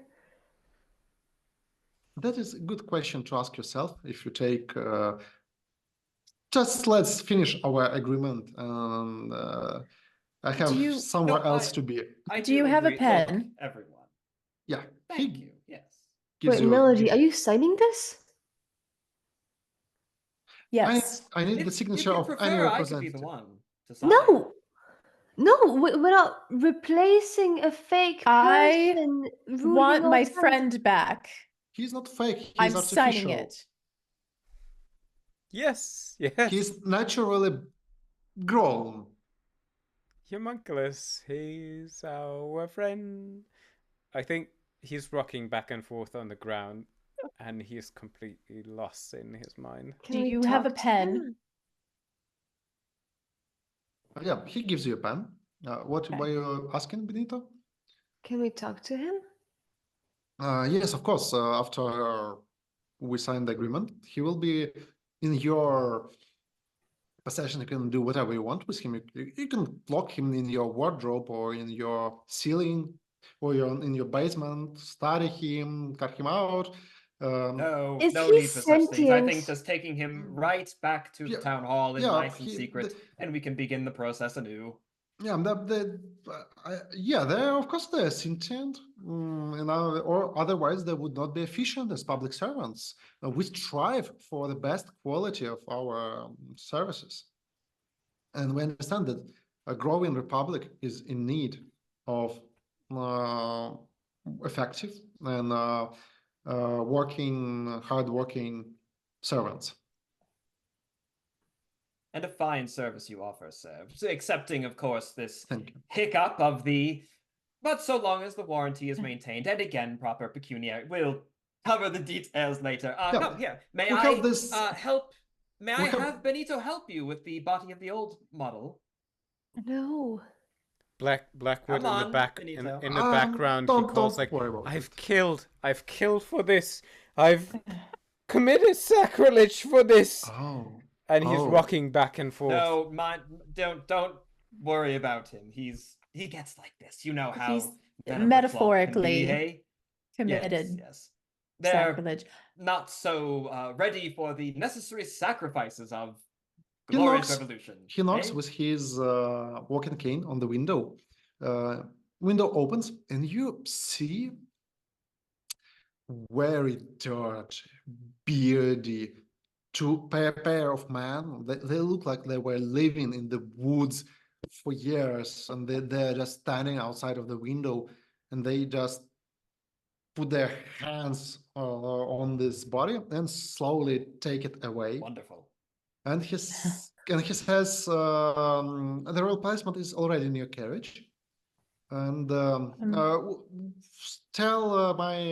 give my greetings to Foma. Says that battalion we were talking about, I think this project can be realized. It will take us some time. There are some technical difficulties, but it is possible, and we are working. So yes, completely behind the effort, sir. Thank you very much for your time. Yeah, may I escort you back out to your carriage? I have some. I have no carriage, thank you. Oh, but wait. Yes. Do they know that they're a homunculus? Yes. But please try not to go deep into this subject. We don't want to trigger existential crisis of homunculus. Be gentle, please. So, but it's okay triggering existential crisis here in us. Okay. I need to sleep. He has a really sorry expression on his face. He says, I usually dealt with Foma. He was emotional at first, but then he got professional. Farewell, until further notice.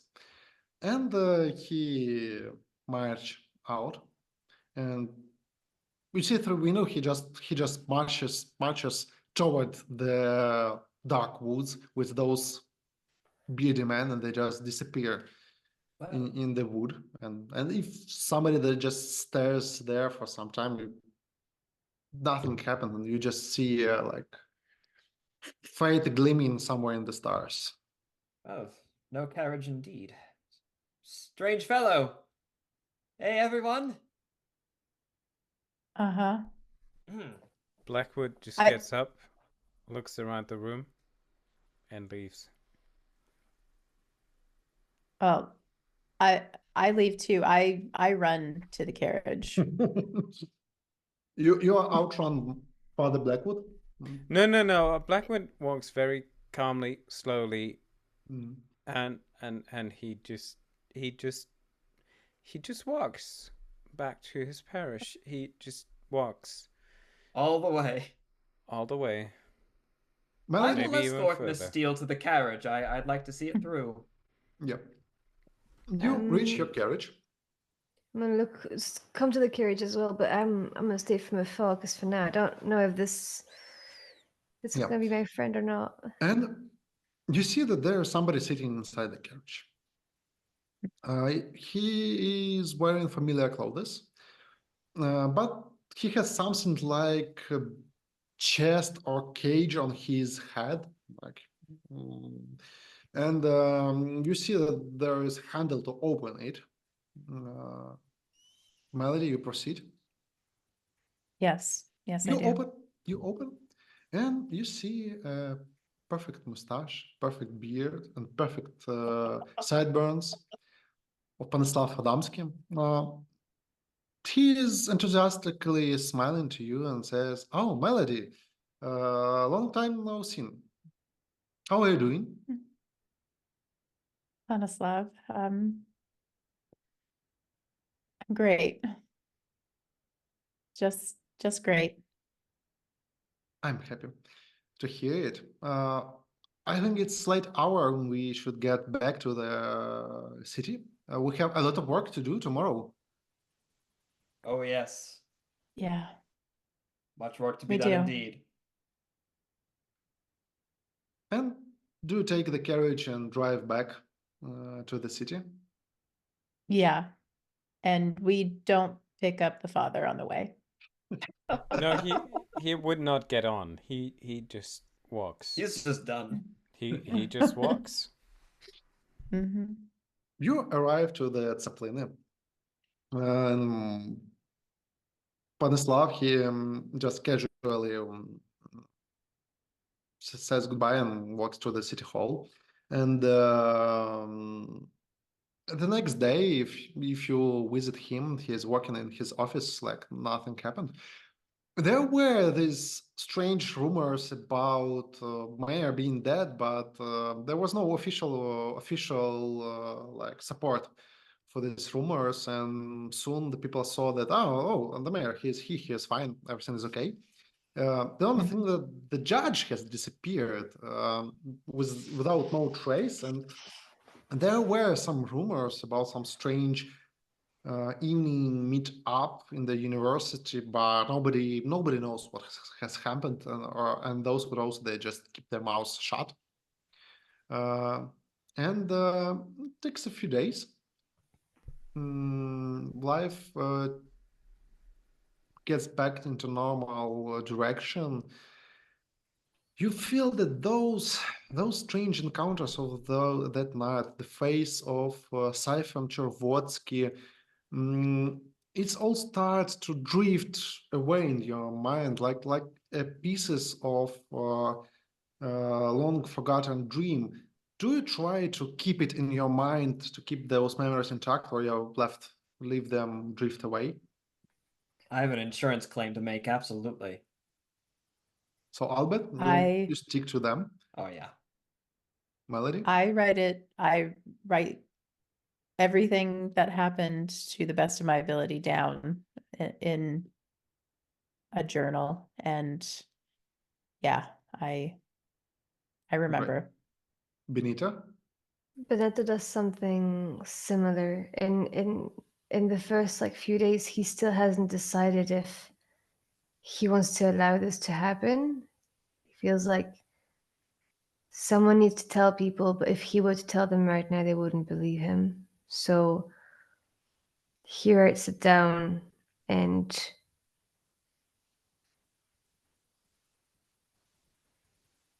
keeps it tucked away for now. Father Lucius. Probably takes a day or so for him to get back, and I think for him,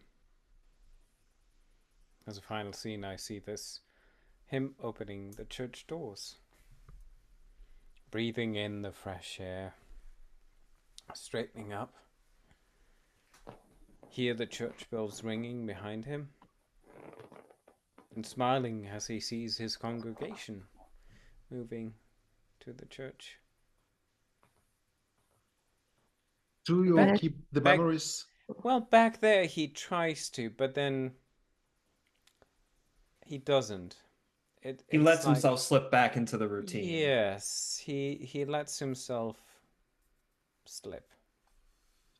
So those who keep these strange memories, you receive some points of stress because your picture of the world is ruined for you forever, and you keep to those memories. Those who, Father Lucius, you let them drift away at some point.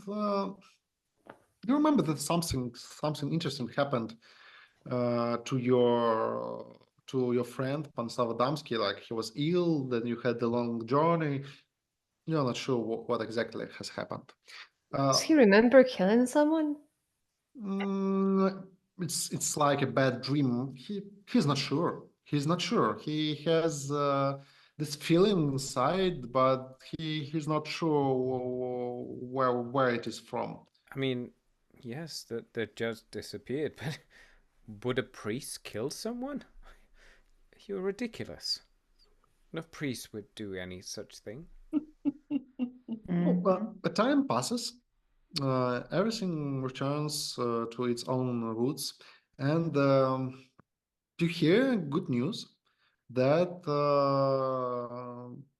there is now a vacant position of the governor of the area of Oblast, which covers many cities of the border, and the Panyslav Adamski. He is invited to take a role of the governor of the entire oblast. And of course, he asks you to join you. He asks Benito. He says that there is a big union, common people union that needs governing, and you are the perfect representative to work with those people and help me establish dialogue with them. And Melody, I invite you and your husband to travel to me to the Chastomir. You know, the Chastomir is very big city, like local capital. Yes, and we will continue our work there. And Albert, he talks with you. He said that Chastomir, it is this city is renowned as a last resort for royal refugees, and I deem that you could be a good representative of the governor to establish a dialogue. I will give you official position in the local government. If you help me to make dialogue with local counts, barons, and other noble folks. Why, good mayor, if there is anything in the world that I am good at, it is dialogue with monarchists.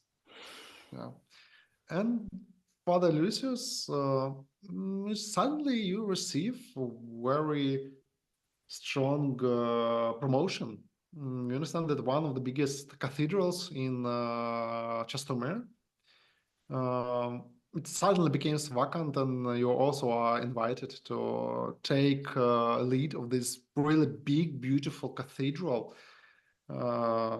where you can continue your holy duties. Well, all right. Fantastic. Sorry, I want to check it on, like, do people like accept the promotion or like the position? What is everyone Absolutely. doing? So Albert accepted. Father Lucius, do you accept this? Oh, there's no acceptance in a say that I can do. It is appointed by God. I have no say in this. I was anointed. Yeah. I was promoted by God itself, by the earthly representative, to be watching over my sheeps over there. Melody? Yes. Yes, I do. Accept. He's happy to have you as his companion, traveling companion. Mm-hmm. And Benito? No. I think Benito gets more and more withdrawn following these events, and after being offered the position, politely declines and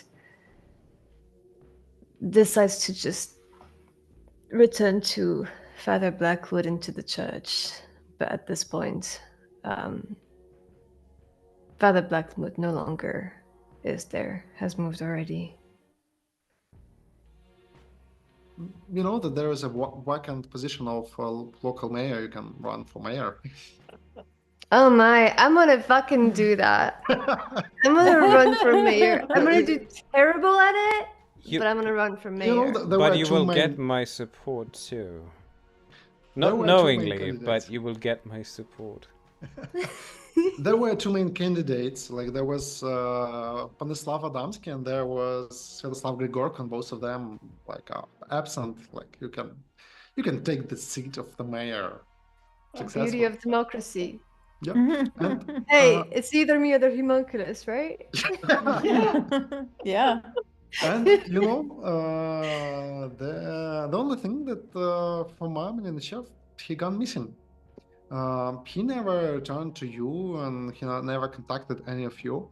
And in some newspapers, you read a troubling message about a big carriage with a coffin on it being found utterly demolished and destroyed somewhere near the border, near the mountain range, with packed marshals. You know, it's like the highest body, lawful body, taking this case to investigate, but with no effect.